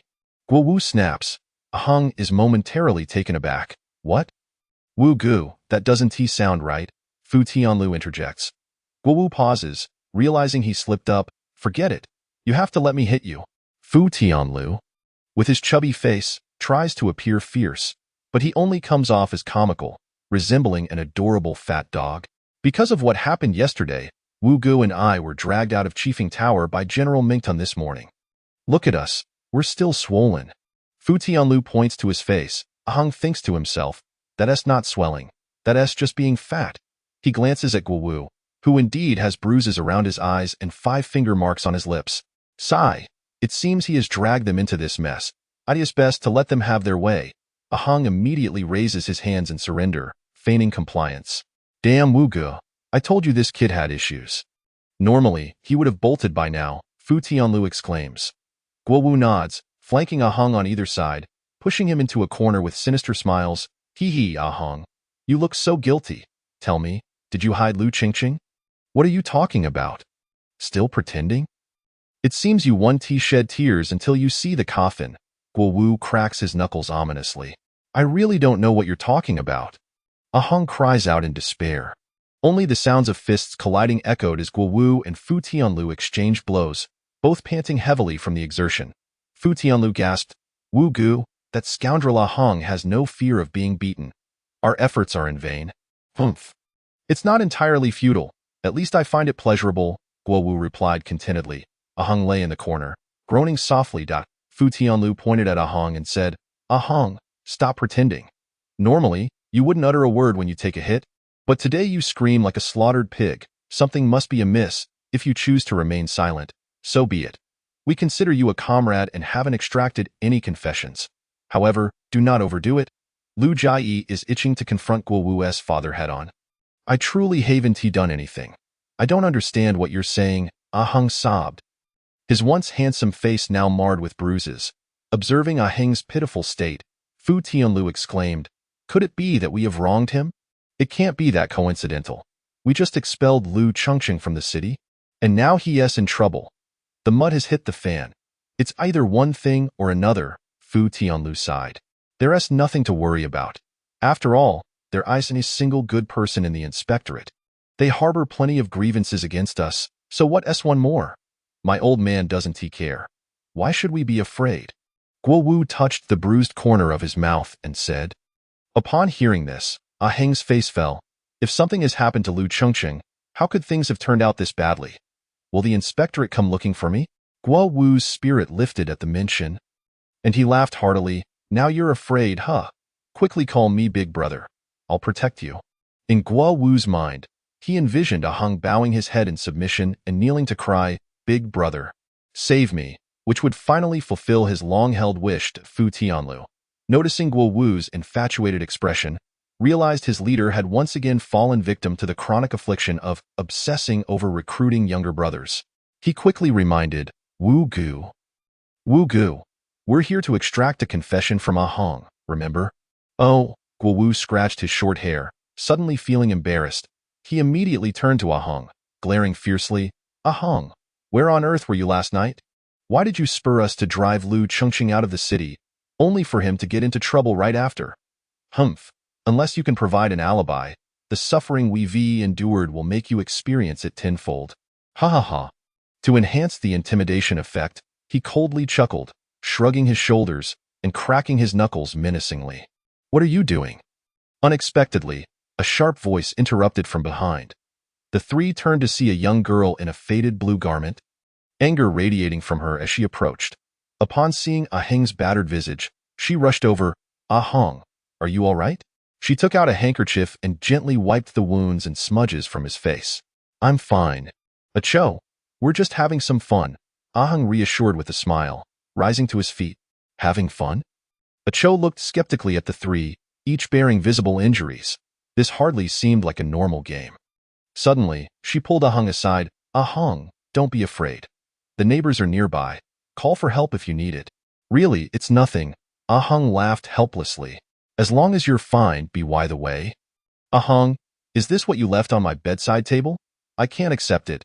A Cho suddenly took out a stack of cash and tried to hand it to Ahong.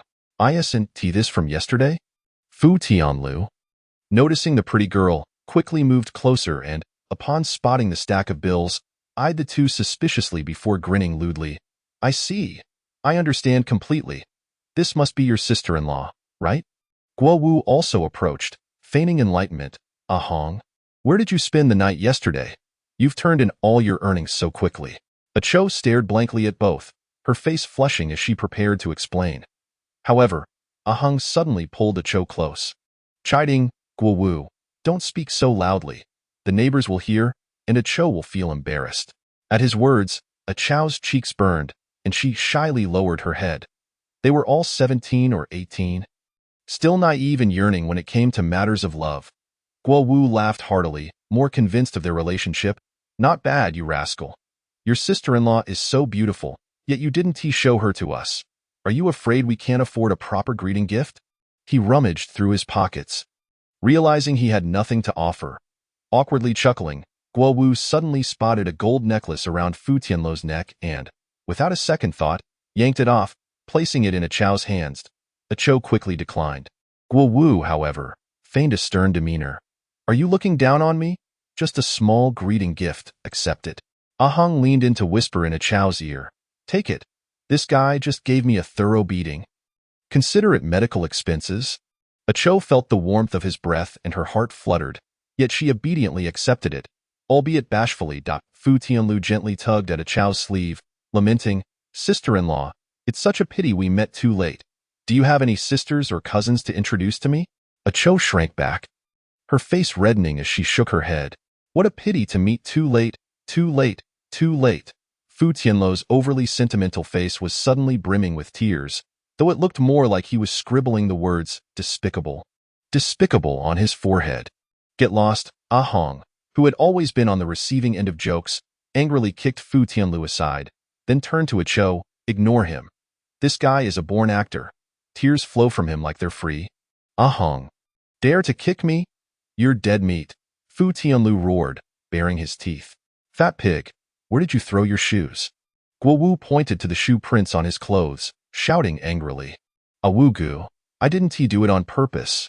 The three once again became a tangled mess. Unbeknownst to them, not far away, a figure in a short blue shirt with tattooed arms was secretly observing them. The onlooker squinted. This time, the steward from the inspectorate had promised a hefty reward. He had overheard bits of their conversation, and perhaps that kid truly had issues. That girl seemed to be the one who had confronted the inspectorate's young master at the city gate not long ago. He felt a surge of excitement. If that were the case, the substantial reward would allow him to live comfortably for the rest of his life. The onlooker stealthily retreated. He needed to deliver this information to the inspectorate as soon as possible to prevent others from getting ahead of him. Just as he exited the alley, he collided with someone and felt an immense force, as if striking a steel wall, sending him sprawling to the ground. He was about to curse but froze. Wasn't this the young master of the governor? They had just been fighting moments ago. How had he ended up here? Ahong, you were right. This guy definitely has problems, Guo Wu said, crossing his arms and glaring coldly at the onlooker. Speak up. Why were you following us? Fu Tianlu stepped on the onlooker's hand. His expression menacing, the onlooker yelped in pain, disregarding his injured fingers, and pushed Fu Tianlu aside, bolting towards the alley's exit. However, a leg unexpectedly extended from the entrance, and the onlooker stumbled, falling flat on his face. He rolled over and saw the filthy but striking young man who had tripped him. He recognized this youth, having fought against Guo Wu's trio over protection fees. This young man was one of Guo Wu's followers, known for being tough and hard to beat, and he recalled the youth's exceptionally beautiful eyes. Yes, those eyes were indeed exceptionally beautiful, and the onlooker suddenly found himself unable to tear his gaze away. Strangely, in the youth's eyes, he saw a reflection of himself. Even more bizarrely, the version of himself reflected in those eyes smiled eerily and seemed to say something. Then, the onlooker felt a sharp pain in his head, as if something had been forcefully severed, and he clutched his head in confusion. You bastard! Why were you following us? Guo Wu charged in with a punch. Ahong observed the fallen figure with a faint smile. Just moments ago, he had unknowingly erased a fragment of the onlooker's memory. Following them, It seemed he had been under orders from the inspectorate, but that was just a notion, not yet a reality. How did they discover this? The onlooker, now devoid of memory, had completely forgotten his previous actions. He stood up, somewhat timidly tearing open his short shirt, defiantly declaring, "Guo Wu, are you still going to reason with me? Who was following you? The road is wide. We can each go our way if you have the guts. Kill me today." Still denying it? Fu Tianlu noticed the onlooker had previously been apprehensive, but was now feigning bravado. And he unleashed a flurry of punches and kicks. The poor onlooker, too scared to fight back, felt utterly wronged as he clutched his head and cried, "I'm not denying anything. How shameless can you be?" Still defiant, Guo Wu unleashed all his pent-up frustration on the onlooker. Seeing the onlooker only gasping for breath, he finally stopped. He spat disdainfully, "Damn it, I can accept being beaten by my old man, but how dare any random scum bully me? It seems I haven't fought enough lately." A sharp whistle pierced the air.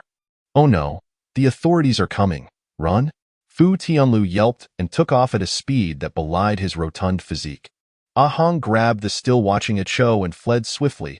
By the time the authorities arrived, all they found was the groaning onlooker lying on the ground, utterly speechless, as if a fish, scorched by the flames of the city gate, struggled to breathe. The young men exhaled a sigh of relief upon evading the clutches of the constabulary. "What a stroke of bad luck! Aheng, Xiaolu, let us indulge in some libations," Guo Wu proposed without hesitation. "I know of a splendid place to drink. Rumor has it that a new tavern has recently opened not far ahead, boasting an impressive grandeur that even our esteemed chiefing tower in Wolf City would shy away from," Fu Tianlu remarked, gesturing towards the distance. "How dare they overshadow our chiefing tower with such audacity? Come, let us go investigate," Guo Wu replied. His spirits lifted, though his eagerness seemed more inclined towards mischief than mere revelry. "You all go ahead. I shall return first," Cho, who had been trailing behind Aheng, suddenly interjected. "Ah, sister-in-law, do join us. Fear not, with us around, nothing untoward shall occur," Fu Tianlu urged promptly. Aheng shot Fu Tianlu an admonishing glance, vexed by his thoughtless words, which implied that mere drinking could lead to trouble. And he had the audacity to emphasize this to Cho, which was rather disheartening. Observing the two rascals brimming with mischief, it was evident that chaos was imminent, as the stalwart protector among the trio of Wolf City.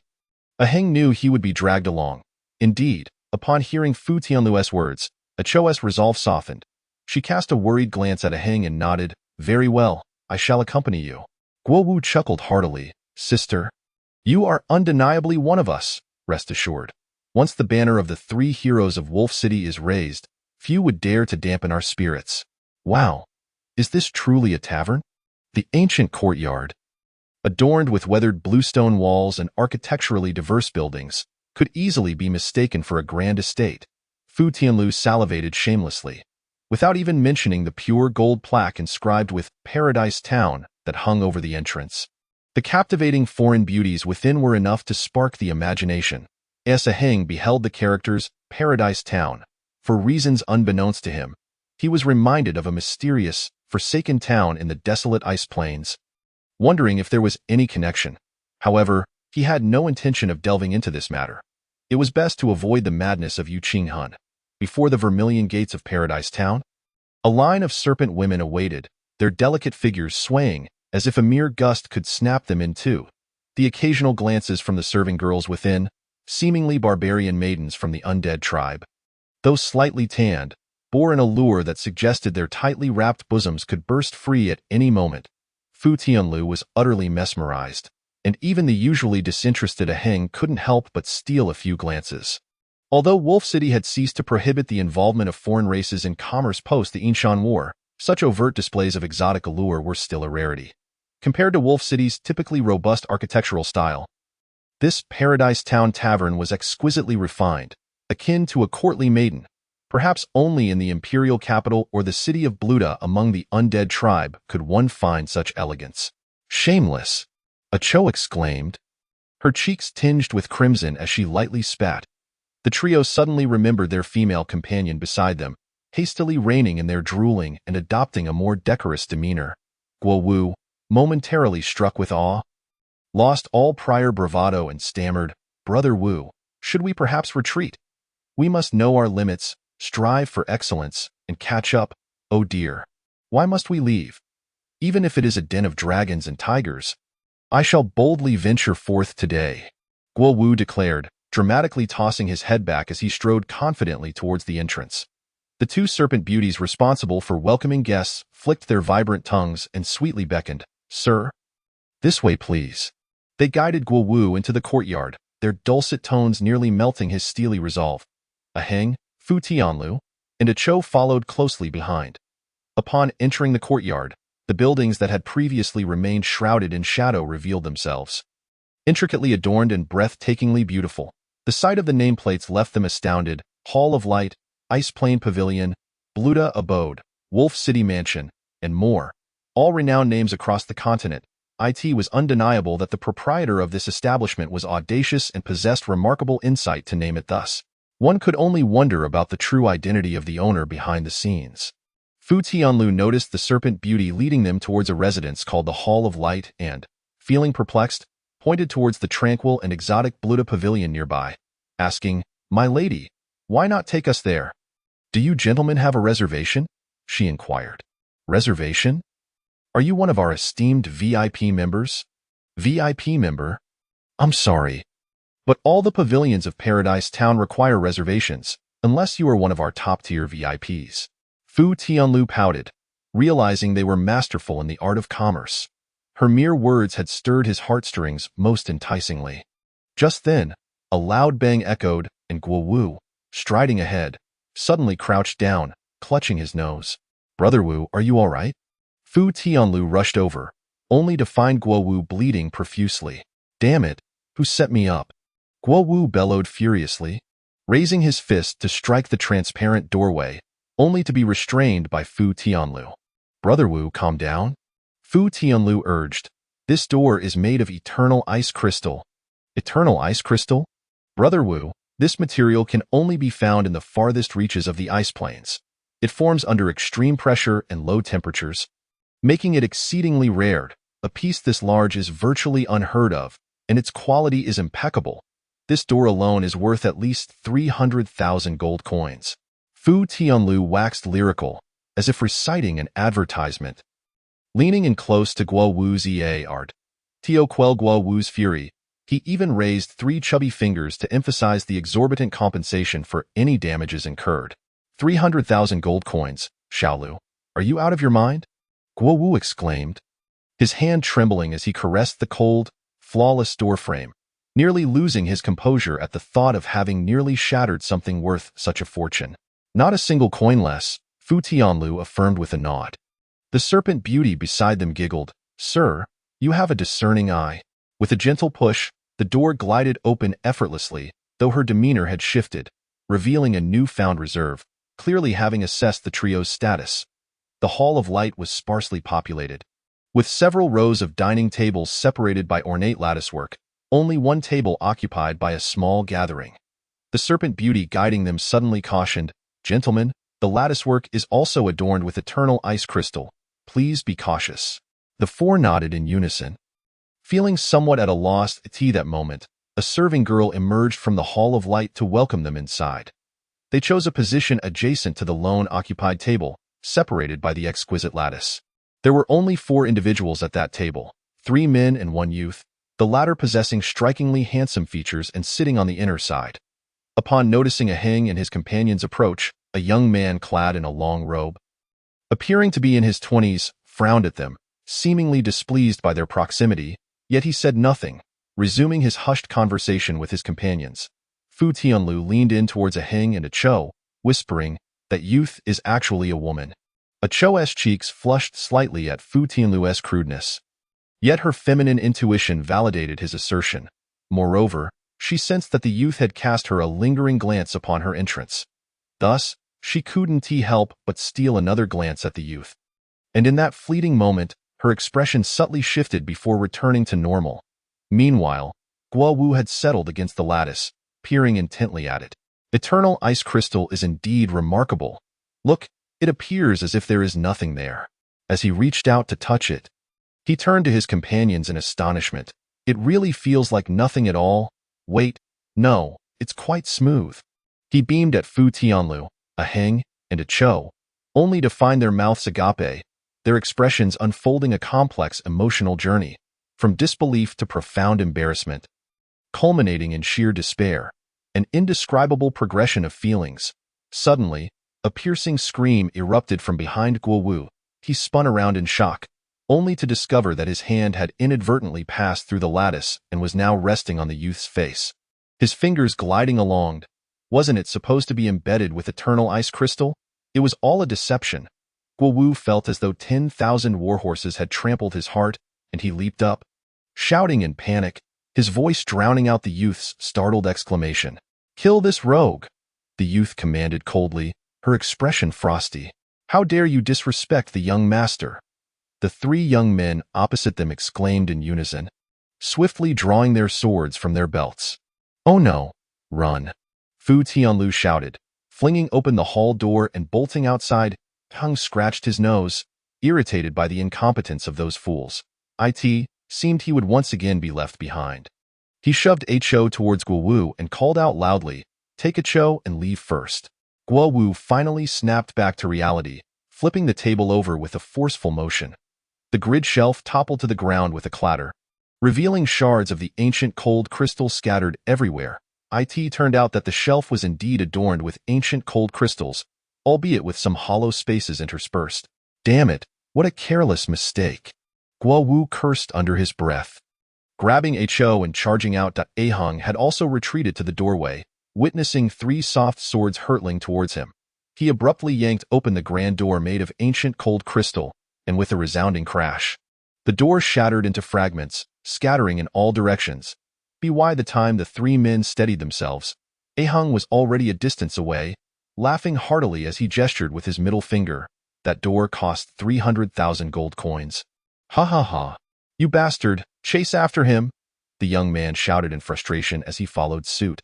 However, before they could even take a step, a dozen men clad in green blocked their path. "Dare to cause trouble in Heaven Town and still wish to leave?" The head of the guards shook the iron club in his hand. The young man's face turned icy as he suddenly produced a jade token, coldly stating, "You blind fools." The guard leader's expression shifted dramatically, and he immediately bowed respectfully. "We were unaware of your esteemed presence. Please forgive our rudeness." Upon seeing the jade token, he broke out in a cold sweat, never having imagined that this young man possessed a top-tier VIP credential for Heaven Town, a status comparable to that of nobility. Given such a distinguished identity, why would he choose to dine in the bright hall? Breaking a door was trivial. They could take their lives without a second thought. "Who were those people just now?" the young man asked coldly. The guard leader shook his head, about to claim ignorance when one of the guards spoke up. "I recognize three of them. They are the infamous three evils of Wolf City." "The three evils of Wolf City?" the young man asked in surprise. "Yes. I am quite familiar with them, being from Wolf City myself. The short-haired youth leading them is the son of the northern frontier governor, Duke of Wolf City, and the other two are his lackeys. The three evils of Wolf City is a notorious title given to them by our people, while they themselves have always boasted of being the three heroes of Wolf City." Guo Wu, son of Governor Guazizhong. The young man's expression morphed into one of incredulity. "Then why are they called the three evils of Wolf City?" The guard shrank back, seemingly recalling some unpleasant memories. "Because encountering them is akin to being haunted by evil spirits. They will go to great lengths to torment you. You might even wake in the dead of night to find them sitting at the foot of your bed, grinning ominously, and you'll never know when it will end. The only way to make them relent is for them to lose all interest in you." A chill ran through him, causing him to shudder involuntarily. The young girl, who had been quietly observing, cursed under her breath and inquired, "Does the governor not intervene?" "The governor is incredibly busy. We would never dare to disturb him. Besides, it is said that he is heartbroken over this son. Although they are despicable, they have not committed any heinous acts, so we, the people of Wolf City, refrain from troubling the governor. Moreover, everyone knows that 10 years ago, the governor's wife sacrificed herself on the city walls of Wolf City to fend off the orc invasion. It is said that this boy has turned out this way largely due to a lack of maternal guidance. Thus, despite their penchant for mischief, we often turn a blind eye." Intrigued, the The previously furious young man suddenly smiled faintly and waved his hand. All right. I understand now. You may leave. Understood. The guards quickly retreated. On the streets of the city, 3 disheveled youths trudged along. A scruffy stray dog lunged at them, barking furiously, only to be sent flying by a kick from the trio, thus avoiding its own fate of being roasted. What should we do? We're doomed. Wu Gu. Why did you have to touch that girl? Heaventown suffered such a heavy loss. They will definitely report us to Uncle Gua, Fu Tianlu lamented. A sorrowful expression etched on his chubby face. After sending Ho off, they had been aimlessly wandering the streets, glancing nervously at the governor's mansion in the distance, too afraid to approach. However, given the circumstances, escape was not an option. As the saying goes, confess to receive leniency, resist to face severity. If they did not come clean beforehand, the consequences would be even more dire when the matter came to light. Pathetic, Guo Wu scolded in exasperation. He then turned to Ahung, clapping a hand on his shoulder with an air of righteousness. Ahung, whether we can escape this predicament hinges on you. He bore a look that suggested, you take the blame, and I'll keep my distance. Why me again? Ahung protested. Don't think I don't know. Whenever you're around, the old man goes easy on us. I really don't know who his true son is, Guo Wu insisted. Ahung, be decisive. Will you do it or not? I refuse. 3 banquets at Chiefing Tower. Absolutely not. Plus a bottle of the old man's treasured Icefield red wine. Definitely not. Come on, Ahung. Must you be so greedy? Xiao Lu, today you bear the main responsibility. Bring out your family's treasure. What treasure? Fu Tianlu, appearing clueless, asked weakly. You're running a brothel. Surely you have something to boast about. What about that revitalizing, potent tonic? Or the spring night's critical moment painting? You figure it out. Fine, Fu Tianlu replied, clearly unwilling, feeling as though his heart were bleeding. We've already drained our resources. Ahung, to be decisive. Will you do it or not? Guo Wu urged impatiently. All right. I accept my fate. Ahung appeared reluctant. Can I at least see the goods first? How dare you bargain after taking advantage? Go to hell. I've changed my mind. Please, don't. You pinched my butt. I'll make sure you never have descendants. Fighting is wrong. Stop it. The chubby youth cried from the sidelines. But before he could finish, a stinky slipper flew at him, striking him squarely in the face. Suddenly, his foolish demeanor vanished, and he bellowed, You orc grandmothers, I will fight you all. Thus, the 3 youths became embroiled in a raucous scuffle. Amidst the chaos, nearby shops hastily lowered their shutters, retreating from the epicenter of the commotion. After a while, feeling that they had nowhere left to go, they were suddenly gripped by a sense of helplessness akin to a dragon stranded in shallow waters. Ahung, why don't we take refuge at your place? Guo Wu suddenly suggested. No way, Ahung firmly refused. Come on, so secretive. For all these years, you've claimed your father has a contagious disease one moment and that your home is haunted the next. Yet you once let us know where you live. Rest assured, even if your house is in tatters, we won't mind, Guo Wu complained. Exactly. Fu Tianlu chimed in. Ahung, we're not delicate little ladies. Why the fuss? Truth be told, the 2 had trailed Ahung countless times, yet they never understood why, upon entering large areas of slums, they would lose track of him, often needing to circle around multiple times to find their way out. Ahung claimed that the slum was in the northern city, where many had died, so ghostly encounters were frequent. Although they knew he was spinning tales, they felt powerless to argue. Uncle Gua is coming out. Fu Tianlu suddenly pointed towards the entrance of the governor's mansion. Guo Wu and Ahung quickly looked up, and indeed, they hurriedly concealed themselves. To their astonishment, beside Gua Zizhong stood the girl in disguise they had encountered in Heaven Town, who was treating Gua Zizhong with utmost respect. Almost like a junior. Soon, the girl and her companions were welcomed into the governor's mansion. We're doomed. We're doomed. Fu Tianlu exclaimed, his face falling as if the sky had collapsed. Suddenly, he changed his tone.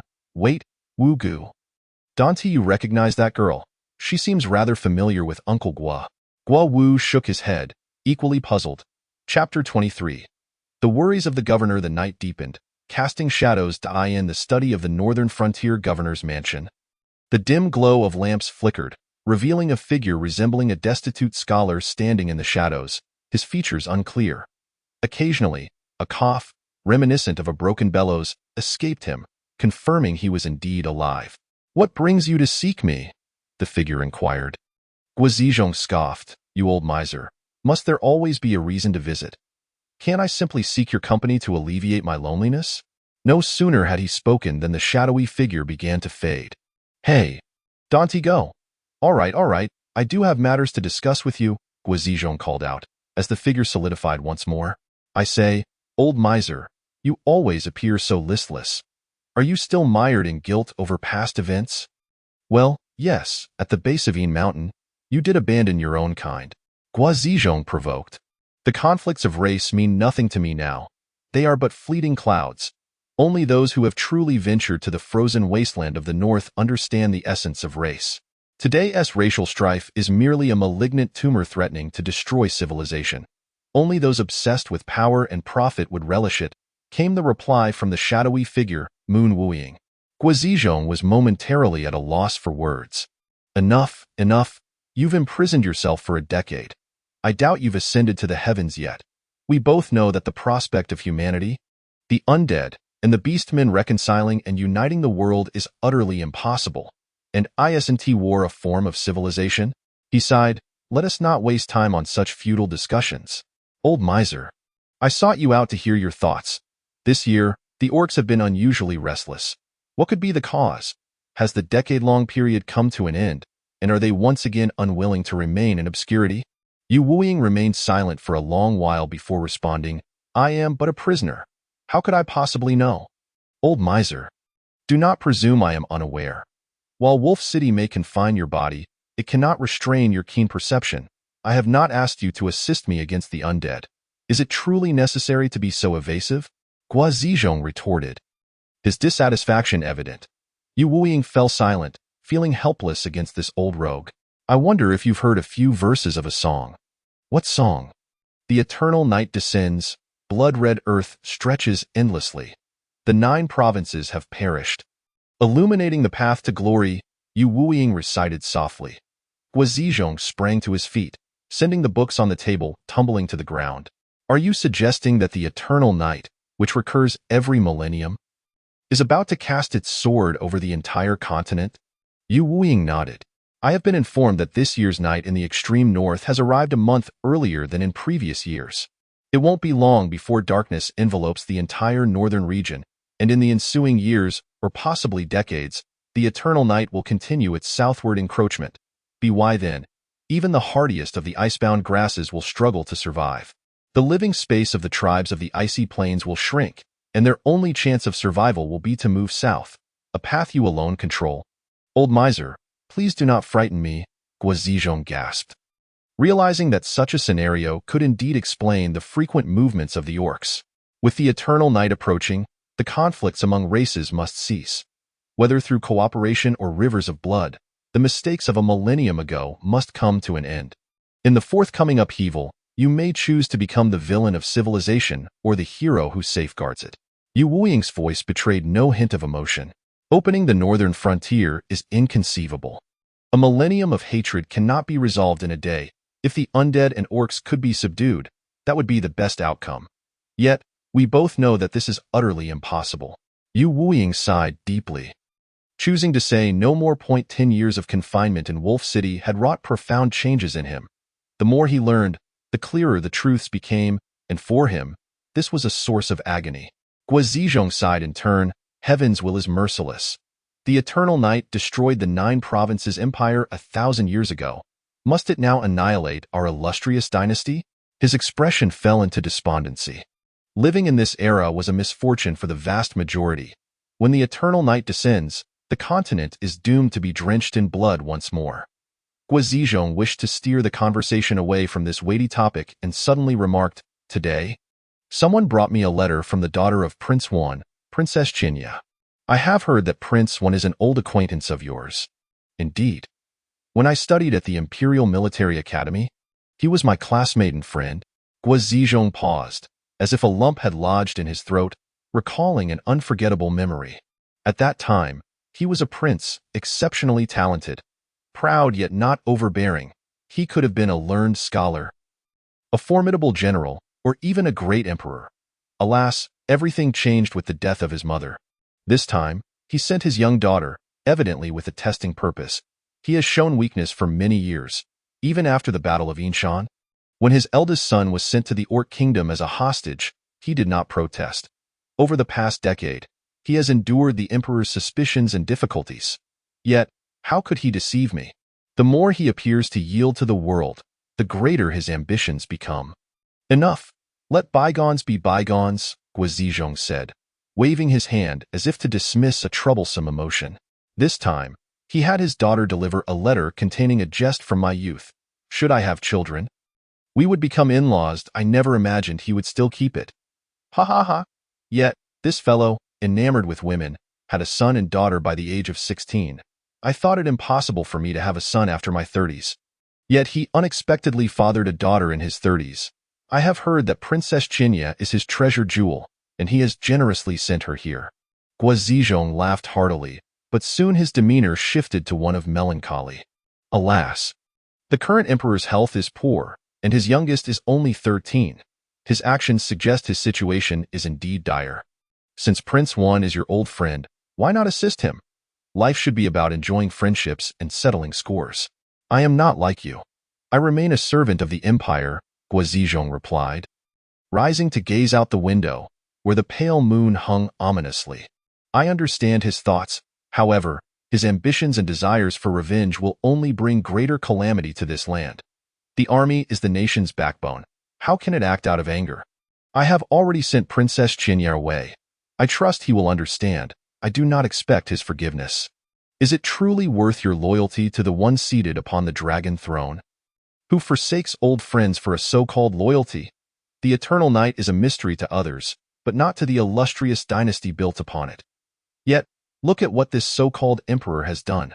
Such foolishness is quite rare, Yu Wuying scoffed. My loyalty extends not only to the empire but to humanity as a whole, Guizhong replied, feeling an overwhelming fatigue. Yet, only the person before him allowed him to discard his facade and speak candidly. Perhaps it was because this individual ultimately did not belong to this nation and bore no significant interests that intertwined with his own. Guizhong seemed to seek to solidify his convictions, resolutely declaring, even the most absurd of emperors is preferable to a world awash in corpses, is it not? Yu Wuying let out a cold laugh. You have your beliefs. Hold on to them. But do not feel compelled to share them with me. Moreover, what concern is the human empire to me?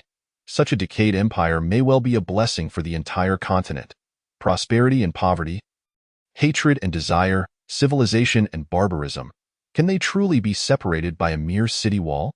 Our stances differ, Guizhong sighed. Incorrect. It is our perspectives that differ vastly. Your heart remains within this city, and thus you will never grasp the greater truths. However, be cautious. You have become a stumbling block for many. I am quite at ease. With you present in Wolf City, I doubt even a fly could enter, Guizhong chuckled. Regardless of our many disagreements, at least we share one common goal, to provide a better future for our children, do we not? Yu Wuying nodded, though a lingering shadow of worry remained on his face. He could ensure that Guizhong would not fall victim to treachery. Yet he could not thwart the open plots against him, which often constituted a general's greatest sorrow. Hearing Guizhong speak of those children, even the astute Yu Wuying felt a headache coming on. Guizhong lamented, those 3 rascals have been loitering in Wolf City. By the time we grow old, who will be there to see us off? Yu Wuying nodded in agreement, deeply resonating with the sentiment. Last year, during my report in the imperial capital, I spoke with my mentor, General Bairu, the head of the Imperial Military Academy and the Central Military District. Before winter's end, I will send those 3 rascals to enroll. I am confident the instructors will teach them what it means to be human. Yu Wuying shook his head. No. A Heng should remain in Wolf City. The child has grown. It is time to let go. By the way, this recent incident outside Wolf City must have been instigated by that rascal Heng. From what I know, Lu Chengcheng was coerced into leaving the city by those rascals. Although Guo Wu has consistently denied a Heng's involvement, given their close-knit nature, His denials only serve to highlight Ahang's significant suspicion in this matter. I wonder how Lu Chengqing managed to offend them. I only hope he does not go too far. No one is a fool, especially not the cunning Lu Jiayi. It is too late. What is meant to happen has likely already occurred. The child has grown. Why concern yourself so? It is time to let go. Yu Wuiying shot Gua Zizhong a sidelong glance, returning his earlier words, and without casting another look at him, vanished from the room. Gua Zizhong felt a surge of frustration, muttering, "A bunch of troublesome little beasts. Perhaps it would be better to confine them." After uttering this, his eyes brightened as he stroked his stubbled chin. Contemplating Yu Wuiying's departing figure in a daze in the past, the children were too young to know too much, lest secrets be revealed. Now that they have grown, it is time they meet this legendary figure. If they could receive Yu Wuiying's guidance before heading to the imperial capital in late autumn, it would be immensely beneficial. Why then? The one with the headache would be Yu Wuiying.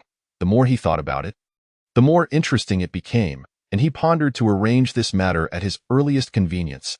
Chapter 24. The Lost Town of Despair. The Lost Town, a fallen paradise nestled within the wasteland, is a place both beautiful and sinister to the ordinary person. It does not belong to any great power nor possess a fixed location. For countless souls who yearn for it, it is both achingly close and impossibly distant. Many have exerted great effort to seek it out, yet find themselves unable to gain entry. Conversely, some find themselves there inadvertently. It is said that once, a penniless vagabond inadvertently stumbled into the lost town, and after vanishing from the world for 6 months, he re-emerged as an enviable wealthy gentleman. Later, at the height of his success, he re-entered the town, only to find himself destitute once more overnight. Unable to bear the blow, he ultimately descended into madness. People remain oblivious to the events that transpired in the lost town. Perhaps the town itself remains unchanged, and it is merely the hearts of its people that have faltered. The lost town is shrouded in myriad bizarre and fantastical legends across the continent.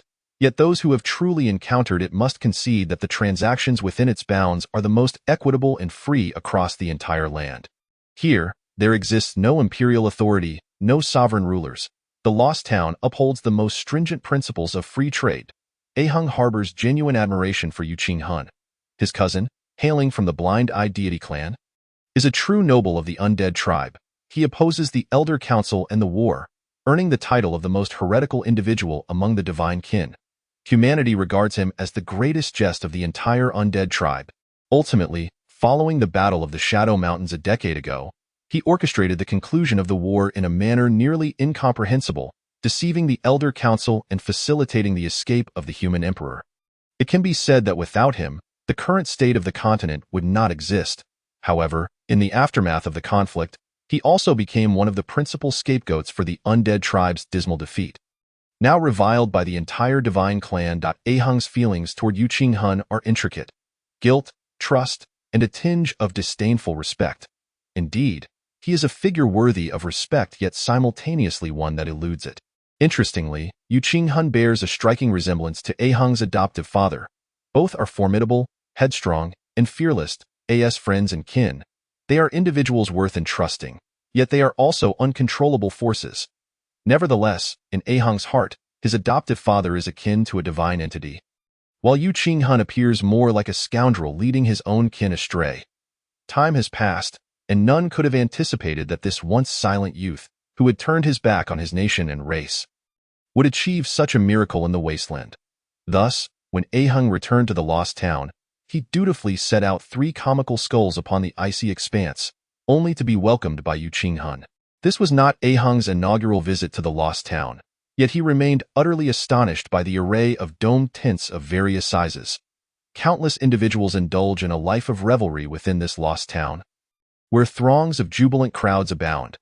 Here, one finds brothels filled with melodious songbirds, raucous casinos, and eateries representing distant lands. The cuisine here is regarded as the most exquisite and costly in the entire continent. While the exotic beauties captivate all who gaze upon them, the black market trades here are equally unparalleled across the land. An endless stream of extravagant spenders continuously fuels the wealth of the lost town. In truth, all of this stems from the ceaseless estrangement and warfare among the 3 powerful nations of the continent. Yu Qinghan remarked to Ahang. I am a proponent of peace, yet when the entire world forsook me, it was war that brought me to fruition. Is it not profoundly ironic? Yu Qinghun chuckled, though his expression bore a hint of melancholy. Ahung smiled faintly, dismissing Yu Qinghuan's self-pity as his gaze fell upon a tall pole from which dangled a rotund figure. Ahung recognized this spherical entity as the distant nephew of the Orc Kingdom's emperor, who had now truly become a ball, his head deeply lodged between his legs, his hands bound behind him. Following Ahung's gaze, Yu Qinghun smiled slightly. Even the wealthiest may face a day of utter poverty. The Orc Emperor has stripped him of his power, and the Lost Town has exhausted his riches. Yet he stubbornly clings to the so-called privileges of the elite. Unbeknownst to him, bereft of the protection afforded by power and wealth, he is merely a ball. However, if a ball lacks the awareness of its own nature, it can only be suspended. Ahung shook his head. What did he do? He attempted to assault those two fox maidens. Wasn't he the one who approached them? Cousin, you are far too naive. Everything in the Lost Town is a transaction.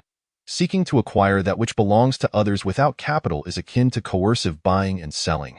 The principle of the Lost Town is fairness and voluntariness. No one can contravene it, and this is the very foundation upon which the Lost Town stands in the wasteland. I would prefer to call this ecology.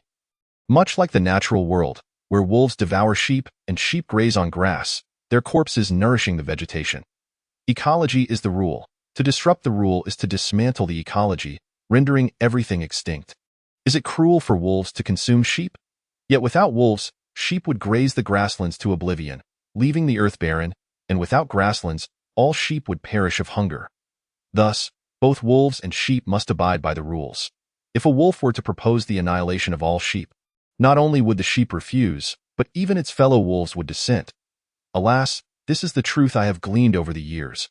Regrettably, I understood it too late, or I would not have been scorned by my kin. Look at me now, spending my days among fools. If others are wolves and sheep, what then are you? A master, a ruler? Ahung inquired with curiosity. There are no masters in the Lost Town, only rules. I am the rule. The very essence of the Lost Town's principles, Yu Qinghun replied with a smile. Ahung observed the passers-by, whether merchants or local magnates, even those laboring as porters, seemingly oblivious to Yu Qinghuan's presence. As the true sovereign of this town, he appeared not as a man but rather as an ethereal entity. Truly, the number of those who genuinely care for me does not exceed a handful. They are either my slaves or my friends. Am I not pitiable? Yu Qinghuan's demeanor turned somewhat despondent, yet Ahung found his appearance amusingly deserving of a reprimand. Then who am I? Ahung suddenly asked. You, my friend, are an observer. Come, let us witness a splendid spectacle, Yu Qinghun replied with a slight grin. And Ahung felt a flicker of anticipation. The two weaved through several tints until they arrived at the heart of the town. The so-called center of the town was devoid of any significant presence, except for an elderly woman tending to a modest stall, where an abacus lay alongside a towering array of colorful tokens. However, the queue of individuals awaiting their tokens spiraled around the old woman several times. 35,000 gold coins. The old woman casually tossed a few tokens to a muscular man, who replied, "Thank you, Granny Jean." The old woman did not even lift her head, continuing, "Next." Ahung silently praised the robust man. Noticing Ahung's fixation on the burly figure, Yu Qinghun chuckled. That is our town's master of roasted meat? A veteran orc soldier of the Wolf clan, renowned for his countless exploits, he was personally honored by the Orc Emperor as Iron Wolf. While you may not recognize the name Wolfman Kadiwo, it resounds throughout the armies of various nations. Alas, this man's temper is notoriously volatile, having repeatedly assaulted his superiors. Ultimately, he was betrayed on the battlefield by his own comrades, suffering the loss of his left leg, which had to be amputated and replaced with a prosthetic. A year ago, when I brought a young girl here, I happened to bring him along as well. Ahung sighed, noticing the man's left leg appeared somewhat unnatural. Such a battle-hardened veteran had been reduced to a mere roaster in this place. Do you find him pitiable? Yu Qinghun discerned Ahung's thoughts and remarked with a smile. But do you know that he earns in a month of roasting meat what he would have earned in a lifetime of service? The contrast between gains and losses is incomparable. Ahung understood that Yu Qinghun spoke truthfully, Yet gazing at the man's slightly forlorn expression revealed that this was not the life desired by the battle-hardened veteran. Yet in this world, every living person struggles against fate. We merely continue to yield to its designs. I am beginning to grasp why everything here is so exorbitantly priced, Ahung mused. The simplicity of roasted meat becomes extraordinary through the hands of its creator. Yu Qinghun nodded with a smile. Thus, I never entertain the ordinary. For the common folk, roasted meat is merely food, devoid of superiority, melancholy, or pity. The same dish, viewed through the eyes of the ordinary, might cost merely a few copper coins, yet here, it commands hundreds of gold coins. Are you suggesting that those who frequent the lost town, the dignitaries and affluent merchants, are all profoundly hollow individuals? Yu Qinghun patted Ahung's shoulder with earnestness. When you have indulged in excess to the utmost degree, you too will experience a similar void. Perhaps this is why the palace is often rife with perversion. Ahung blinked. I doubt I shall ever comprehend this emptiness you speak of. You can. I have faith in you, Yu Qinghun replied. Winking. Ahung watched the departing wolfman Kadiwo, shaking his head. Yu Qinghun, through his so-called ecological circle, had created a massive millstone, where even the most powerful and tyrannical of wolves could be ground down into docile lambs. Ahung believed that this man would not last long. Yet in the lost town, his value had never stemmed from his extraordinary martial prowess. All who come here do so willingly. You know I never force anyone. I merely present options before them, allowing them to choose for themselves. If every person in this world were like me, there would be no wars. Yu Qinghun sighed as he took a swig of wine. When you present them with options, how many of them actually have a choice? Ahung cast a sidelong glance at Yu Qinghun, his expression devoid of emotion as he queried. Most of the time, there is only one. How utterly shameless. Suddenly, Ahung's gaze froze, for he had caught sight of Lu Chengqing. Of course, if that wooden figure holding the chips could still be considered human, it should be Lu Chengqing. Chapter 25. Worse than death in just a few short days. Lu Chengqing exuded a staleness from his body. His expression was blank, his eyes hollow and devoid of life, as if he were nailed in place by countless spikes. Standing rigidly, Ahung furrowed his brows, sensing a deathly aura emanating from Lu Chengqing. However, it was evident that he was still alive as he stood beside the old woman distributing chips. The wrinkled face of Granny Jean, resembling the bark of an ancient tree, appeared to be younger than Lu Chengqing. What have you done to him? Ahung turned and inquired. I did nothing, Yu Qinghun replied after taking a sip of wine, shaking his head. In the lost town, each person's destiny is determined by themselves. The moment he chose to sell his soul, he inevitably set foot on this path, whether he desired it or not. As the two conversed, they suddenly noticed someone approaching Granny Jean. Whispering a few words, with a wave of her hand, two attendants promptly stepped forward. She pointed at Lu Chengqing. Take him to tent number 2. The esteemed guests there require him. Understood. Ahung heard their exchange and questioned. Tent number 2? Oh. The top-tier guests must have their privacy protected. They each have designated tents, all numbered to avoid revealing the names of the guests. Why do they need Lu Chengqing? Yu Qinghun suddenly smiled mysteriously. You need not concern yourself with that. Remember what I said. This place is filled with extremely hollow and perverse individuals. Therefore, there are always some with peculiar inclinations. It's best you remain oblivious. Ahung simply responded with an "oh" and refrained from pressing further. He shouldn't remain here much longer. Someone has already recognized him. I believe it won't be long before someone comes to redeem him, but rest assured, everything he experiences here will also be shared outside. He will never be able to hold his head high again. He will be the disgrace of his entire family. Everything unfolds as you wish. In this life, for him, living is worse than death. Ahung nodded and asked again, redeem? Of course, what did you think? If the lost town could be destroyed through brute force, then so many wouldn't feel lost. In the lost town, a slave must earn enough chips to exchange with Granny Jean for the freedom to leave. He is not a free man like Kadiwo. Oh, Ahung raised an eyebrow and asked, how many more chips does he need? Not many. The chips on the table, plus 3 more portions, should suffice. 3 more portions. Ahung distinctly remembered that Kadiwo had received only 7 chips for 35,000 gold coins, and that pile on the table needed to be tripled. We must give people a glimmer of hope to continue living. Mustn't we? Yu Qinghun shrugged. He can earn around 1,000 gold coins daily, with expenses of over 900, leaving him with a few dozen. Slowly accumulating, he will eventually gather enough. I finally understand why Lu Qingqing exudes a deathly aura. He is given a semblance of hope while constantly enduring despair. It is nothing short of a miracle that he has managed to last this long, a Heng sighed. You overestimate him. If not for the fixed needles in every joint and vital point, he would have found a stone to end his life long ago. If he dies, I stand to lose greatly. The delicacies, fine wines, and beautiful women he has indulged in all come at a price. We all live to repay our debts. Moreover, he is the kind who would sell his soul for enjoyment. The fixed needles explained why he resembled a mere wooden puppet. It seemed he could not even control his own body. Upon hearing this, even a Heng felt a twinge of compassion.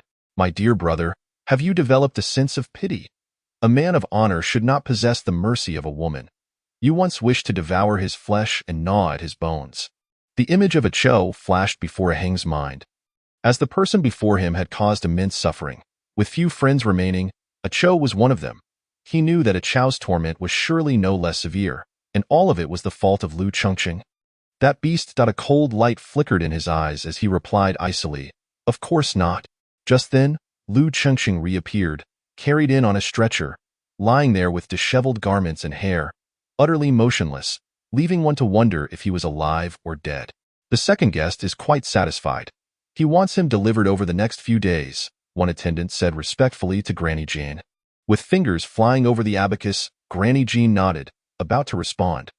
Suddenly, she noticed Yu Qinghun waving, and with a slight smirk, pointed to the location of Yu Qinghun and a Heng. Send him over there. The two bearers immediately brought Lu Chengqing before a Heng. Observing the man on the stretcher, a Heng saw him lying motionless, his upper body in tatters, bearing faint traces of whip marks, while his lower garments were stained with blood. He was still slightly breathing. At least alive. However, that was the extent of it. A Heng glanced at Yu Qinghun, uncertain of his intentions. Yu Qinghun smiled faintly and quietly walked away. A Heng began to comprehend Yu Qinghun's meaning. He was allowing him to decide Lu Chengqing's fate. Clenching his fists, a Heng realized that Yu Qinghun might be testing his resolve, whether to forgive or seek revenge. Perhaps with just a word, Lu Chengqing could escape his tragic fate. Conversely, with a single utterance, his grim fate would persist. A Heng remained silent, feeling his inner conviction wavering. He found himself harboring a sense of pity for this scoundrel. He suddenly recalled a Chow's battered form and the lifeless gaze he bore upon their first encounter. He could not offer forgiveness. He had promised to Cho that he would ensure that this scoundrel would live a fate worse than death. Yu Qinghun returned, crouching down to Lu Chengqing, who still lay on the ground. Do you remember me? The once lifeless Lu Chengqing stirred slightly. He recognized the voice of this devilish man. It was he who had granted him heavenly pleasures, yet also cast him into an abyss of despair. As he appeared again, Lu Chengqing's body trembled uncontrollably, his spirit almost extinguished. I can see you still remember me. Congratulations, I bring you good news. There is someone beside you who can help you attain liberation. With a single word from him, you can decide whether to continue your current miserable existence or escape all this pain through death. Of course, whether you live or die is entirely up to him and has nothing to do with me. However, I think it would be wise for him to first hear your opinion. Tell him. Would you choose life or death? As the words fell, Lu Chengqing on the stretcher began to struggle, emitting frantic sounds from his throat. I cannot comprehend what you're saying. Lu Chengqing's struggles intensified. I'm still unable to understand. Yu Qinghun's lips curled into a sinister smile. Lu Chengqing suddenly fell still, refusing to be toyed with like a dog any longer. In just a few days, he had been reduced to a mere dog. No, even worse than a dog. At least a dog retains its dignity. While he could not even control his body, fixed in positions and subjected to humiliation, Yu Qinghun suddenly laughed. Forget it. I won't press you. Move your right hand to indicate a choice of death, and your left hand for life. A Heng focused intently on the figure on the stretcher and saw his right hand move ever so slightly. Lu Chengqing had chosen death. It was clear that such a life was indeed worse than death for him. He now sought only to die. A Heng closed his eyes, remaining silent for a long time before finally saying, "Let him live." Lu Chengqing's already rigid body tensed even more. Why? Why would he not grant him even death? "Let him live, tonight. I will take him away from here." A Heng continued. "Take me away. Take me from this place more terrifying than hell." Instantly, Lu Chengqing trembled all over, though he could not see the other's face. He felt as if this voice were a divine melody. Could it be that he was finally saved? Yu Qinghun paused, slowly rising, a faint smile gracing his lips. "You have indeed softened your heart."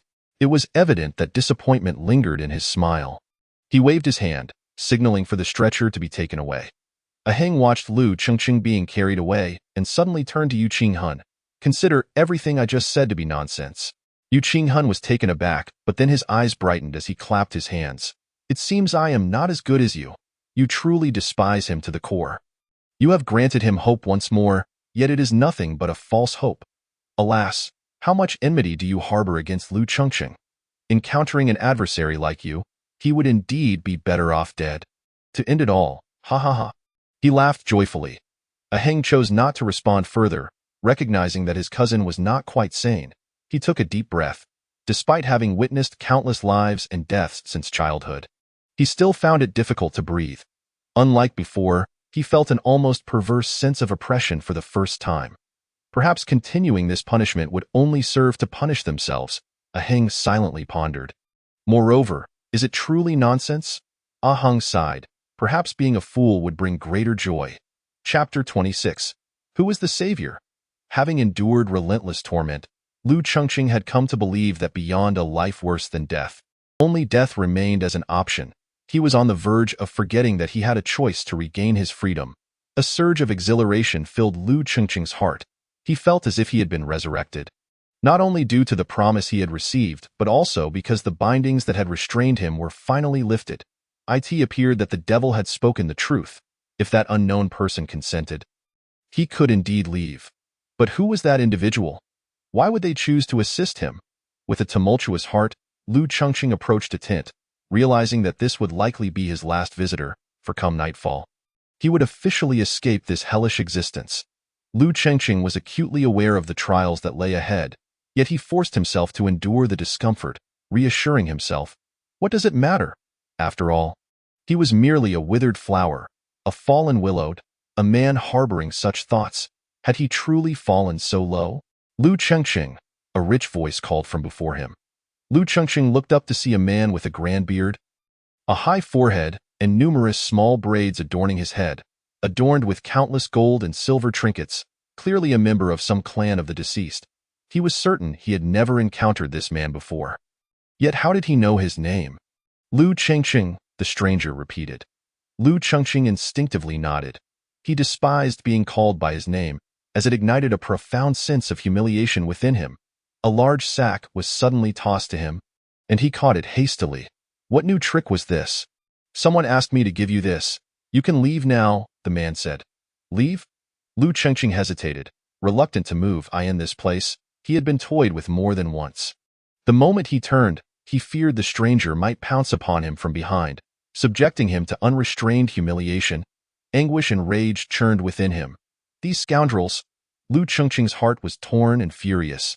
He longed to rebel. Yet fear held him back. With a glimmer of hope, he was unwilling to further provoke the demon, for that fiend, having granted him a semblance of hope, could extinguish it with equal ease. A familiar sensation washed over Lu Chengqing. As if he had once been the one to toy with others, with countless individuals kneeling before him, weeping and pleading. Had he not also reveled in such thrilling and pleasurable feelings? He dared not dwell on these thoughts any longer. For the man opposite him appeared increasingly impatient. Why are you still here? Why not leave? A sly smile crept onto his face. I see now. You are too cowardly to realize how pitiful Lu Jia's son has become. Hearing his father's name sent a pang of pain through Lu Chengqing. What face did he have to show his family? I might as well tell you. It was your father who sent me to deliver this message. He is aware of your plight, but despite his best efforts, he cannot enter Lost Town. These are the tokens you require for your freedom. So you may leave with peace of mind. Lu Chengqing gritted his teeth and bowed deeply to the man before him, then fled as if a demon were at his heels. The bearded man watched Lu Chengqing's hurried departure. Taking a deep swig of strong liquor, a hint of regret flickering across his face, Lu Chengqing ran far before stopping, his battered body racked with pain. Gazing at the sun in the sky, he suddenly felt an unprecedented warmth. "Do you truly believe that person's deceitful words?" came a crisp voice from behind.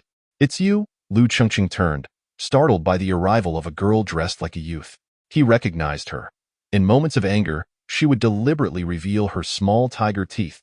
On that fateful day, he had foolishly sought to tease her, only to be knocked unconscious and sent to Granny Jean. It was from that day forth that he had begun a life shrouded in darkness, filled with shame and rage. Lu Chengqing knew that the girl held a significant status in Lost Town. "What brings you here?" he asked warily. "I have come to rescue you," she whispered. Lu Chengqing burst into maniacal laughter, a cacophony of hysteria. What was happening today? 1, 2, 3. Each person claimed they were here to save him. Was this a dream? Surely it must be a deception. He bit down on his finger, the pain bringing forth a torrent of tears. This was no dream. The girl stepped forward, speaking softly. "He is deceiving you. No one is coming to your rescue. Only I can take you away. But he has given me many tokens. Sufficient for my freedom." Lu Chengqing clutched the sack tightly. Were it not for the fact that Lost Town forbade robbery, he might have thought the stranger was after his tokens. The girl paused, pacing thoughtfully. "It truly is an elaborate charade. I have heard them say they would feign hope, only to plunge you into despair. They intentionally claim they will let you go, merely to coax you into enduring further suffering. In the end, you will find that all these hopes were but illusions, all falsehoods. Their aim is to render your existence worse than death." "Enough?" Lu Chengqing's expression changed. He could bear no more of her words. Yet the girl spoke with an unwavering certainty, and perhaps that devil truly had the capacity to do such a thing. "If you trust me, come to tent number 108 tonight, and I can take you away. Were it not for pity, I would not meddle. Enough said, lest we be discovered," she emphasized before darting away. Lu Chengqing stood frozen, indecisive, not knowing whom to believe. In a daze, he departed, only to find that Granny Jean had already vanished upon reaching the town's center. It suddenly dawned on him. He could only exchange tokens at noon each day, meaning he would have to wait until tomorrow to barter for his freedom. Should he trust the girl's words? Compared to the promises of that devil and the stranger by his side, her words seemed more credible. But why would she choose to help him? Did she possess the capability to aid him? Would fleeing without permission render his tokens worthless? Yet was the one who had given him the tokens truly sincere, or was it merely the devil's scheme? Would waiting until tomorrow only lead to a hollow joy? Lu Chengqing's head felt as if it might explode. Freedom was tantalizingly close yet felt as distant as the horizon. The possibilities before him might be false, but what of the horizon? Could it be real? Truth and deception blurred together, driving him to the brink of madness. Unbeknownst to Lu Chengqing, two figures stood nearby. Yu Qinghun and Ah Hong. "Things are getting increasingly interesting," Yu Qinghun remarked with a smile. "At least it shows you are not utterly devoid of compassion," Ah Hong added with a slight grin. Yu Qinghun looked at him in confusion. If there were many slaves like Lu Chengqing, I doubt this young man would intervene to save them. Yu Qinghun nodded in satisfaction, as if to say he understood. But Ah Hong continued, "This young man would likely eliminate you, the bandit leader. What do I stand to gain from that?" Yu Qinghun replied, exasperation evident in his voice.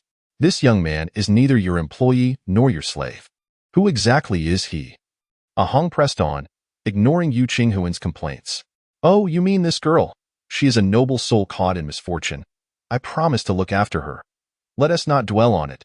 It's surprising that this fierce girl is ultimately kind-hearted." A flicker of warmth appeared in Yu Qinghun's eyes. "Why does she wish to escape?" Ah Hong questioned, eyeing Yu Qinghun with suspicion. "Could it be that you have deceived her?" "I took her by force," Yu Qinghun stated candidly before Ah Hong could respond. Ah Hong's expression shifted. Yu Qinghun waved his hand dismissively. "Fear not. I have not committed any heinous acts. If not for your coercion, I would not have touched a hair on Lu Chengqing's head. It is of no concern to me." Seeing Yu Qinghun's irritation, Ah Hong smiled sheepishly. "The reason I brought her here was at the behest of her elders. She grew up in the Beastmen's territory, believing herself to be a member of the Tiger Clan, unaware of her human identity. Alas, do you think I have nothing better to do? If she wishes to flee, what will you do? What can I do? If it rains, it rains. If her mother is to marry, so be it. If she wants to run, let her run. You want to stop her? Why should I? Out there in the vast wilderness. Can she survive? There's still you? Me? Brother, I must ask you a favor. Protect her and ensure no one discovers her. She is not happy here. If she encounters danger, you must safeguard her and see that she lives. I implore you. Ahang, taken aback by Yu Qinghuan's earnestness, smiled slightly. Why me? Do you have feelings for her? Nonsense. Why would I have feelings for her? A girl with barely any flesh on her bones. Yu Qinghuan retorted, his indignation palpable. I entrust this grave responsibility to you because you owe me. I refuse. Yu Qinghuan declared sternly. You cannot refuse. Otherwise, you will not be able to take Lu Chengqing away tonight. Do not deny it. That would insult my intelligence. Ahang glanced at Yu Qinghuan, realizing that nothing could escape his notice. Alas, you are too soft-hearted. It will lead to your downfall, Yu Qinghuan warned solemnly. Very well, I promise you. But who exactly is she? Her identity is a secret. You are worried that once I find out, I will abandon my responsibilities, Ahang remarked with a smirk. Yu Qinghuan smiled faintly, offering no explanation. Ahang ceased to inquire further, yet he had already etched the image of this girl into his memory. He understood that Yu Qinghuan's purpose was likely to have him temporarily safeguard this young lady. Perhaps Yu Qinghuan was facing some formidable pressure. Who could it be? Chapter 27. The Path of Escape. That night, the town of Lost was bustling with activity. The revelry of this leg of the journey was drawing to a close, and a group of guests was preparing to depart. The first to leave were the carriages rolling out from beneath the vast dome of the tent. Devoid of windows, clearly intended for distinguished guests who wished to remain incognito. Following them, others began to board similar carriages, which would whisk them away to an undisclosed location where familiar faces awaited to usher them back to the realm of reality. It was certain that the days of merriment would transform into cherished memories for these individuals. Meanwhile, another faction would continue to drift along with Lost Town, vanishing once more into the desolate expanse. On their new journey, they would encounter fresh surprises. Lu Chengqing stared vacantly at the ebb and flow of people. He knew that if he could not escape, the nightmare would persist. He was unsure how he found himself at the entrance of Tent 108. As if an unseen voice beckoned him relentlessly, a voice born from an intense yearning for freedom. Come in quickly, the girl from earlier called, peeking out from the felt tent. Lu Chengqing hesitated briefly before slipping inside. The tent was simple yet immaculate, exuding a faint aroma. It was evident that this girl had been residing here for an extended period. He gazed at the girl, who was dressed in a boy's attire, refreshing and natural, radiating a delightful fragrance. Should she don feminine garments again, she would undoubtedly be a striking beauty. However, Lu Chengqing dared not entertain any inappropriate thoughts. Put this on.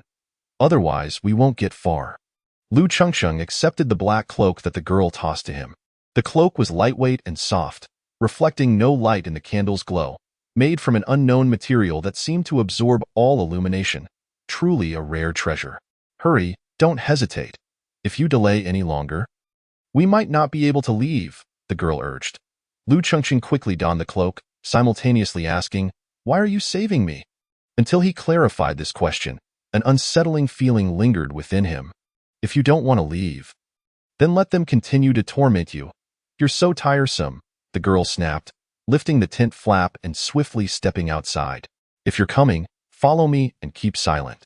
Gritting his teeth, Lu Chengqing followed her. The girl navigated deftly through the crowd. Despite encountering numerous individuals, none questioned them. They proceeded smoothly to the outskirts of the town. However, the girl suddenly halted. Just as Lu Chengqing was about to ask, he noticed a ripple in the night before him, as if a mirage, revealing the indistinct figure of a person cloaked in shadow. It seemed to wear a mantle akin to his own, appearing as a mere silhouette. Halt! The shadow commanded coldly. Panic surged through Lu Chengqing. He was discovered. His limbs trembled uncontrollably. The sudden appearance of this figure weighed heavily upon him. He envisioned the terrifying consequences of capture. All his leverage would be forfeited, and he would lose his final chance at freedom.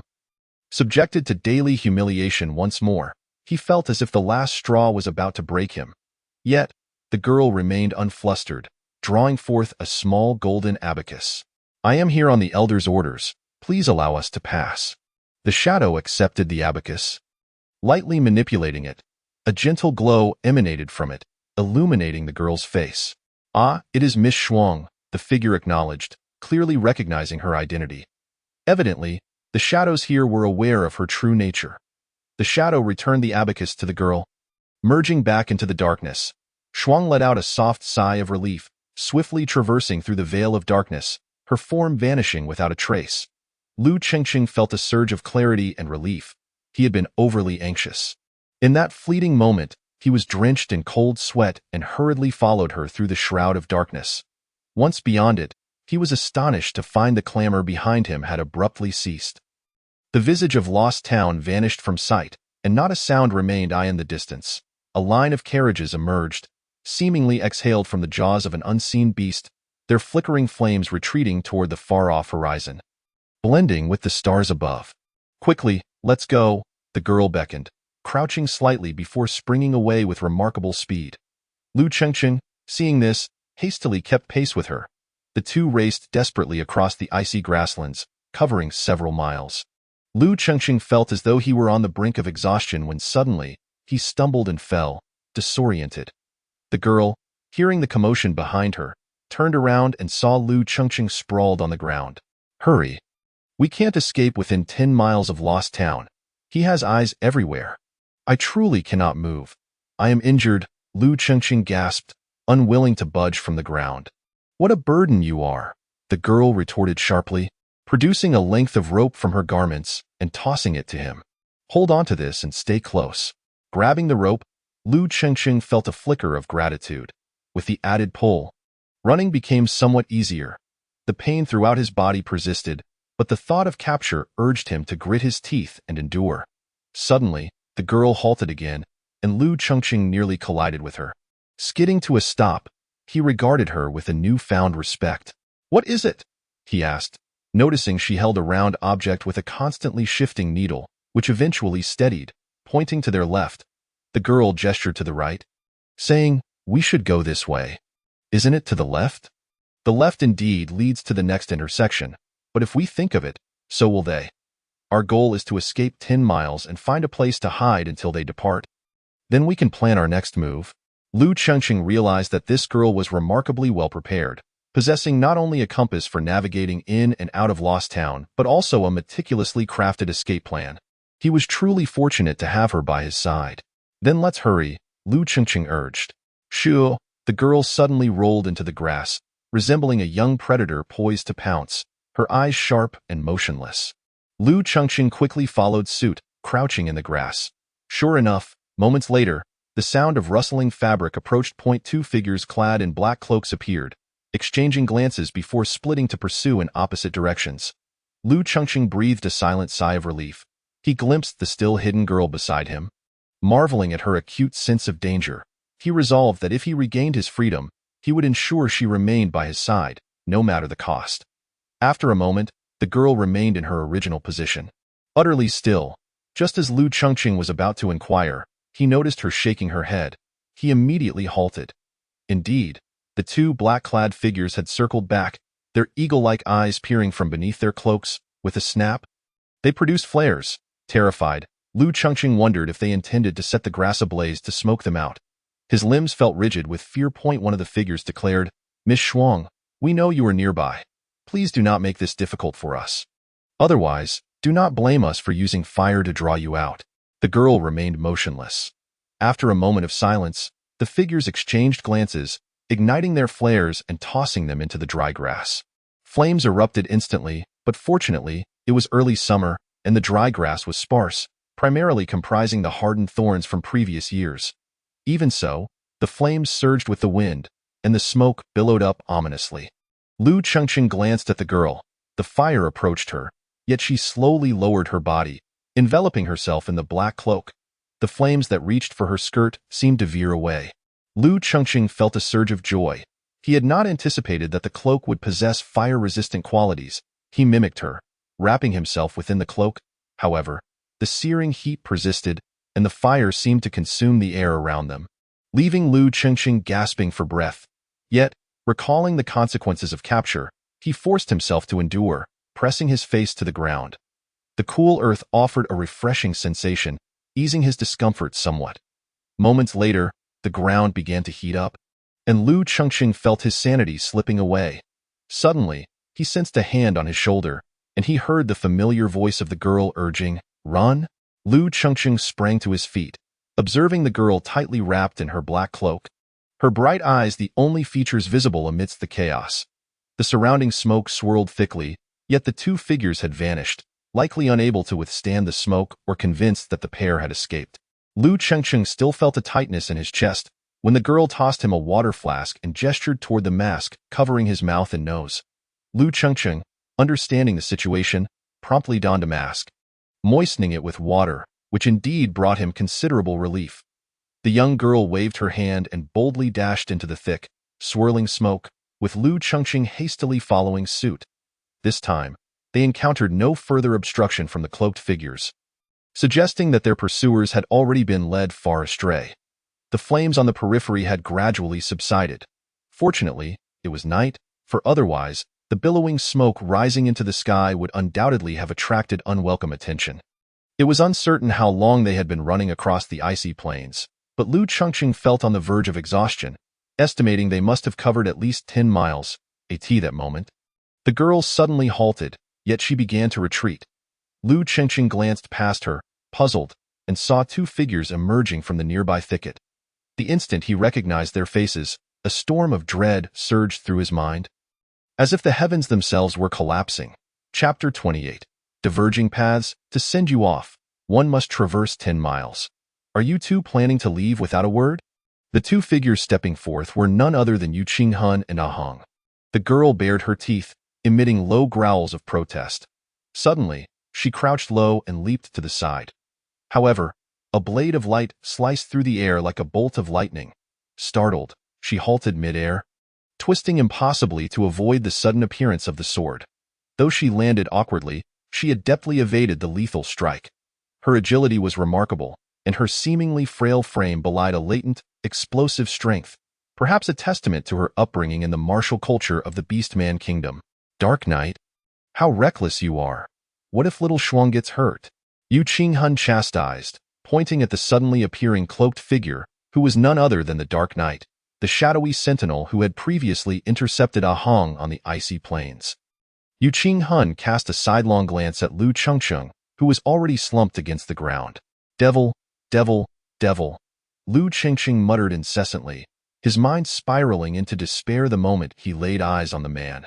He murmured to himself, "How foolish I am. I knew it all along. There's no escaping this, surely there's no escaping it." At that moment, it felt as if a taut string in his mind had suddenly snapped. His eyes became vacant, and he felt utterly drained of all strength. Abruptly, he erupted into mad laughter, flailing his arms. Come on, come seize me. Ha ha ha, ha ha ha. His laughter was frenzied, and he seemed to have lost his sanity entirely. The girl looked at Lu Chengxing in astonishment.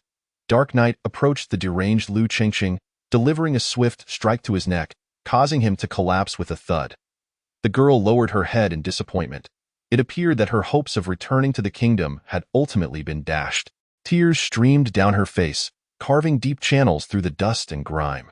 Little Shuang, I know there's been some misunderstanding. In truth, I was merely concerned for your safety, hence my constant interference. Now, congratulations on breaking through the obstacles posed by those fools and making it here. You have passed the assessment. I shall no longer hinder you. However, I have arranged for someone to protect you on the road ahead. Yu Qinghan gestured to Ahang beside him.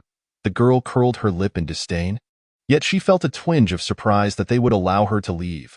She glanced at the grotesquely ugly Ahang, whose face was marred by pockmarks and an expression of deep-seated bitterness. She scrutinized the man, who appeared disheveled and repulsive, having never encountered him in Lost Town. Perhaps he was a newly recruited subordinate of Yu Qinghan. Thanks, but I do not require protection. I can return on my own, she firmly rejected. Casting one last glance at the unconscious Lu Chengcheng, she realized that she could no longer save that pitiful man. Never mind. She had done all she could. After all, he was just a coward. Without uttering another word, she turned and strode away, exhibiting a resolute disposition. Yu Qinghun sighed, observing Ah Hong remain motionless, and lamented, "I truly do not feel comfortable letting her go alone. I will follow her discreetly," Ah Hong replied with a blank expression. Yu Qinghun immediately chuckled, realizing that his cousin was quite inept at interacting with women. Poor child. He was still too young to understand their complexities. "I never expected him to have gone mad," Yu Qinghun mused, gazing at the unconscious Lu Chengcheng with a smile. "You did this on purpose, didn't you?" Ah Hong remarked, casting a sidelong glance at Yu Qinghun. Yu Qinghun shrugged, "Please don't place the blame on me for everything. This was his choice. However, beauty often brings calamity. Little Shuang believes she has done a good deed, yet she is unaware that without her, this man would have been free by dawn and would not have succumbed to madness." Had they conversed a bit longer, they would have realized that the stakes were indeed real, and Lu Chengqing would not have gambled everything on little Shuang as his last lifeline. Perhaps madness is preferable. Being too lucid would only bring him true suffering. Yu Qinghun fixed his gaze on Ah Hong and suddenly remarked meaningfully, "Thus, friends must be open-hearted. Otherwise, even good intentions may yield disastrous outcomes. Given Lu Chengqing's current state, do you still wish to take him away? I suspect even if you wish to inquire about something, you would find it impossible now." Ah Hong shook his head, aware that his thoughts had been laid bare by Yu Qinghun. He genuinely wished to understand what had transpired over the years that had caused Ah Cho such profound harm, and how she had managed to return freely to Wolf City. Since he had lost his sanity, he decided to let all past grievances fade away. Yu Qinghun suddenly asked, "Ah Hong, do you intend to spend your life living in hiding with your uncle? Isn't that a good thing?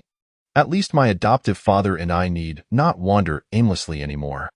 "Perhaps your uncle does not mind," Yu Qinghun countered, "but I care. Ever since I can remember, we have been in flight. My adoptive father nearly lost his life for me. Now that we have finally found a measure of stability, I cherish it." Yu Qinghun shook his head, about to speak when Ah Hong raised his hand to silence him, continuing, "In truth, had you not come to find me that year, I might never have known who my father and mother were. It has been 10 years.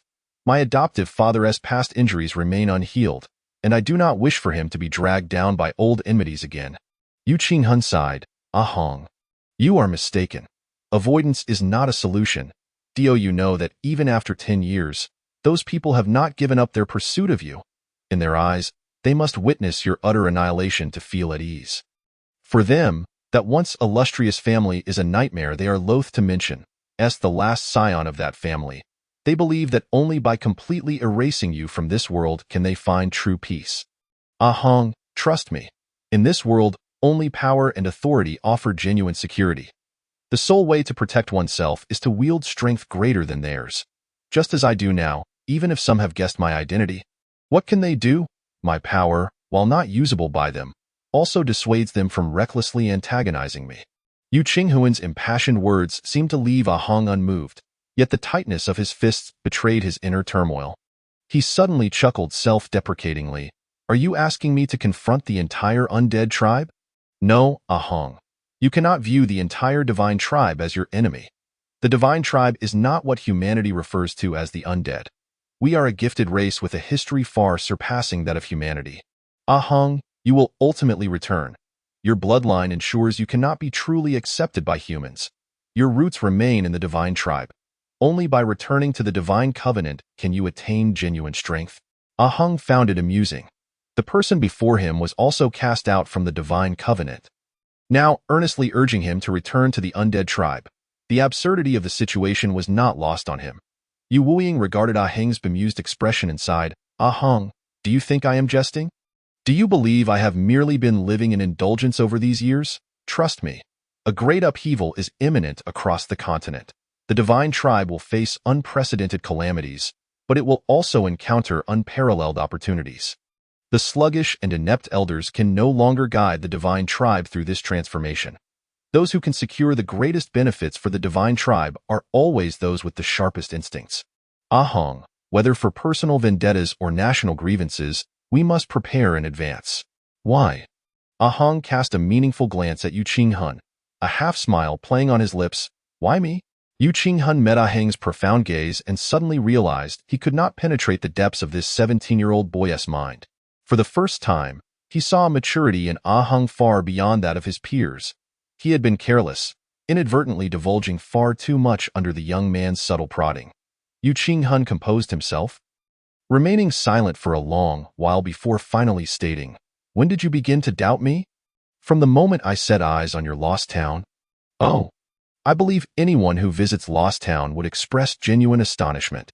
A town more prosperous than an ordinary city could not possibly be the result of a person who appears indifferent and seemingly devoid of ambition.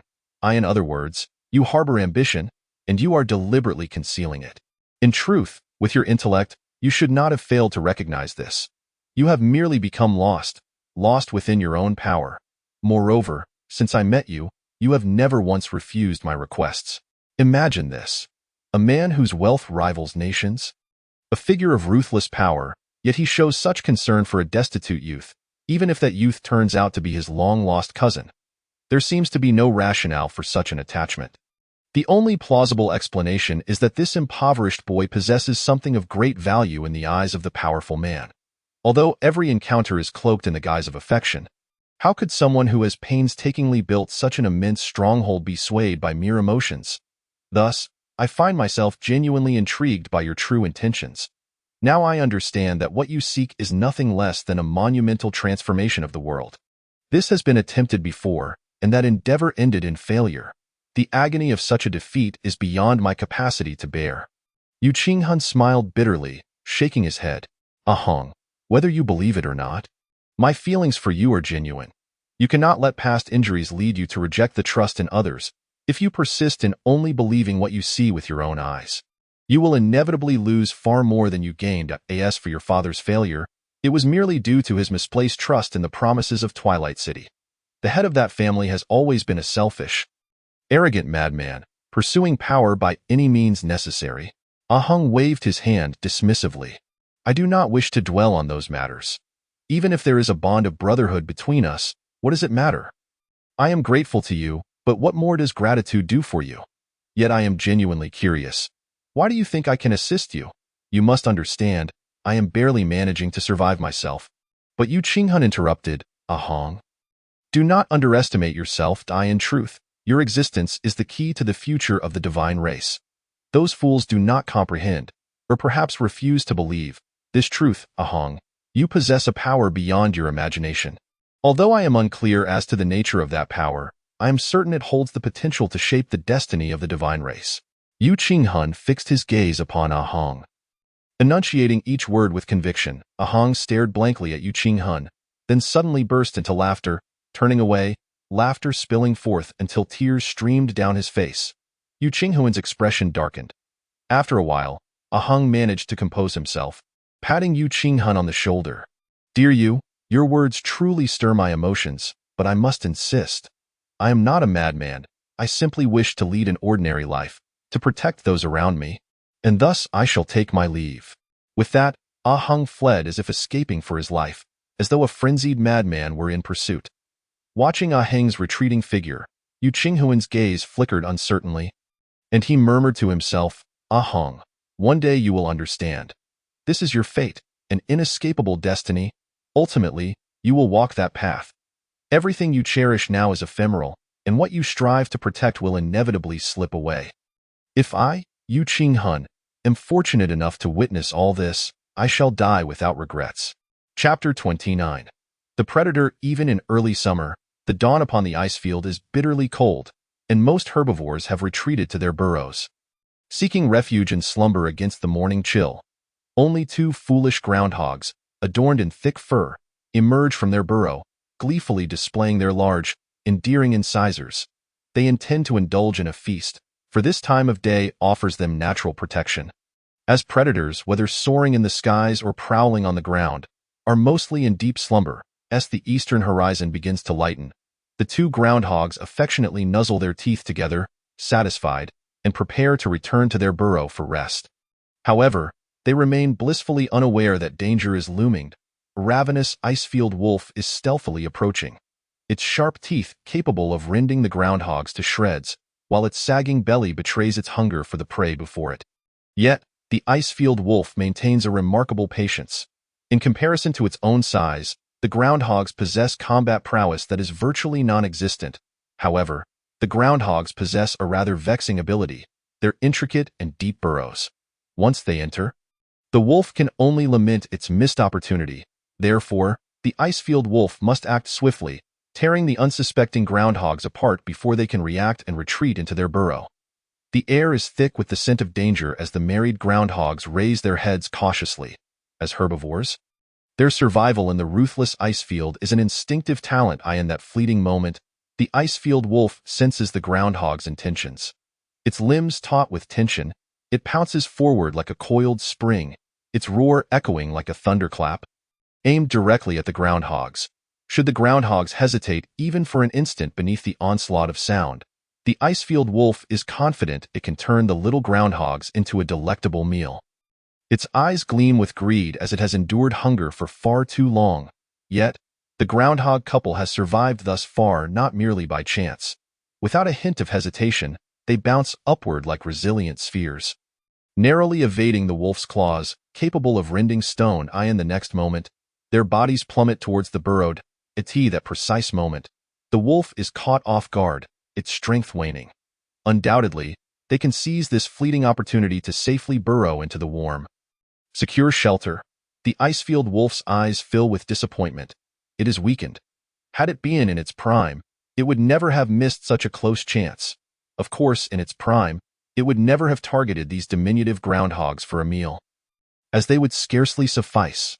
Now, it can only watch helplessly as the two groundhogs tumble directly into the burrow, its rigid muscles betraying it as it remains utterly unresponsive. Hunger will continue to accompany it until it withers away into old age, ultimately mingling with the countless bones scattered across the ice field, its flesh turning to soil, nourishing the icy expanse. With a reluctant howl, the ice-field wolf lets out a mournful cry toward the paleening sky. Observing from a nearby thicket, Ahung gazes at the wolf's gaunt belly, and a flicker of melancholy arises within him, reminiscent of the saying, "A hero in decline, a beauty growing old." He shakes his head, dismissing these absurd thoughts, and continues to watch intently. Just then, as if fate intervened, when the first female groundhog entered the burrow, the second groundhog became stuck at the entrance, its round belly wedged in tightly, its short hind legs flailing desperately, while its rotund backside remained fully exposed beneath the wolf's sharp fangs. Poor Mr. Pudgy likely regrets his choices now, for had he known he would face such a dire fate, he would never have stuffed that last pot of beans into his belly. Faced with this unexpectedly presented meal, the ice-field wolf hesitated. Yes, truly hesitated. It even forgot to seize the opportunity to bite down on the rounded body and instead cautiously lifted its sharp claws, gently poking at the groundhog's ample rear. Mr. Pudgy, struck at a vital point, let out a scream akin to a chastised maiden. Even with his head buried underground, Ahung, unable to bear the sight, lowered his head, offering 3 seconds of silence in mourning for Mr. Pudgy. Finally shaken from its stupor by the unexpected turn of events, the ice-field wolf opened its massive jaws without hesitation. Yet in the next instant, its large body spun around like a whirlwind. With a resounding thud, the ice-field wolf was unable to evade an incredibly swift and slender figure that struck its ear. It whimpered, rolling on the ground, and finally stood up, shaking its head and roaring defiantly at its assailant. The slender figure seized the moment while the ice-field wolf was still dazed, stepping onto Mr. Pudgy's backside. With a pop, as if a cork had been pulled from a bottle, Mr. Pudgy cried out, but finally managed to slip into the burrow. Soon, the sounds of joyful chirps echoed from within. Let us momentarily set aside the reunion of the couple, who narrowly escaped death. The figure that saved Mr. Pudgy was crouched slightly, her sharp gaze fixed intently on the ice-field wolf. She bared her small fangs and emitted a low growl. This slender figure was none other than Frost, the girl who had departed from the despondent town. Ahung observed this sudden appearance with a sigh, reflecting on the girl's propensity for unwarranted emotions. First with Lu Chengcheng, and now with the groundhog. He acknowledged the groundhog's cuteness, but what relevance did that have for her? Ahung had been secretly following the girl, not only to protect her but also to discern the nature of the enigmatic figure who had captivated Yu Qinghuan's attention. The girl had been tracking the aging wolf for half an hour, evidently preparing to make it her next meal. However, the wolf remained vigilant, and she had yet to find the right opportunity to strike. Ideally, she could have seized the chance while the wolf was preoccupied with its meal. Yet, ultimately, she could not resist the urge to save the poor groundhog and launched her attack prematurely. Before Ahang stood a girl he found puzzling. Raised in the Beastman kingdom, she was filled with wildness yet bore a heart so tender it could not withstand any injustice. A quintessential, soft-hearted individual. This contradictory nature lent her a peculiar charm. Ahang's gaze flickered, yet he remained still. He surmised that even if the girl could not defeat the wolf, she would likely manage to escape. Besides, dawn had just broken, and he had ample time. Since his youth, following his adoptive father through various schemes and perilous pursuits, he has developed a habit of forbearance, as long as his bottom line remains unscathed. He has always lurked in the shadows, biding his time like a miserly hoarder, quietly safeguarding everything he cherishes. However, when someone dares to harm the few precious emotions in his life, he instinctively transforms into a predator, indifferent to using his sharp claws to inflict upon others the same profound pain. Thus, upon witnessing the unbearable scars on a Chu, he perceives that arrogant scoundrel as no longer worthy of being considered human. Chapter 30. The Call of the Wolf. The Icefield's demonic wolf launched its attack. This was a remarkably astute elder wolf, who had come to realize the strength of its adversary from the previous strike. If it could not swiftly conclude the battle, its hunger and exhaustion would render it vulnerable to slaughter. Consequently, it abandoned its usual agile tactics, resorting instead to a brutal assault. The girl executed a backflip, effortlessly evading the wolf's full frontal lunge. Yet, before she could regain her footing, the wolf was already leaping towards her, its emerald eyes radiating a fierce and resolute glare. The two were mere inches apart. The girl could even see the blood trickling from the wolf's ear and the corner of its eye, a testament to the injury she had inflicted. Nevertheless, it was far from sufficient, as the wolf continued to move with the swiftness of the wind. Just as the wolf was about to collide with the girl's body, she astonishingly folded herself like a piece of paper, allowing the massive creature to soar over her. In that same instant, her long leg executed a rapid backward kick, striking the wolf's hind leg with precision. At that moment of pain, the wolf inexplicably unleashed its deadly claws, leaving a deep gash across the girl's calf. With a loud thud, the wolf lost its balance in midair and crashed to the ground. Struggling to rise once more, its hind leg visibly impaired. The jolt had caused significant strain on its muscles. Observing the wounded wolf, the girl displayed no hint of excitement. She silently lamented, "If only I had a dagger in hand, this wolf would already be eviscerated." Cursed be Yu Qinghuan, who, in a bid to prevent her escape, had forcibly taken away all her weapons.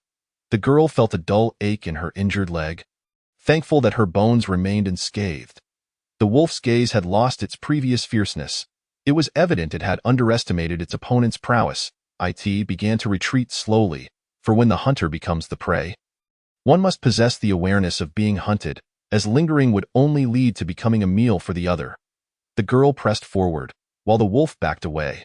This elder wolf had reached a dead end. Ahang watched the continuously howling wolf with a sigh. It had even lost the chance to lick its own wounds. The law of the Icefield is one of survival of the fittest. Ahang couldn't help but envision his adoptive father. Over a decade ago, his father had taken him along, bloodied and battered, constantly pursued by relentless hunters. Having just escaped one ambush, without even a moment to wipe the blood from his wounds, they were thrust into another siege. Had it not been for his father's willingness to risk everything in the face of death, using the monumental battle at the foot of the Een Mountains to evade calamity, the father who had struggled for years would have met a humiliating end akin to the wolf before him. A wah! The wolf suddenly threw back its head, emitting a heart-wrenching howl. A wah! Countless wolf howls echoed ominously. Ahang was taken aback. He looked to the horizon and saw, emerging from the pale sky, wolf after wolf. As this elder wolf summoned an overwhelming pack, this was dire. He had been deceived. The wolf pack surged like a tidal wave, and the girl's complexion turned ashen. Living for years on the Black Sea icefield, She understood better than anyone the terrors of a wolf pack. Such a scale equated to utter annihilation. If she could not escape before being engulfed, even a master of the kingdom would meet a doomed fate. Had she misjudged? This was no solitary wolf. The girl bit her lip, with the wolf blocking her path and the pack surging behind her. She found herself trapped in that moment. She erupted with a determination and courage unseen in most girls. Akin to a cornered cub fiercely striking out at the elder Icefield wolf. To her astonishment, the Icefield wolf retreated several steps, avoiding her full force strike. It cast a deep, weary glance towards the distant pack, revealing a flicker of exhaustion in its eyes, and then it swiftly took its leave. The hang suddenly understood. This was an elder Icefield wolf king, having lost its throne due to age and frailty. For reasons unknown, it had avoided death in the brutal competition for dominance. Yet now, it had attracted such a dense wolf pack, hoping for a miraculous survival, but would the new wolf king allow it to escape? The approaching pack was already visible, a dark wave that obliterated everything in its path. The hang knew this was not the time for sentiment. Otherwise, the girl named Shuang would perish here. The girl ran with all her might, her hunger and leg injuries slowing her down considerably. The pack was closing in rapidly, the sound of thundering paws through the grass resembling a catastrophic tsunami. Could she not escape? She silently questioned herself. Hearing the heavy breaths of the wolves behind her, with a powerful punch, she sent a massive wolf flying, yet her arm bore several bloody scratches in return. Her speed waned further, the wolves drawing ever closer. Aunt Obum, I shall never see you again, she sighed, and in that moment, she ceased her escape, turning around to kick away two wolves that had ambushed her. The two wolves tumbled and were swallowed by the approaching pack. Her struggle drew the attention of even more massive wolves. Countless Icefield wolves surrounded her, while others rushed towards the elder wolf king not far off. Among them, a particularly imposing golden wolf stood out. Gazing at the beleaguered elder king with an air of dominance, it was clear that this golden wolf was the new ruler of the pack. This battle would mark the end of an era, ushering in its reign as the Wolf King. The girl's wounds multiplied, her strength waning, and she could scarcely evade her impending doom. Yet despite this, she would not relinquish her fight as a member of the elite Tiger clan. Giving up was never in her nature. Even in death, she would stand tall.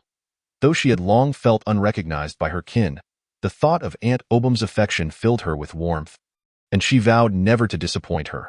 Once more, she sent two Icefield wolves flying, but stumbled and fell to the ground.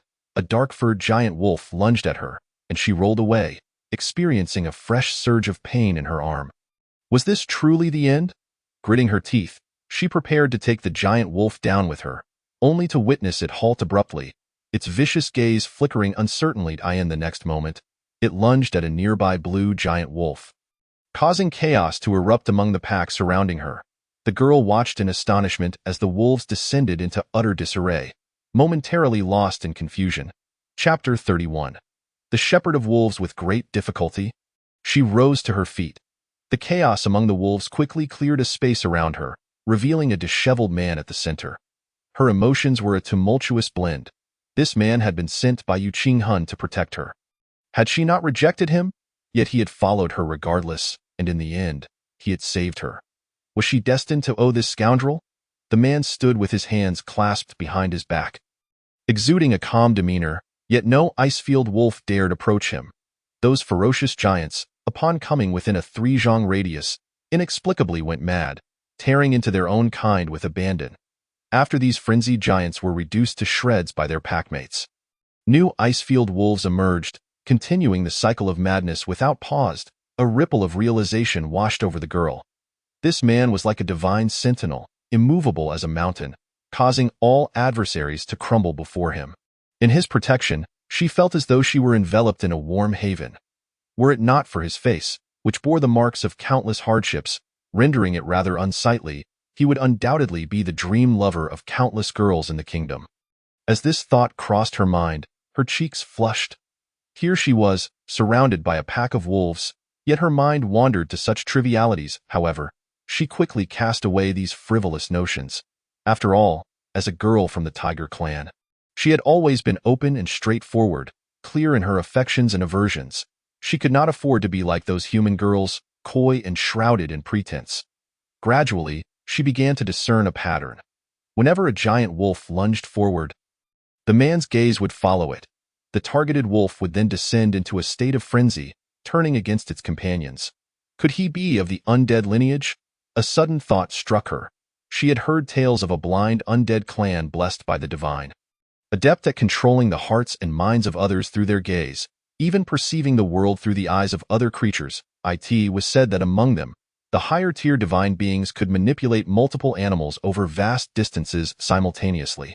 This somewhat resembles the occasional appearance of druids within the kingdom. Among the millions of subjects in the realm, druids are as rare as 1 in 1,000. They possess the unique ability to establish a mystical connection with a particular species, akin to a form of telepathic communication. This bidirectional exchange is notably superior to the unilateral control exercised by the blind-eyed kin.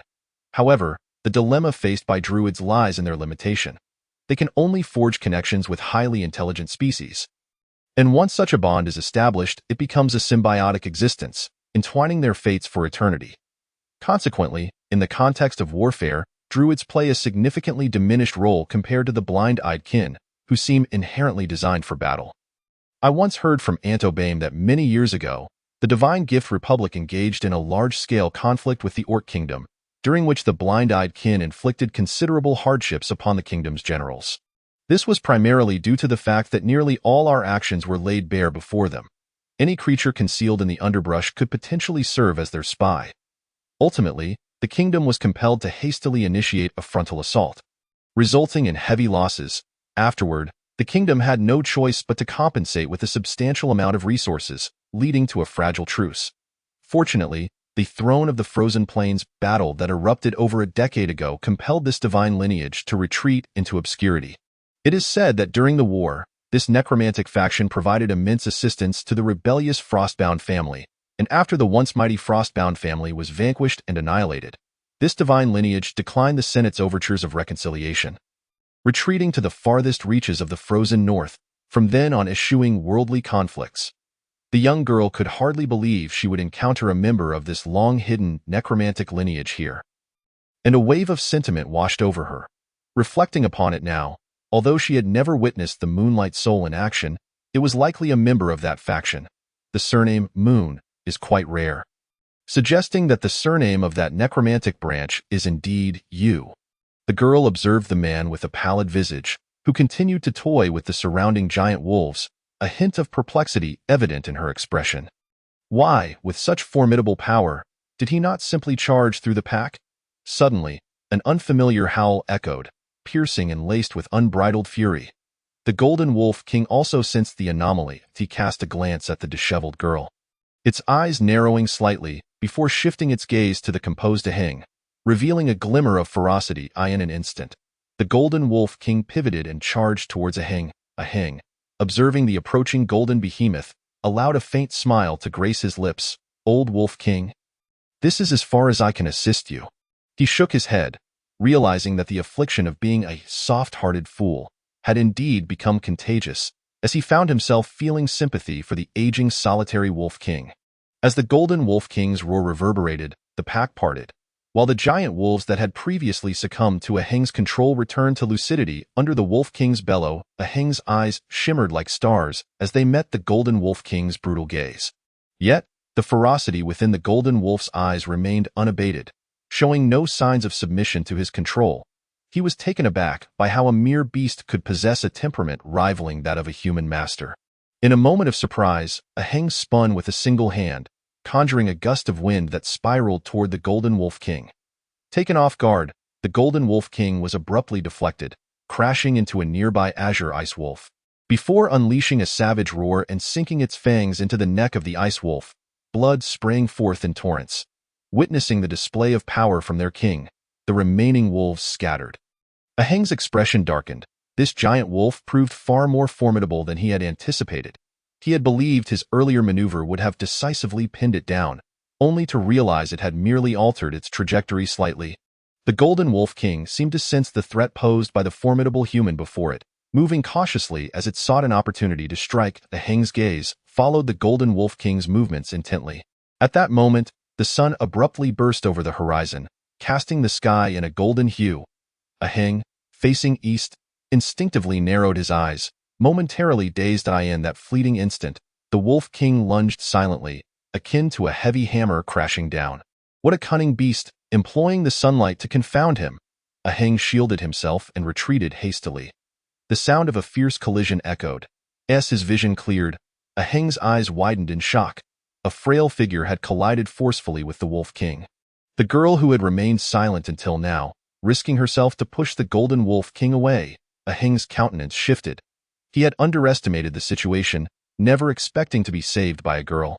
Had it not been for her intervention, he could have sustained serious injuries.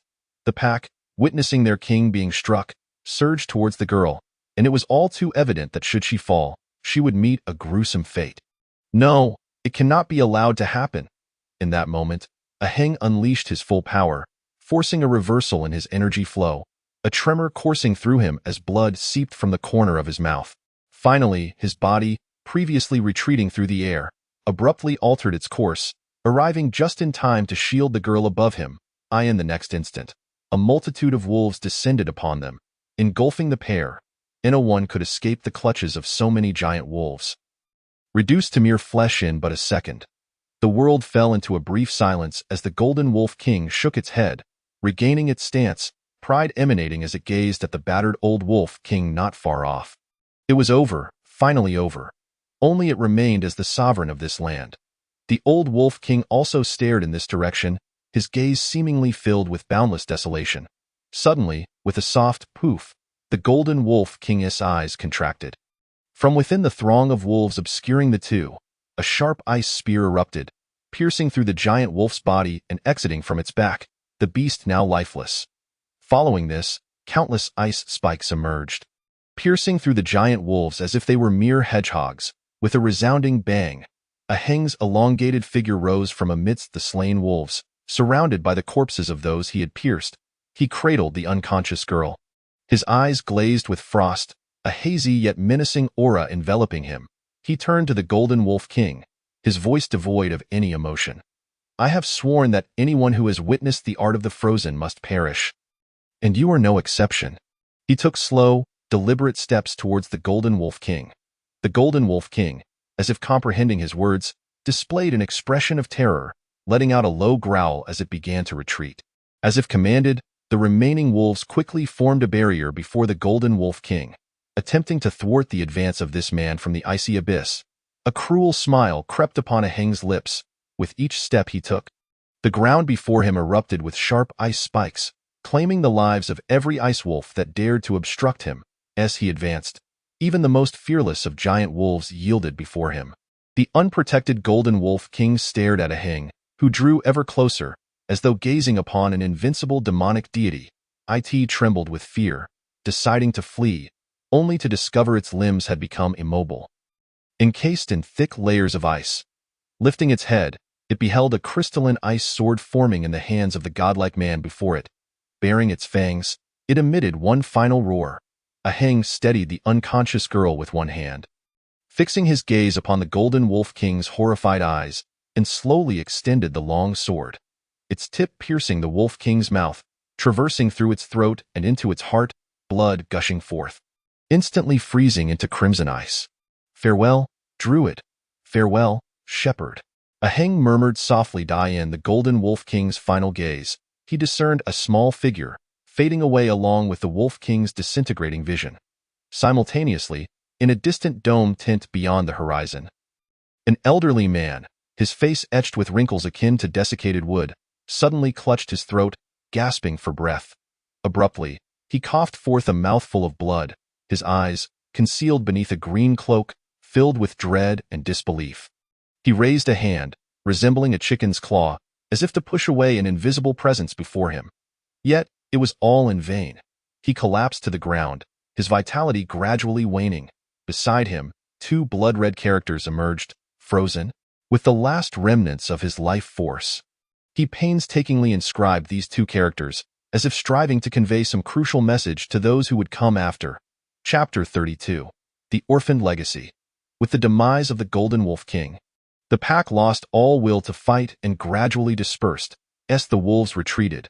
The icy plains returned to tranquility, a lone vulture circling overhead, eyeing the corpses of the ice wolves with gluttonous intent.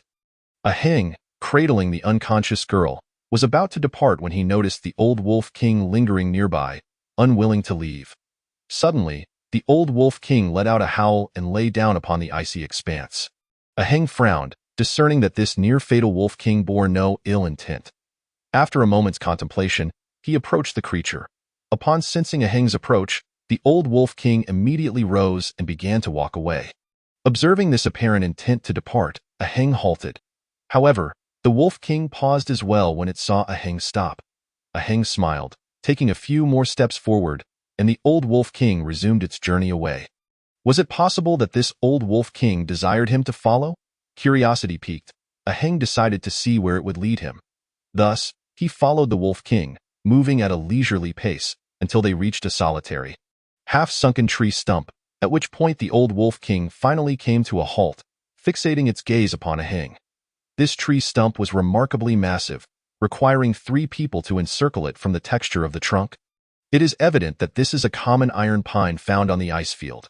However, this particular tree is ancient, its main trunk severed and much of it has withered, with only a few tender branches sprouting from its roots, revealing a hint of green, a testament to its tenacious will to survive. The old wolf king, noticing that Ah Hong had once again halted his steps, let out a few weak howls in his direction. Ah Hong glanced at the girl in his arms, still unconscious yet breathing steadily, showing no signs of imminent danger. He then approached the stump of the iron pine. It was only then that Ah Hong noticed the old wolf king's dull fur marred with blood, half of its ear torn away, and a small segment of its intestines hanging from its abdomen. Suddenly, the old wolf king pawed at the withered grass beneath the tree roots, uncovering a small cave. Ah Hong was taken aback. Had this old wolf king exerted such effort to bring him here because something precious was hidden within? His suspicions were confirmed as the old wolf king laboriously squeezed into the cave and then slowly emerged, clenching a tiny wolf cub that had yet to open its eyes. The cub's fur mirrored that of the old wolf king. A deep brown hue. Turned out that the wolf king was a female, and this little cub was clearly her offspring. Observing the old wolf king's labored breathing, Ah Hong realized that it had come to terms with its impending demise. Yet, was it truly entrusting the care of its young to him? Why would it place such faith in him, or was it simply out of desperation? Ah Hong preferred to believe the latter. After all, there was something undeniably peculiar about having a wolf regard him as a confidant. The old wolf king did not cease its efforts, returning to the cave to bring out 2 more cubs before finally relenting. To Ah Heng's astonishment, the last cub's fur gleamed with a golden luster. Strikingly reminiscent of the golden wolf king that roamed the ice fields, Ah Hong couldn't help but think of the tangled web of emotions and grievances surrounding this situation. Just then, Ah Hong felt the girl in his arms begin to breathe rapidly. He looked down to find that she had awakened. The girl was gazing intently at Ah Heng's face, her expression tinged with sympathy in her eyes. Ah Hong discerned at least 3 distinct emotions: gratitude, pity, and disdain. He had never known that a single person could amalgamate such feelings, manifesting them so vividly through her gaze. In the midst of this complex expression, Ah Hong found himself overwhelmed with an inexplicable sense of shame, akin to a wretched toad unexpectedly encountering a swan's flesh. If he were to encapsulate this feeling in 3 words, it would be shameless. To dispel this awkward sensation, Ah Hong decisively set the girl down on the ground. "Ah!" she cried out, clearly having struck her wound, a painful wail escaping her lips. "You!" she exclaimed, noticing the furry little wolf cubs still sound asleep. However, upon seeing the girl awaken, the old wolf king instinctively positioned itself protectively in front of its cubs, clearly filled with distrust towards this fierce-looking creature. Yet, it was nearing its end, collapsing to the ground. Panting heavily, Ah Hong slowly approached and gently lifted the 3 cubs. The old wolf king, struggling to keep its eyes open, gazed at him with a mixture of tenderness and reluctance. "Rest assured, I will take good care of them," Ah Hong assured the old wolf king with a smile and a nod, speaking each word with conviction. Perhaps understanding the promise reflected in Ah Heng's eyes, the old wolf king's massive head finally drooped, and it breathed its last at that very moment. The 3 cubs simultaneously awoke, wriggling in Ah Heng's grasp and emitting soft, Urgent whines. It has died, the girl managed to say with difficulty, her voice heavy with sorrow. If she had known earlier that this was a mother striving to care for her 3 young, she would never have harmed it. Can you give them to me? She asked, gazing at Ahang, her eyes filled with hope. I will take good care of them. Ahang looked at the girl, a mixture of amusement and affection stirring within him. After a moment's hesitation, he nodded that he knew that if he refused her, she would likely carry the burden of regret for the rest of her life. The girl gently accepted the 3 cubs, her voice soothing as she cooed, Good babies, don't be sad. Sister is sorry, but I will take care of you. Sleep now. Strangely enough, the 3 cubs truly began to doze off once more. Could it be that this girl had a special bond with the cubs? Ahang shook his head, perplexed by how the coldly rational Yu Qinghun could take an interest in such a girl. Yet, why should it matter? This world offers no perfect choices. One decision benefits certain groups while inevitably harming others. The space for survival is always limited, whether for humans or beasts. When peaceful means fail to secure more space, force becomes the only recourse. The former is politics, the latter war. War is merely an extension of politics in another form. However, neither politics nor war was on Ahang's mind. He simply wished to enjoy a hearty meal and a restful sleep. Therefore, when he saw the girl attempting to bury the old Wolf King's body in the cave, he could no longer contain himself. Yawning deeply, he weakly admonished, Enough already, it's dead, why bother? Do you have no conscience? She retorted angrily. That creature entrusted its children to you. And you respond like this. Ahang scoffed, bemused by the irony, recalling how she had fought tooth and nail for a meal not long ago. Truly, she was an unfathomable woman. He watched as blood seeped from the girl's arm again and pushed her away. Enough. I don't want to dig a hole to bury you as well. Here, take this. It's a healing ointment. Stop the bleeding first. With a swift motion, Ahang buried the old Wolf King's body and even carved a wolf's head on the stump to serve as a grave marker. He dusted off his hands, admiring the abstract wolf head on the stump, satisfied. All right, all done. The girl had also bandaged her wounds. Suddenly, she gazed deeply at the man before her and then at the ambiguous figure on the stump. A smile unconsciously gracing her lips. For a moment, she found the scarred face of this man more agreeable. Perhaps he wasn't so ugly after all. Chapter 33. The lost integrity of return after a brief respite. The girl had regained much of her strength, though her clothes were in tatters. She needed to return to her previous hiding spot to change into something new. Thank you for saving my life. I must take my leave now. I will definitely repay you if the opportunity arises, she said calmly to Ahang. He looked at her, noticing the 3 cubs nestled in her arms, the morning sun casting a gentle glow upon her fair face. Her smooth skin shimmered with a faint golden hue, her eyes sparkled with intelligence, and her high, elegant nose lent her an air of determination. Though her appearance was somewhat disheveled, there was an undeniable aura of dignity about her. Ahang found himself momentarily entranced. He had not paid much attention before, but this girl was truly beautiful. Were it not for her tattered attire, one might mistake her for a fallen princess of the mortal realm. Yet, did she truly believe this was the end? Ahang was not one to force others, but in this case, he felt he had no choice but to impose his will. Sighing, he thought of Yu Qinghuan's instructions and the implications behind them. His eyes flickered with a hint of danger. The girl, sensing his unease, looked at him anxiously, unsure of his intentions. If he meant to do something, what could she possibly do against such formidable strength? Just then, the golden cub playfully nudged her, attempting to burrow into her collar, accidentally brushing against her slightly upturned nose, provoking an involuntary twitch. She shot a glare at the golden cub and nudged it back into her arms. Ahang chuckled. This girl, despite her fierce demeanor, was rather endearing. When she noticed his silence, her heart raced, and she exclaimed, I'm leaving. You can return to Yu Qinghun and report back. I can manage on my own from here. Report back? Ahang stifled a laugh. It seemed she viewed him as Yu Qinghuan's subordinate. Are you really just going to leave like this? He asked with a shrug. Yes, she replied, eyeing him warily, her expression suddenly shifting to one of helplessness. But I have nothing to repay you with. How about this?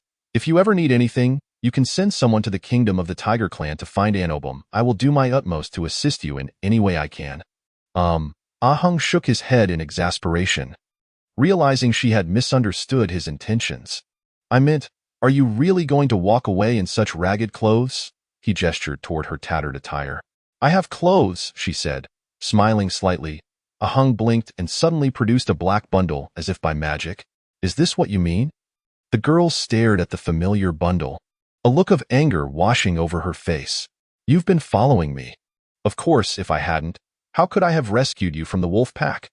Ahung sighed inwardly, bemused by the naivety of this little girl who thought she could return to the Beastman kingdom alone. She would likely be sold off before she got very far. He tossed the bundle to her. "Find a bush and change your clothes," he laughed heartily. The young maiden gazed at Ahung as he swaggered to the back of the tree stump. Her teeth clenched in irritation. "What a detestable, ugly creature!" she exclaimed suddenly, her eyes glinting with mischief. Clutching 3 little wolf cubs in a bundle, she leaped into a tall patch of grass and shouted, "You mustn't peek, or else you'll sprout boils on your head and sores on your feet, plagued by needle pricks daily." Ahung merely scoffed, with her flat chest and sunken back, resembling a mere bean sprout. He thought it a waste of time to even look at her.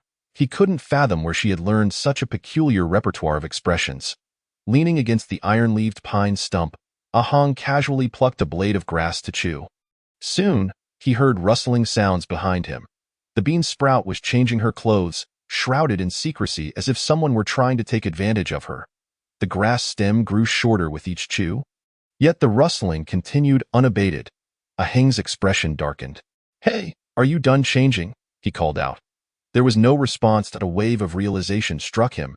He had been duped. He turned sharply, spotting a tattered garment fluttering atop the tall grass. Making the same rustling sound in the breeze, with a swift leap, he landed near the torn clothing, but the maiden was nowhere to be found. Sighing, he pressed a finger to his brow, and his dark eyes suddenly shimmered with swirling clouds as the mist dissipated. It appeared as if countless stars were swirling within. A flicker of light crossed his gaze, and a faint smile graced his lips as he soared into the sky, speeding away into the distance. Several miles ahead, the maiden, wrapped in a green cloak and carrying a black bundle, bent low as she maneuvered through the grass. Her gait was peculiar, utilizing the strength of her legs and arms. Akin to a leaping cheetah, as the dry grass on either side seemed to retreat like shadows, a teasing smile played on her lips. "You think you can follow me? Humph, dream on." Suddenly, her expression changed, and a searing pain pierced her mind. "Why now?" she thought, as images flooded her consciousness. A serrated black crow viciously gnawing at her nerves, it felt as though her very being was being torn apart.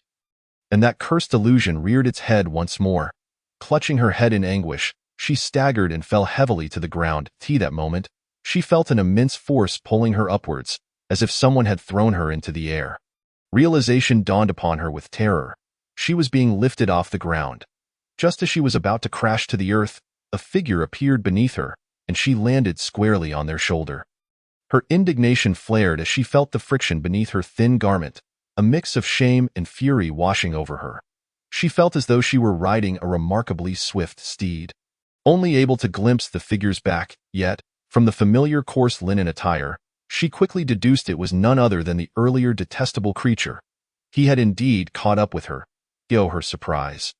The torturous illusion dissipated, and in that moment, she felt an unaccountable sense of security, as if this man possessed an inexplicable charm worthy of reliance. No, it couldn't be. Such feelings could not arise for a loathsome, ugly being. It must be a delusion. She immediately began to struggle fiercely against him. Ahung observed the maiden's green attire rising and falling with her movements, furrowing his brow in annoyance. "What a troublesome nuisance," he muttered. He raised his hand, and with a resounding slap, his palm struck her rear. "Ah!" She let out a piercing scream, her voice filled with humiliation akin to that of a pitiful groundhog. "You scoundrel! Let me down!" she cried, thrashing even more violently. Ahung couldn't help but notice the pleasant sensation of her squirming beneath his grasp. Suddenly, he recalled she was a woman favored by Yu Qinghun, and he quickly reined in his thoughts, for a friend's wife must not be trifled with. The maiden, overwhelmed by the indignity, let tears stream down her face. Ahung found himself in a conundrum. Neither carrying her nor discarding her seemed a viable option. Just then, A thorn nearby snagged the maiden's green robe with a sharp rip. Startled, Ahang could not halt in time, and the robe was torn apart. Instantly, the maiden's long, exquisite legs were exposed to the air, marred by ghastly streaks of blood. "You scoundrel, scoundrel, scoundrel!" she yelled, feeling the coolness against her bare skin as she pounded and clawed at Ahang's back. The pain jolted him from his musings, and he hastily reached for the tattered robe to cover her beautiful legs. However, as if the heavens were playing a cruel joke, a brazen gust of wind whisked the ragged garment away. Thus, Ahang's equally shameless hand landed disgracefully upon the maiden's soft curves. Ah! An even more piercing scream erupted from her. Ahang, startled, dropped her to the ground. He looked down at the maiden, who clutched the remnants of her robe, tears glistening in her eyes. In that moment, he felt as though the entire world had abandoned him. He had never intended to touch this bean sprout. Not at all. With a voice trembling beyond his control, he stammered, "Why? Why weren't you dressed?" The maiden shot back, "Isn't escaping more important than clothing?" "Of course escaping is paramount," he replied. "Then what's the fuss about?" She suddenly sprang to her feet. Her teeth clenched as she pointed at Ahang. You, Ahang, feeling her intense gaze that seemed capable of tearing him to shreds, hung his head in shame. "You'll be plagued by needle pricks for a lifetime." The maiden seemed to muster all her strength to yell this, before collapsing to the ground, hugging her knees and weeping. Chapter 34. The stubborn maiden, the young maiden, now refreshed and composed, glared fiercely at Ahang, as if trying to discern countless needle pricks from his ugly, coarse face. She couldn't fathom why she had been so easily caught. When she bitterly posed this question, a guilty Ahang promptly summoned an iron wire ladybug from her black bundle. The three little wolf cubs displayed curiosity at the sight of the emerging creature. The iron wire ladybug was the only insect capable of wielding the powers of the Blind Eye clan. Unbeknownst to her, Ahang had concealed it within her belongings. The maiden's expression shifted, and she gritted her teeth. "So while I was changing, you—" "Absolutely not." Ahang quickly raised his hand in oath. "Liar." The maiden glared at Ahang, her disdain palpable. Ahang chose silence, realizing any explanation would only exacerbate the situation. After this incident, neither of them felt inclined to move, and they fell into a heavy silence. Ultimately, Ahang broke the stillness. Why do you always run away?" "I am tasked by Yu Qinghan to follow you and ensure your safety," he replied. "Pfft! Who would believe that? Why the disbelief? If Yu Qinghan were truly so benevolent, why hasn't he let me leave in a year? Clearly, he has merely shifted me from one cage to another." "Humph! You are just as hypocritical as he is, no? Even more so, and utterly shameless." What, you? That scoundrel Yu Qinghan at least doesn't leer at me like you do." "I am not leering." "Wah." The maiden suddenly covered her face and began to cry. All right, fine. It's all my fault. Whatever you say is true," Ahang said, his head nearly splitting from the sound of her sobs. "Really? Of course, or what do you expect me to say?" "Okay, then let me ask you, will you take me back to the kingdom?" Don't hesitate. Hesitation breeds falsehood." "Fine. I promise I won't take you back to the Orc Kingdom, but I will provide you protection." "Humph. Isn't that the same?" Truly the height of hypocrisy. Ahang found himself at a loss for words and after a moment replied, "You don't understand. Yu Qinghan would never harm you. His opposition to your return to the Orc Kingdom is likely due to the dangers it poses. He instructed me to protect you. But enough of this. You must come with me." Ahang waved his hand dismissively, feeling it was better to tear the facade away than to maintain an uncomfortable charade. "You are all shameless. If you refuse to let me return to the kingdom, why pretend to allow me to leave?" "I despise you scoundrels." The maiden spat, her tear-filled eyes fixed on the eastern horizon where her homeland lay, along with her caring Aunt Obama. "Save these grievances for Yu Qinghan," Ahang said irritably. "What difference does it make? You are all of a kind, scoundrels. Don't think I am unaware. It's all about the Blind Eye clan, isn't it? What is so special about that? Just bullies of women." "I am not of the Blind Eye clan," Ahang protested. The maiden scoffed at his denial, cowardly and shameless. "Not a man. Well, considering how you look, how could you be?" She regarded Ahang with utter disdain, her contempt unmasked. Ahang blinked, suddenly feeling a wave of embarrassment wash over him. The maiden's words had struck a painful chord within him, and after a long pause, he mumbled, "It's not my fault for looking this way. My appearance is the result of my parents. What can I do about it?" The maiden, realizing her words were too harsh, recognized that regardless, he had indeed saved her life. "I'm sorry," the young girl said, biting her lip. "In truth, your eyes are quite beautiful. As long as I focus on them, I can overlook your face." Suddenly, she fell silent, realizing that her words were akin to rubbing salt in a wound. The man before her seemed to lose his light, his gaze dimming. "It's all right," Aheng replied, a faint smile gracing his lips. "I'm used to it." The bittersweet nature of his words struck the girl, prompting her to turn away. Their brief conversation allowed them both to sidestep the previous awkwardness. "Let's go," Aheng said abruptly, waving his hand. The girl understood that he would not allow her to leave freely, so she remained silent, resigned to the fact that her fate was not hers to determine. She could only wait for an opportunity to escape. They walked in silence, the distance unknown to them. Suddenly, Aheng extended his hand. "Let me carry you. Otherwise, we won't reach our destination before nightfall." The girl shook her head, remaining silent as if she were made of wood. Aheng awkwardly retracted his hand and continued to lead the way.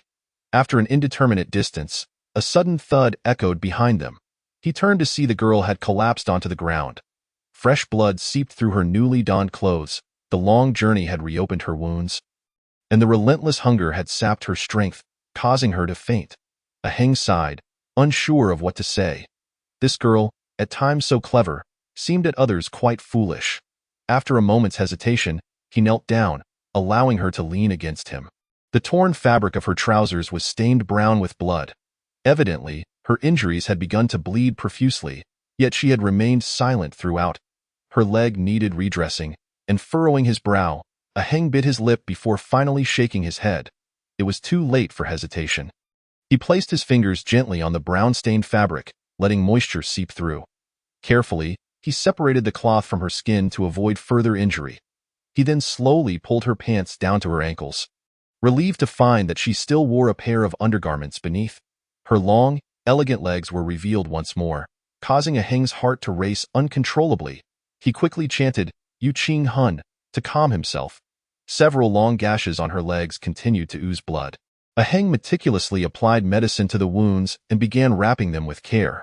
For him, this was familiar territory. Anyone who had once lived a life on the run would become adept in such matters. After tending to her leg, he addressed the other injuries on her arms and elsewhere. Finally, he moistened the girl's parched lips, and to his surprise, she instinctively licked her lips with her soft tongue. Leaving Aheng to hastily turn away, realizing his resistance to her was waning. Perhaps it was fatigue, he reassured himself. Aheng gazed at the still unconscious girl, feeling a sense of relief wash over him. It was fortunate she remained asleep, or else it would have been a real hassle. He cradled her in his arms and swiftly made his way toward Wolf City. When the imposing silhouette of the city loomed into view, he finally exhaled, glancing at the sun, which was nearing dusk. Although he had not eaten all day, this was a mere triviality for him. He found a soft patch of grass to lay the girl down, then wet his palms to prepare some food for the 3 small wolves, who were sluggish and unresponsive. In desperation, he moistened his fingers with meat powder, coaxing the little wolves to suckle. Their whimpering cries elicited a bittersweet smile from Aheng. He had unwittingly become a caretaker.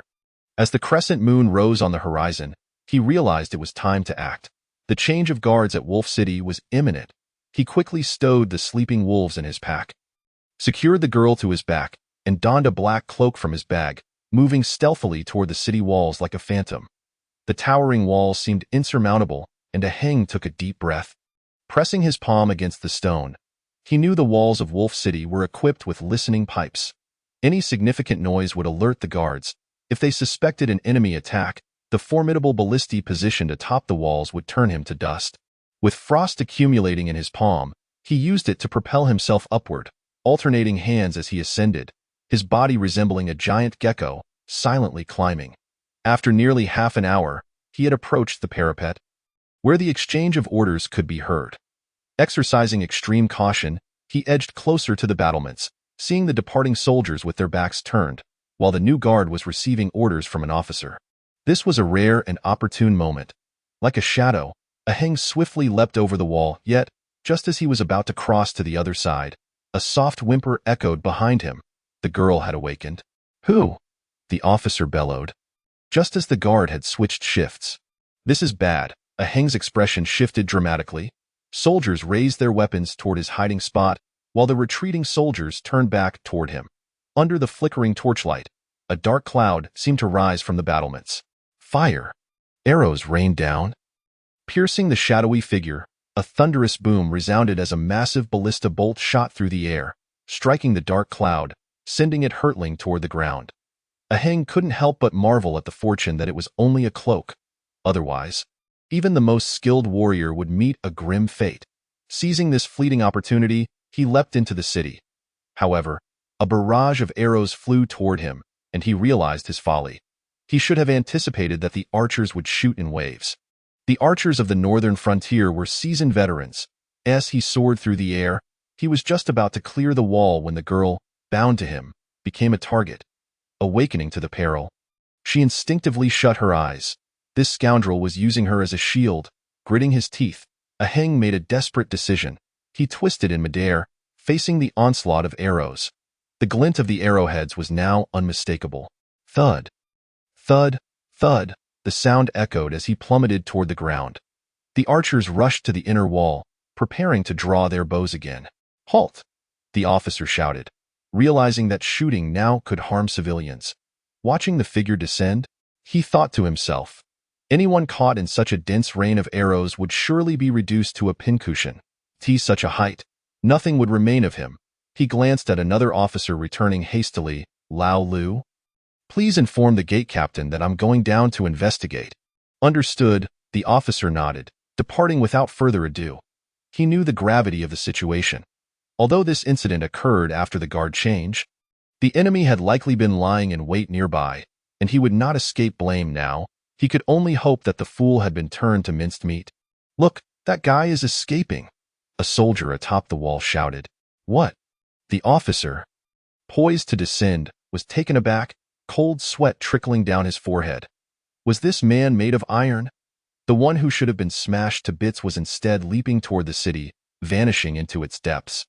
Clenching his jaw, he retrieved a whistle from his pocket, drawing in a deep breath before blowing it sharply. 3 long notes, followed by 2 short ones, pierced the night air. Enemy attack. Beside a colossal bronze bell in the central tower of the North City, a drowsy old soldier sprang to attention, discerning the signal. After a moment's relief, he spat into his palm, grasping the wooden beam beside the bell and striking it forcefully. Bong! The resounding chime reverberated throughout the city, halting all passers-by in their tracks. Bong bong! The entire Wolf City trembled, with countless shops slamming their doors shut. By the beastly grandmother, a small group of enemies has infiltrated the city. An elderly vendor selling candied hawthorns exclaimed, slapping his thigh. "Are you sure?" "No doubt about it. 3 chimes. I stood guard on the walls for over a decade." The old man replied proudly, casting a sidelong glance at a young mother with her child. His wrinkles easing momentarily, the woman's expression shifted, and she hurried away. The old man, full of excitement, brandished a short knife from beneath his hawthorn stall, cursing, "Today's youngsters are utterly useless. They let those brutes from the ice plains into the city. Watch me chop them into pieces," he admonished a young man rushing past. Shaking his head, he mused about the unfortunate girl who had found herself with such a reckless companion.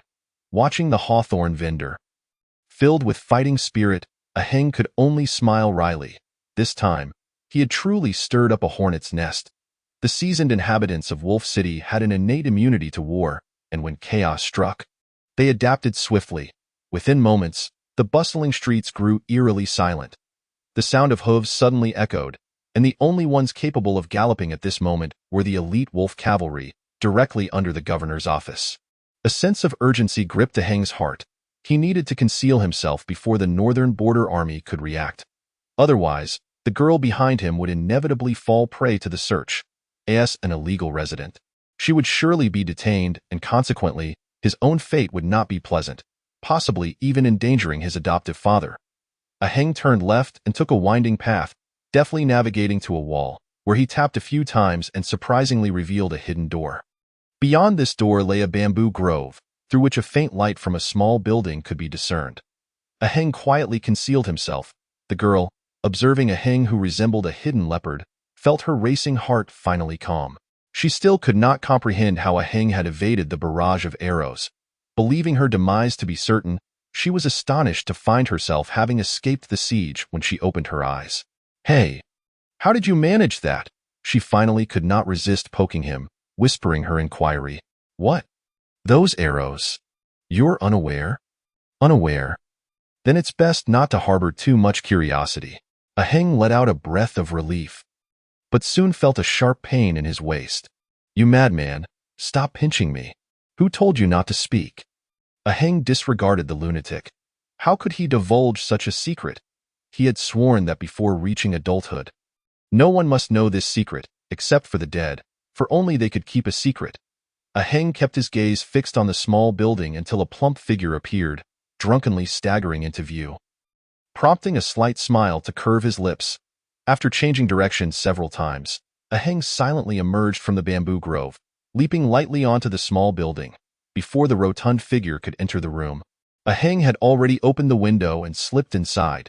He gently lowered the girl, but she had remained motionless for too long and tumbled into his arms. With a creak, the plump figure swayed as he pushed open the door, and the light illuminated the room. Just as the girl expected the rotund man to scream, he suddenly covered his mouth. Then, the man lunged at a Heng, raining down punches and kicks, each blow landing with a solid impact. The girl had already been pushed onto a nearby chair, watching in stupor as a Heng remained still, enduring the assault. Heavens, could this plump man be a formidable master? She had witnessed a Heng's skills before. They rivaled those of the kingdom's legendary top masters. Panting heavily, the plump man finally ceased his attack, his face a mask of grief and indignation. "A Heng, how could you treat Chu this way?" A Heng rubbed his cheek, momentarily dazed before responding, "You fat fool, how have I wronged Chu? Chu devoted herself to you. Yet you treated me with disdain. I cannot allow this. Tell me, who is this girl and how did you win her over?" "What?" A Heng's mouth fell open. In just a few days, the plump man's imagination had run wild. Just then, 3 little wolves, having heard the commotion, emerged from their bundle, whining at a Heng. "Ah!"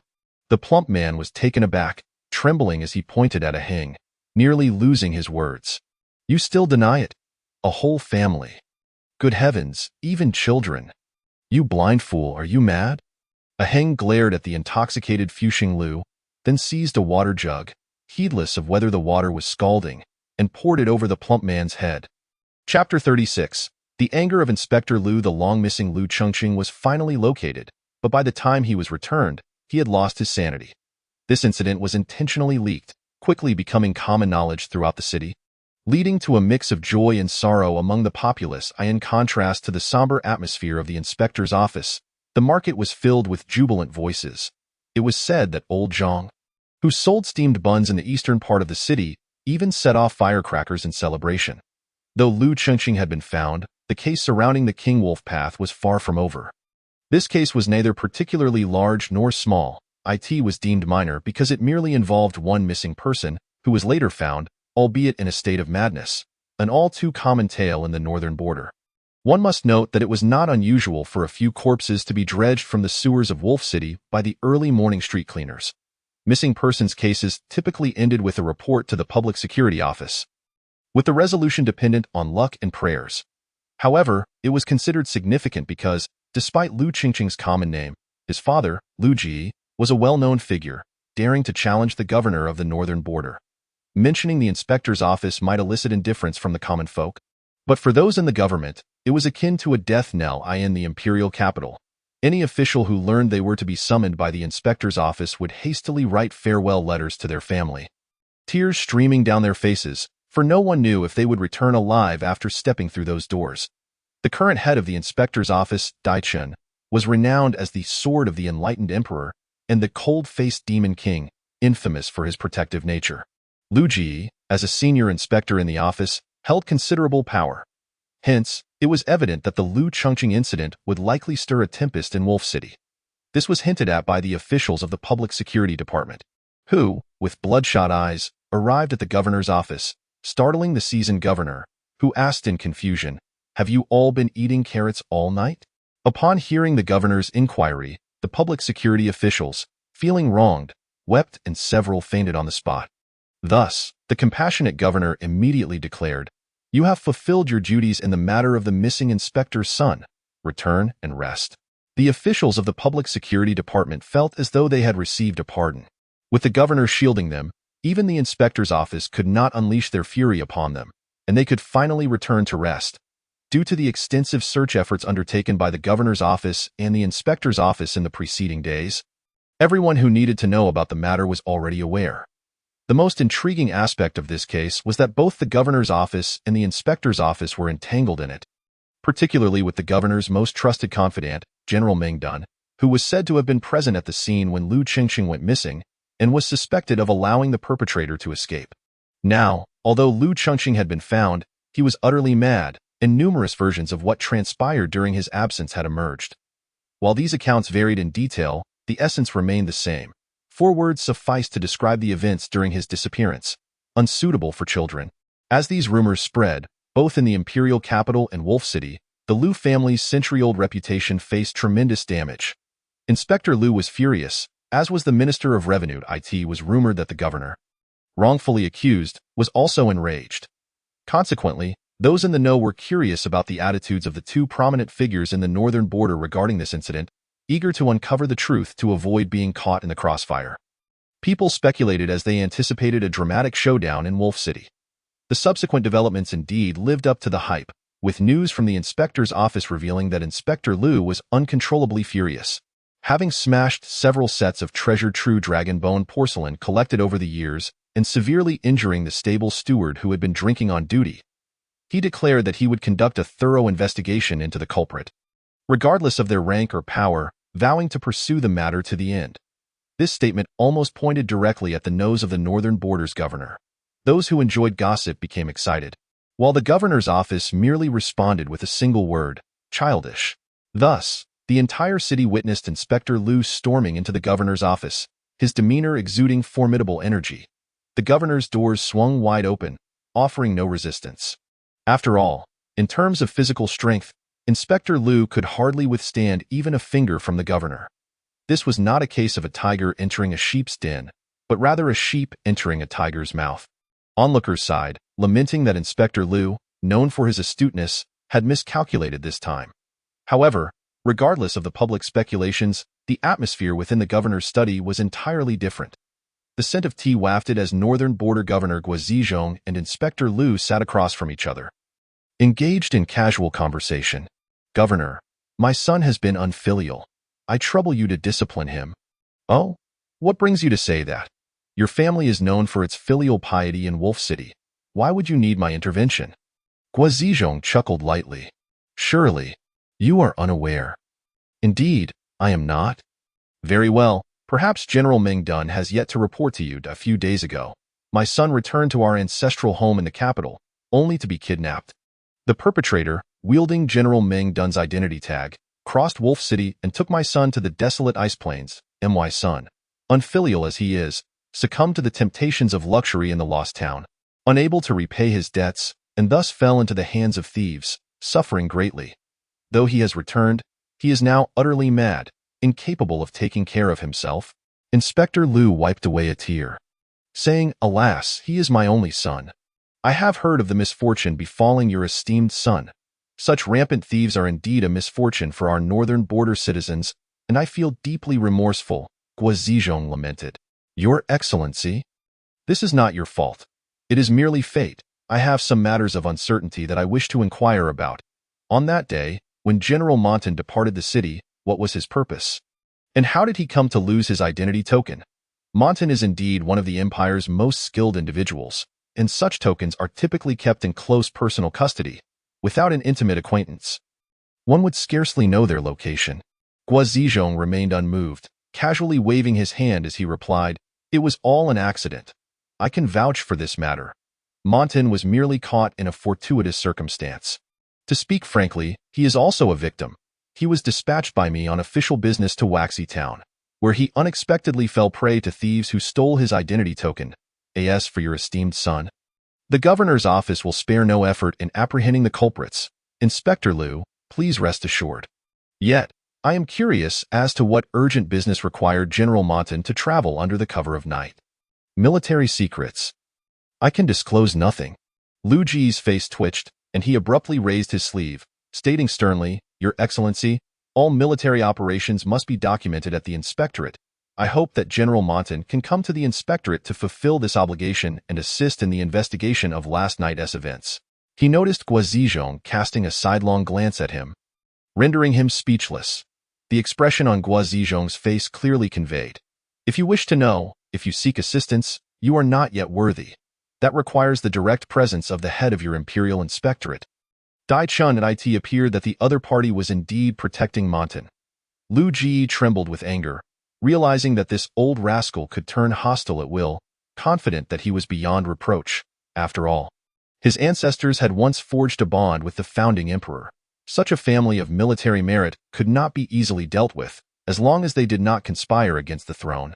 Furthermore, there was an incident last night involving an unauthorized entry into the city that alarmed the guards on the walls. Why has there been no further information on this matter? I have already expedited a report to His Majesty and would appreciate a response from you. Your Excellency, Lu Ji questioned, suppressing his rage. Military secrets, I can disclose nothing, Guo Zizhong replied with the same indifference. Very well, Your Excellency. Your repeated invocation of military secrets leaves me to wonder if you would respond similarly to His Majesty. Lu Ji laughed bitterly in anger. Are you His Majesty? Guo Zizhong asked, taking a sip of tea with feigned astonishment. Thus, I take my leave, Lu Ji said, rising in fury and sweeping out. No need to see me off. Come by for tea when you have the time, Guo Zizhong remarked coolly. Lu Ji stumbled upon hearing this, nearly losing his balance. Guo Zizhong shook his head, muttering, That old dog. His gaze flickered. It was time to confine those little rascals. Last night, that young man had caused quite a disturbance in the city, depriving everyone of a good night's sleep. His temper had indeed flared recently. Guo Zizhong raised his teacup and drained it in one go. As the sedan chair exited the governor's mansion, Lu Ji, seated within, felt his initial fury dissipate entirely. He slightly lifted the curtain and inquired, Have the matters regarding Wu Wu and that young man with the surname Fu, who threatened the city, been investigated thoroughly? Outside, the old steward replied in a low voice, The investigation is complete. At present, it seems there is no connection to the young master's disappearance. When the young master left the city, they were drinking at Chiefing Tower, and they did not depart that night. All individuals they interacted with have been scrutinized, and nothing particularly stands out. Chiefing Tower is simply a brothel, Lu Ji thought, feeling somewhat relieved. His son may be disappointing, but Guo Zizhong's son is not much better. He leaned back slightly and said coolly, Uncertain, which implies there is potential. Who else could be more likely than them? No one. Currently, the prime suspects are Guo Wu and his companion, but their likelihood is close to nil. Moreover, as time passes, our leads are dwindling. Close to nil, Lu Ji scoffed. Though he was reluctant, he remained silent for a moment before continuing, Let this matter rest for now. The old steward was taken aback. Was the master truly abandoning the investigation? This was not characteristic of him. Lu Ji had no intention of explaining, continuing instead, Regarding last night's events, Guo Zizhong, that old rogue, clearly seeks to muddle the waters. We must not allow him to succeed. I will instruct the garrison to summon the officers on duty last night. You should mobilize the local ruffians and report any suspicious individuals, particularly strangers. Understood, my lord, the old steward answered respectfully. However, my lord, will summoning active duty officers privately provoke a backlash from the governor's office, who claimed it was a private summons? Have the gendarmes forgotten their old ways? They are adept at finding fault. Capturing a minor officer on the city walls is hardly a challenge. We merely require their cooperation for the investigation. As long as we stir the waters, even muddling them is acceptable. Stirring the waters? The old steward was increasingly perplexed by his master's intentions, which filled him with unease. Indeed, stirring the waters, for we do not need to uncover the truth of the matter. We must merely create the impression that we are pursuing it. In summary, the guiding principle for all forthcoming actions is entanglement, entangling that old scoundrel until he is overwhelmed and has no time to spare. Understood, my lord. I will make arrangements at once. The old steward promptly acquiesced. Wait, there is one more matter. Old Chung, arrange for a merchant caravan to journey to the Undead tribe. Their Bruta gathering is about to commence. You should accompany the caravan to Bruta City with the young master. I have learned that the Undead tribe may possess a remedy for his ailment. As for matters here, I will gradually arrange for others to take over. You need only ensure a smooth transition. As Lu Ji spoke, he suddenly paused, as if something weighed heavily on his heart. He exhaled deeply before continuing. There is no need to rush back once you arrive. It is imperative to cure the root of the young master's affliction, even if it takes a year or two. Do you understand? My lord, the old steward, sensing a sense of entrustment in his master's words, felt a surge of fear, tears streaming down his face. My lord, I understand that some matters should not be spoken of, but truly, you need not remain in Wolf City. It is merely a den of bandits, and Guazijong is no more than a bandit leader. The old master is nearing retirement from the Ministry of Revenue. You would be better off returning to the imperial capital rather than risking a confrontation with Guazijong. Lu Ji sighed and placed a hand on his shoulder, saying, Old Chung, I appreciate your concern. You have been with our family for many years, and we have weathered countless storms together. There are some matters I will not conceal from you. However, the skies above us seem poised for significant change, and Wolf City is destined to be one of the storm's epicenters. Lu Ji recalled the recent secret visit from the young Princess Jinya, daughter of the prince, and a bitter smile crept across his lips. Since embarking on this path, he had no choice but to follow it. Reflecting on his already mad son, Lu Ji could only silently apologize. For not long ago, Princess Jinya had conveyed the prince's explicit words, cease the investigation and avoid alarming the snake. From this, Lu Ji understood that the truth of the matter was already grasped by the prince in the imperial capital. He could hardly fathom how much power the prince had concealed. Perhaps the entire realm lay within the prince's chessboard. Lu Ji felt he had no alternative, for in comparison to the prince's schemes, the truth of his son's plight seemed utterly trivial. His visit to the governor's office today was merely to confirm a matter at the prince's behest. However, all of this was something Lu Ji could not disclose, not even to those he trusted most. Guazijong, after all, was one of the prince's most valued confidants, yet he had spurned the prince's goodwill. Thus he must be prepared to serve as an obstacle. Ultimately, a loyal governor of the northern frontier was not what the prince wished to see. He who controls the north controls the realm. This timeless adage, born from the blood and failures of countless ambitious souls, has been validated by numerous political upheavals throughout history. He gazed at the pale old steward, offering gentle reassurance, do not worry. It is possible I am merely overthinking matters. Regardless, ensure that Chengqing departs. His current situation may not necessarily be a misfortune. What he has done in the imperial capital, I have heard whispers of even in Wolf City. Perhaps he is destined to face this trial. If he can live a simple, low-key life from now on, it may very well ensure his safety for the rest of his days. Old Chung, do your best in this endeavor. There is no need for excessive insistence. Safety must be the priority. I entrust this to you. My lord, the old steward's tears flowed more abundantly, unable to comprehend why his usually astute master seemed so uncertain. Chapter 37. The master at the end of a deep alley in Wolf City.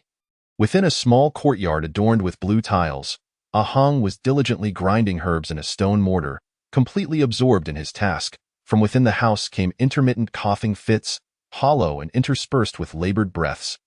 Reminiscent of a broken bellows, before long, a middle-aged man emerged from inside, clad in a long, faded robe, his hair already streaked with gray, exuding an air of antiquity.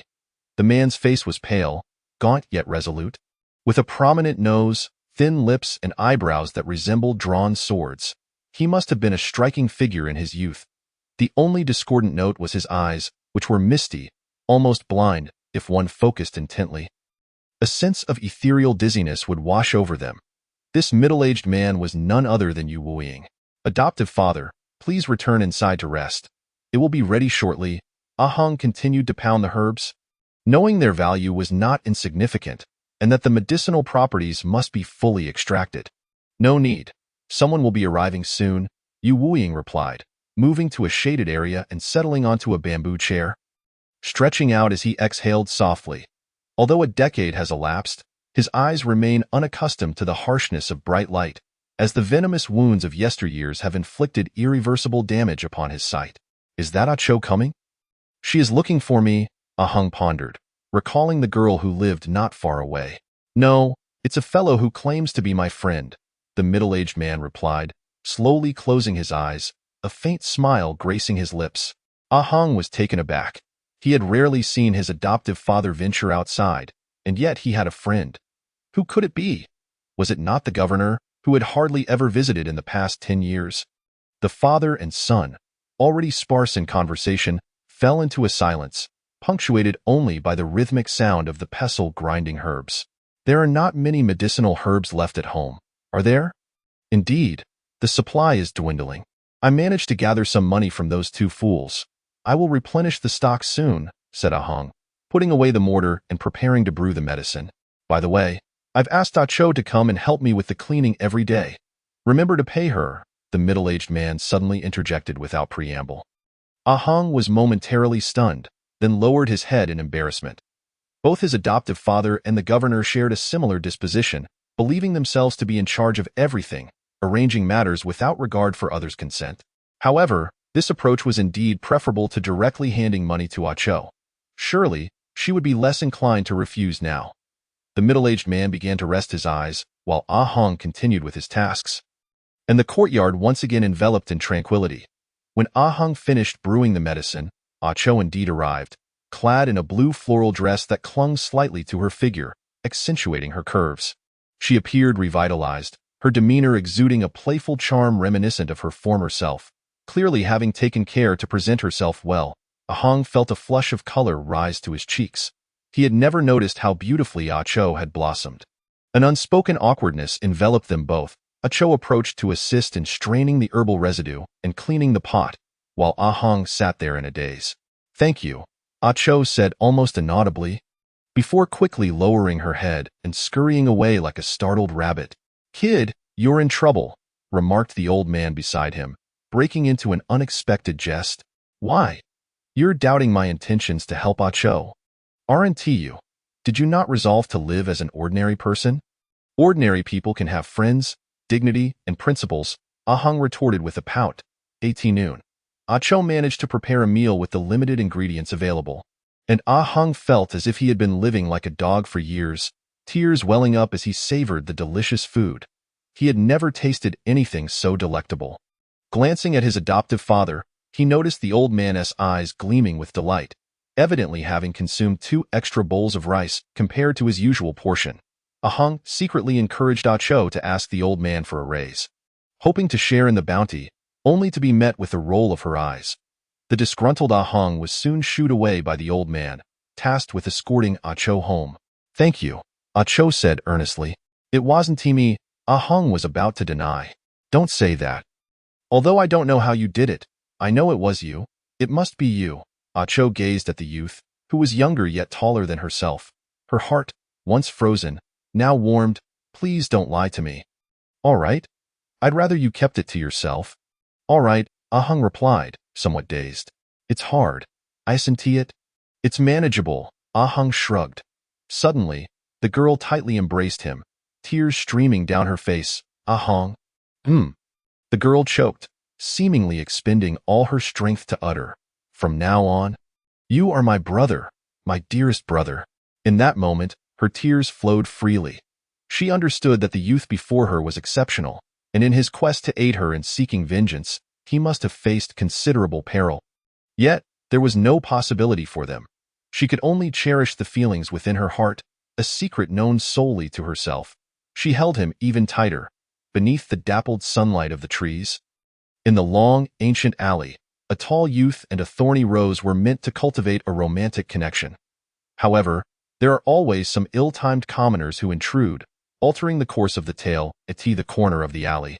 2 boys, one tall and one short, were embroiled in a heated debate.